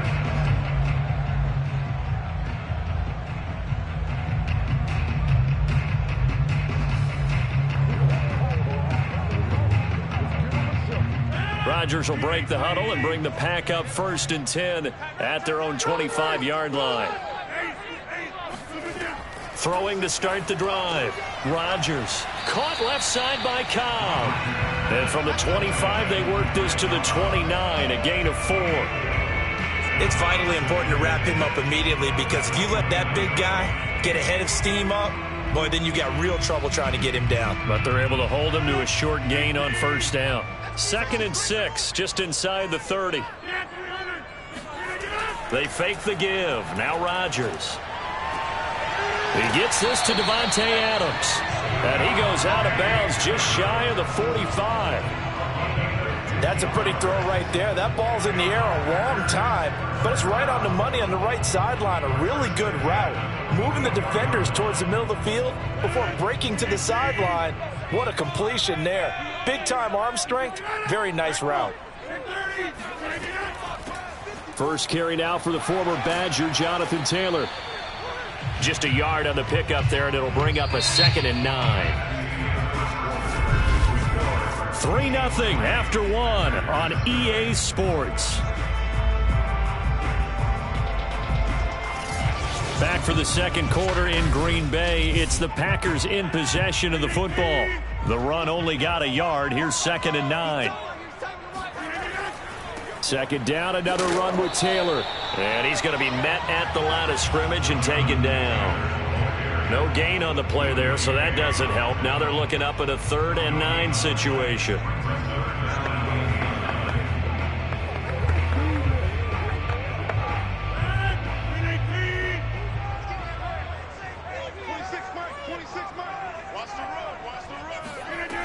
From the gun, it's Rodgers. Got his man complete over the middle. It's Cobb. And he's going to have the Packers 1st down as they're able to get the 3rd down conversion. And that's well executed there on 3rd down. And I love the confidence that they had to let their tight end try and find some space in the middle of the field, right in their quarterback's line of vision. And QBs love to make that easy throw, and they hooked up there for a 1st down. Throwing on 1st down is Rodgers. And that is incomplete. Oh, the coverage a little too good there, and it's 2nd down.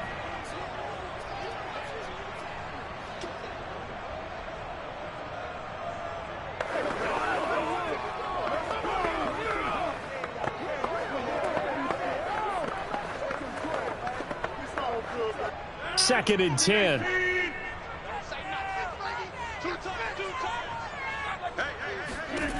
Rodgers going to throw.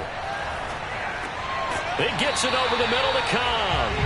And he'll be brought down with a 1st down as the tackle's made at the Chiefs' 21. And after that completion, you can understand why so many teams in the league are emphasizing speed on defense at every position. The tight ends have created so many tough matchups now. If you can't run with a tight end as a linebacker, this is going to be the result every time. Rodgers now on 1st down. And that's complete to Adams.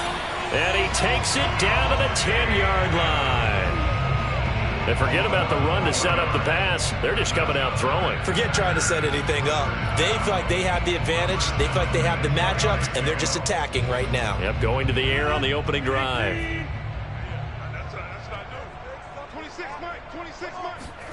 On 1st and 10, here's Rodgers. Being chased out left.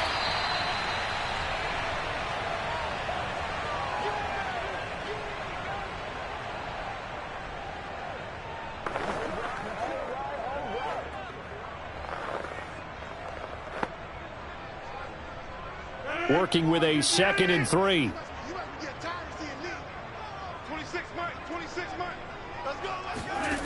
Now Rodgers. Touchdown, Packers. DK Metcalf. There to make the grab. And the Packers have taken the lead.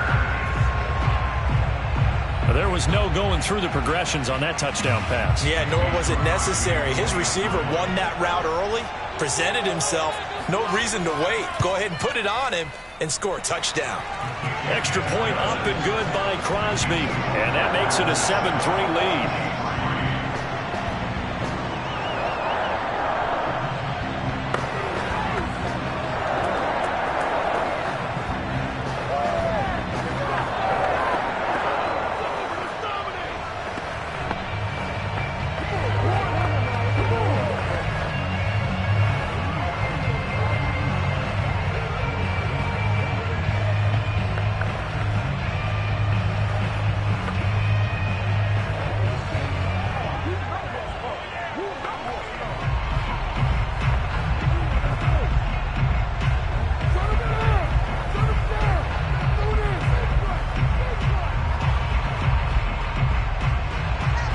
The kickoff unit is out on the field, and they will send this one away. Fielded just outside the goal line. And he's only going to make it to the 13-yard line and no further. Kansas City taking the field for their second drive. And last time able to get 3. It's not what they wanted. They wanted 6, but they got at least something. They mustered something out of the drive. They'll take it. I like the way you've described it. Not ideal, but they'll take it. Anything to put some points on the board. But this time on offense, they don't want to see the field goal kicker trot on the field. They want that ball in the end zone. Yeah, they'll be going for 6. Now a pass that's taken in by Hill. And he's able to get this one all the way past the 30. Certainly no settling into the drive there. They came right out on the first play and attacked the middle of the field for a big gainer and a first down. First down now, but that clock rolling. Working from the gun, Mahomes. And going deep for Hill. And it is incomplete. Good positioning there downfield to break that one up. I think that was good strategy there, trying to go right back to him after the last completion. But this time, the defense was all over him, and they got there to break that one up.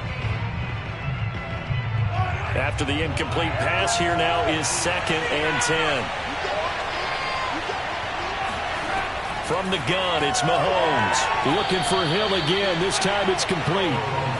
5 yards. Now it's 3rd and 5. The Chiefs now going to use the first of their timeouts as they'll stop it with just over a minute to go before halftime.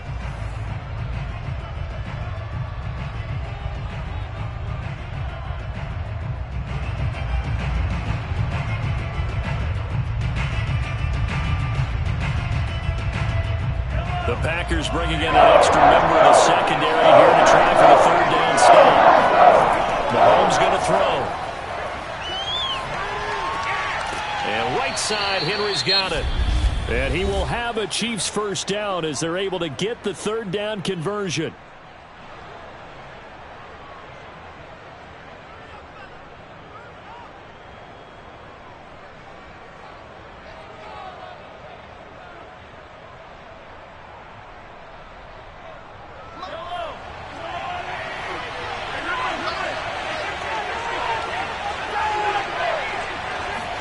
Again, they'll throw with Mahomes. Man open, that's Byron Pringle complete. And he's corralled, but not before getting it inside the 35. 16 yards. First down, Kansas City.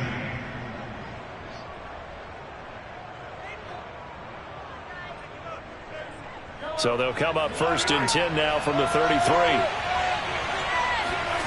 Looking to throw is Mahomes. This one complete to Mecole Hardman. And he is out of bounds inside the 30. Never make the mistake that the slot receivers, especially the little guys like we're watching here, are just quicker than fast. A lot of them combine quickness and speed, and they catch a lot of footballs, as we just saw there.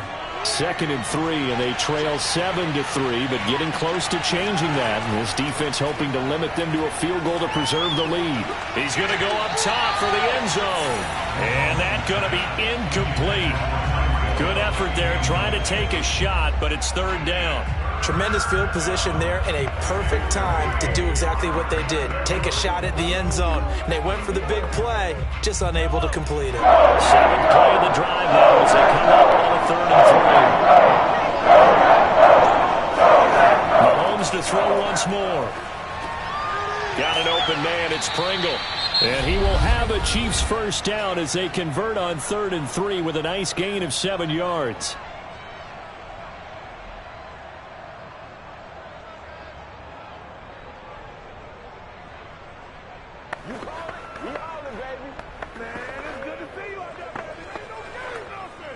So out comes a field goal team now for the second time here today. Right hash, 37-yard attempt. Butker's kick here is good. And they'll get it back within a point at 7-6. No problems in the field goal department so far. He's 2 for 2. Pretty reliable here in this game, isn't he? And to me, that bodes well for them. If they need him late in the game, his confidence should be sky high.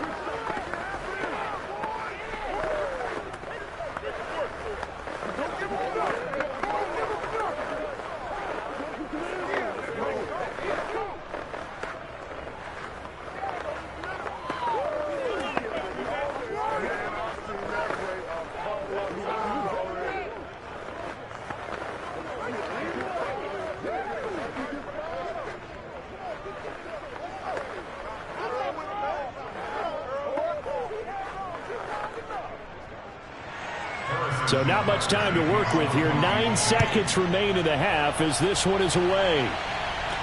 The dangerous Hill now to return. And he won't get this to the 20-yard line as he's down at the 19. The Packer offense heading back for one final first half drive. And only 6 seconds on the clock, so time likely for just one play.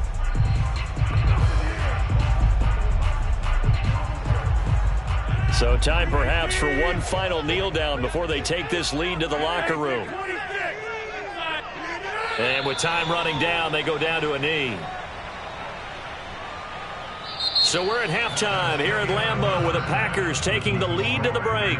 As we send you down to Orlando where Jonathan Coachman has our EA Sports halftime report. Coach, so it's the Packers set to receive the kick. They've got the lead as well as we are. And he can't field it cleanly. It's loose. And good coverage there on special teams as they'll get him down shy of the 20. Well, the Packers ready to go to start quarter number 3. We have not seen much on offense here from either side these last few drives. We've hit a wall, so to speak. And have hit it hard, haven't we? Because the defenses right now, they seem to be a step ahead, don't they? Beating them to the point of attack, beating them to the punch. These offensive guys, they're tinkering like crazy. What's it going to take to get back on track? Yeah, both sides searching for adjustments. And defensive back Jamal Adams in on the stop. That play reminded me a lot of a former teammate of mine. We used to call him the trash man. His ability to sift through traffic and make plays was uncanny. And that's exactly what you want from your Mike linebacker. Second down, another run with Taylor. And he'll be brought down right at the 30 here. Well, you certainly have to give a little credit here because they are playing this game now at their pace. This is ball control football, sustained runs, taking their time and making it work. So 1st and 10 now from the 30.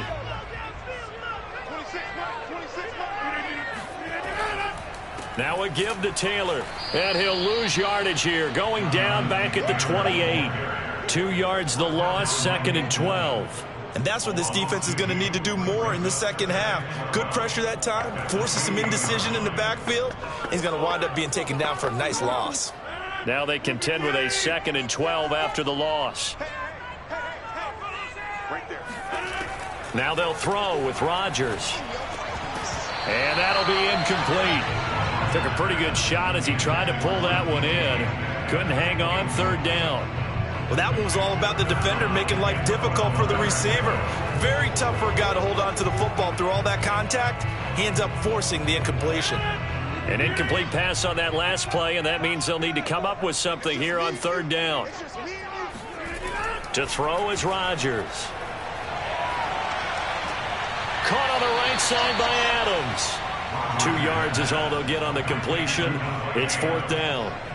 A nice job of bringing that in, but why was he so close to the sideline there? They had all kinds of room in the flat. A little bit of a lack of coordination between him and the quarterback, because both of them should have seen that room that was available, that space.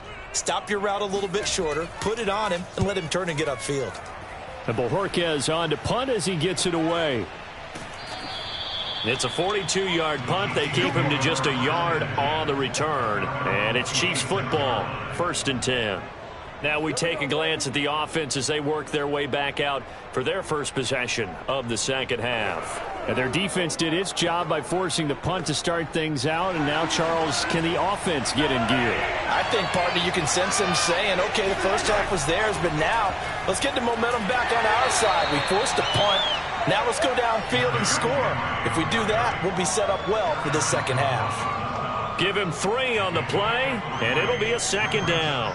Well, that's just a pile of bodies there, and that's when you kind of find out who's a tough guy, right? Who can stand up and make a play. It was only a 3-yard run, but for both sides, they had to walk away from that field like, okay, I can stand up when the going gets tough in here. Mahomes' throw here complete to Kelsey. And he'll be taken down, but not before they work it across midfield. When you get a big tight end like this, sometimes it takes more than one man to bring him down. Oftentimes, your best bet, just jump on and hold on and wait for your teammates to arrive to help get him on the ground. So into Packer territory now. Here's 1st and 10 at the 49-yard line. Shotgun snap to Mahomes. Taking a deep shot here for Hardman. And this ball incomplete. Looked very much to be a catchable ball. He could not hang on. 2nd down coming up. As his old brain remembers, when I see 5 wide receivers on the field as a defender, I know the ball's coming out high. They expected it and got there and popped it free. A 3rd quarter now and a 1-point game as they line up 2nd and 10. Running from the gun with Henry. And here's another tackle made at the line. So they're converging well on the football now. Back-to-back stops make it 3rd and 10. It's rare that a man his size can at least push forward for a yard, but they stopped him there for nothing. You're talking about tiny? You're talking about the little guy back Tiny. there? Yeah, monster. Yeah, you're exactly right. And it takes a group effort to get a guy like that down and let him find some space. The first guy in, he's got to take one for the team, right? Because he's just waiting there and holding on for everyone else to help him out. Meanwhile, on 3rd down, they take a shot at the end zone, but it's incomplete. They have not gotten him going at all. Tried to spark something there with a longer throw, unable to complete it. But you have to keep trying. He's one of their best playmakers. No matter what it says on the scoreboard, you're always trying to get him the football. On is the punter Townsend as he gets this one away. And this punt sails over the sideline. And the spot, it looks to be right at the 25-yard line. Green Bay's offense ready to go again. And a tight game after punting last time. See if they can get something going on this drive. As they head to the field now, with the game this close, you've got to feel there's a sense of urgency for them going on offense right now. But they have to do it without letting panic creep in and affect their play. Here's a throw to his running back. It's complete. And this will be a gain of 5 as he gets it to the 30.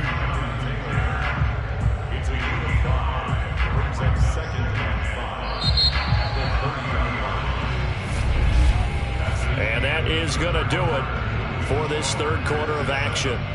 We'll return with more after this. This is the NFL, and it's on EA Sports. Back now at Lambeau. Ball on the 30. They'll come up with a 2nd and 5. And we've got a dandy here. A 1-point game as we begin the 4th. And he'll be brought down right around the 37. 6 yards the pickup, and that's a 1st down.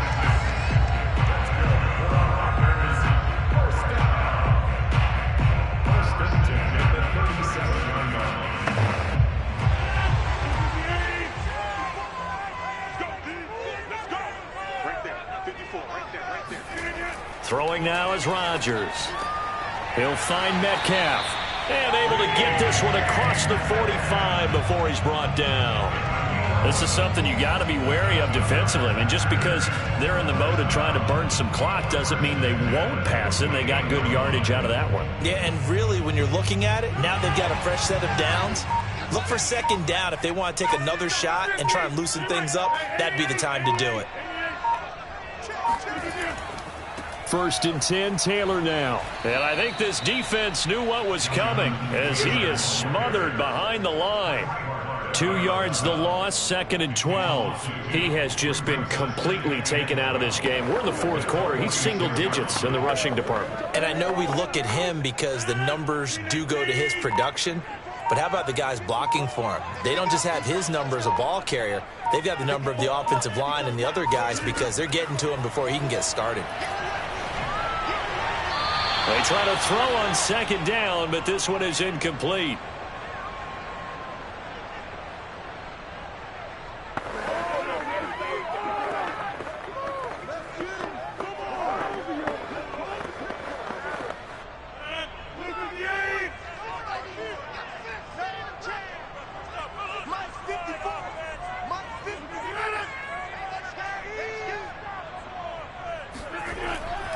On 3rd down, here's Taylor.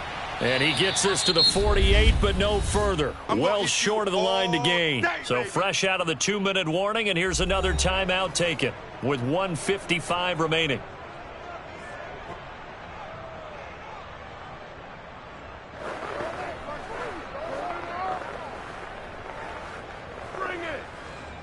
On now is the Packers punter as he'll punt it away for the 2nd time. This is away, but boy, headed straight for the sidelines. Here comes Mahomes and the Chiefs. Down 7-6. 1:52 to play. A field goal would be a game winner as they come up on 1st down.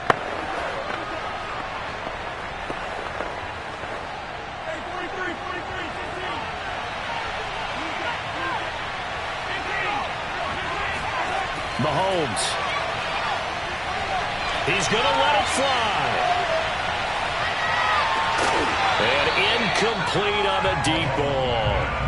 These are the spots, this stage of the game, where it pays to have speed on the perimeter, doesn't it? It certainly does, and in the 2nd quarter, he may very well run by him, but in this situation, I know as a defender, I'm loosening up a couple of extra steps that allowed him to run with him stride for stride.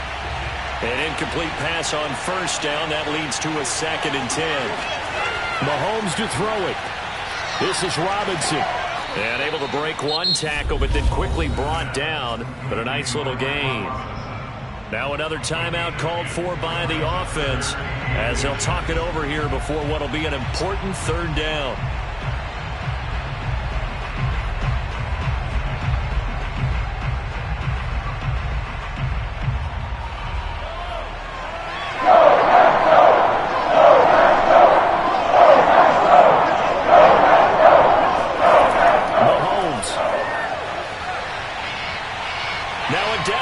Throw deep downfield. And it's incomplete. Took a shot, couldn't connect. We've seen that the deep ball's been a part of their game plan all afternoon, but they've had trouble hooking up on it, unable to successfully find the end zone over the top. One score down. Here we go. They're going to go for it here on 4th down. They'll run for it with Henry. Oh, and I think he went backward. He did. They had to go for it with such little time remaining, and the Packers are going to get the football back in excellent field position.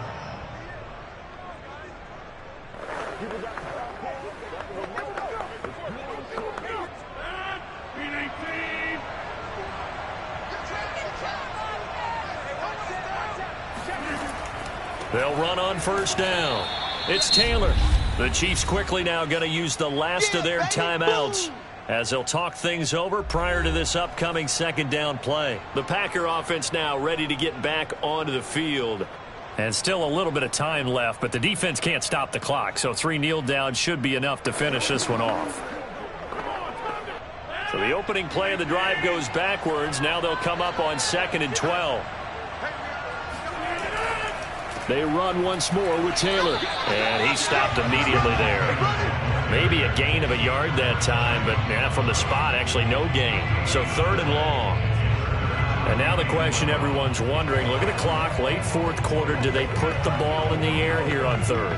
I don't. I run the football, and I tell my offensive line, no leakage up front. I don't want my running back hit as I hand the ball off to him. I don't want any type of an issue. But if I am going to throw it, quick throw, out to the perimeter, maybe one of my best receivers running a quick slant or something like that. Tough sledding. They lose a yard there on 3rd. Well, they certainly didn't appear to be fired up about their options throwing the football. So, to me, this seems like a case of just kind of taking their medicine there, run the ball, see if they could pick up something. Instead, they were throwing for a loss. On now is the Packers punter, as he'll come on to kick this one away. And no return possible here as they angle this one out of bounds. Here's the Kansas City offense now as they get set to take over. Look at the clock. Everyone knows the situation. Probably time here for one final play. And we know what that play is going to be. It's got to be some sort of Hail Mary, throwing it towards the end zone and hoping someone can catch it or catch it off of a tip. Think back to 2015. Didn't we see Green Bay pull that off twice in the season? Once in the regular season, once in the playoffs. So stranger things have happened. It'll be interesting to see what the defensive strategy is about who they put on the field to try and knock that ball away. Now one final throw here is incomplete, and that is how this one will come to an end. We're going into the final play of this game. They knew that they needed some type of a miracle there at the very end, but they couldn't get it done. However, we were treated to really a spectacular affair. Even though they didn't finish it off, you're exactly right. They took us down to the last play. We're still, you were wondering, could it happen? Possibly, even though we both knew it was a long shot.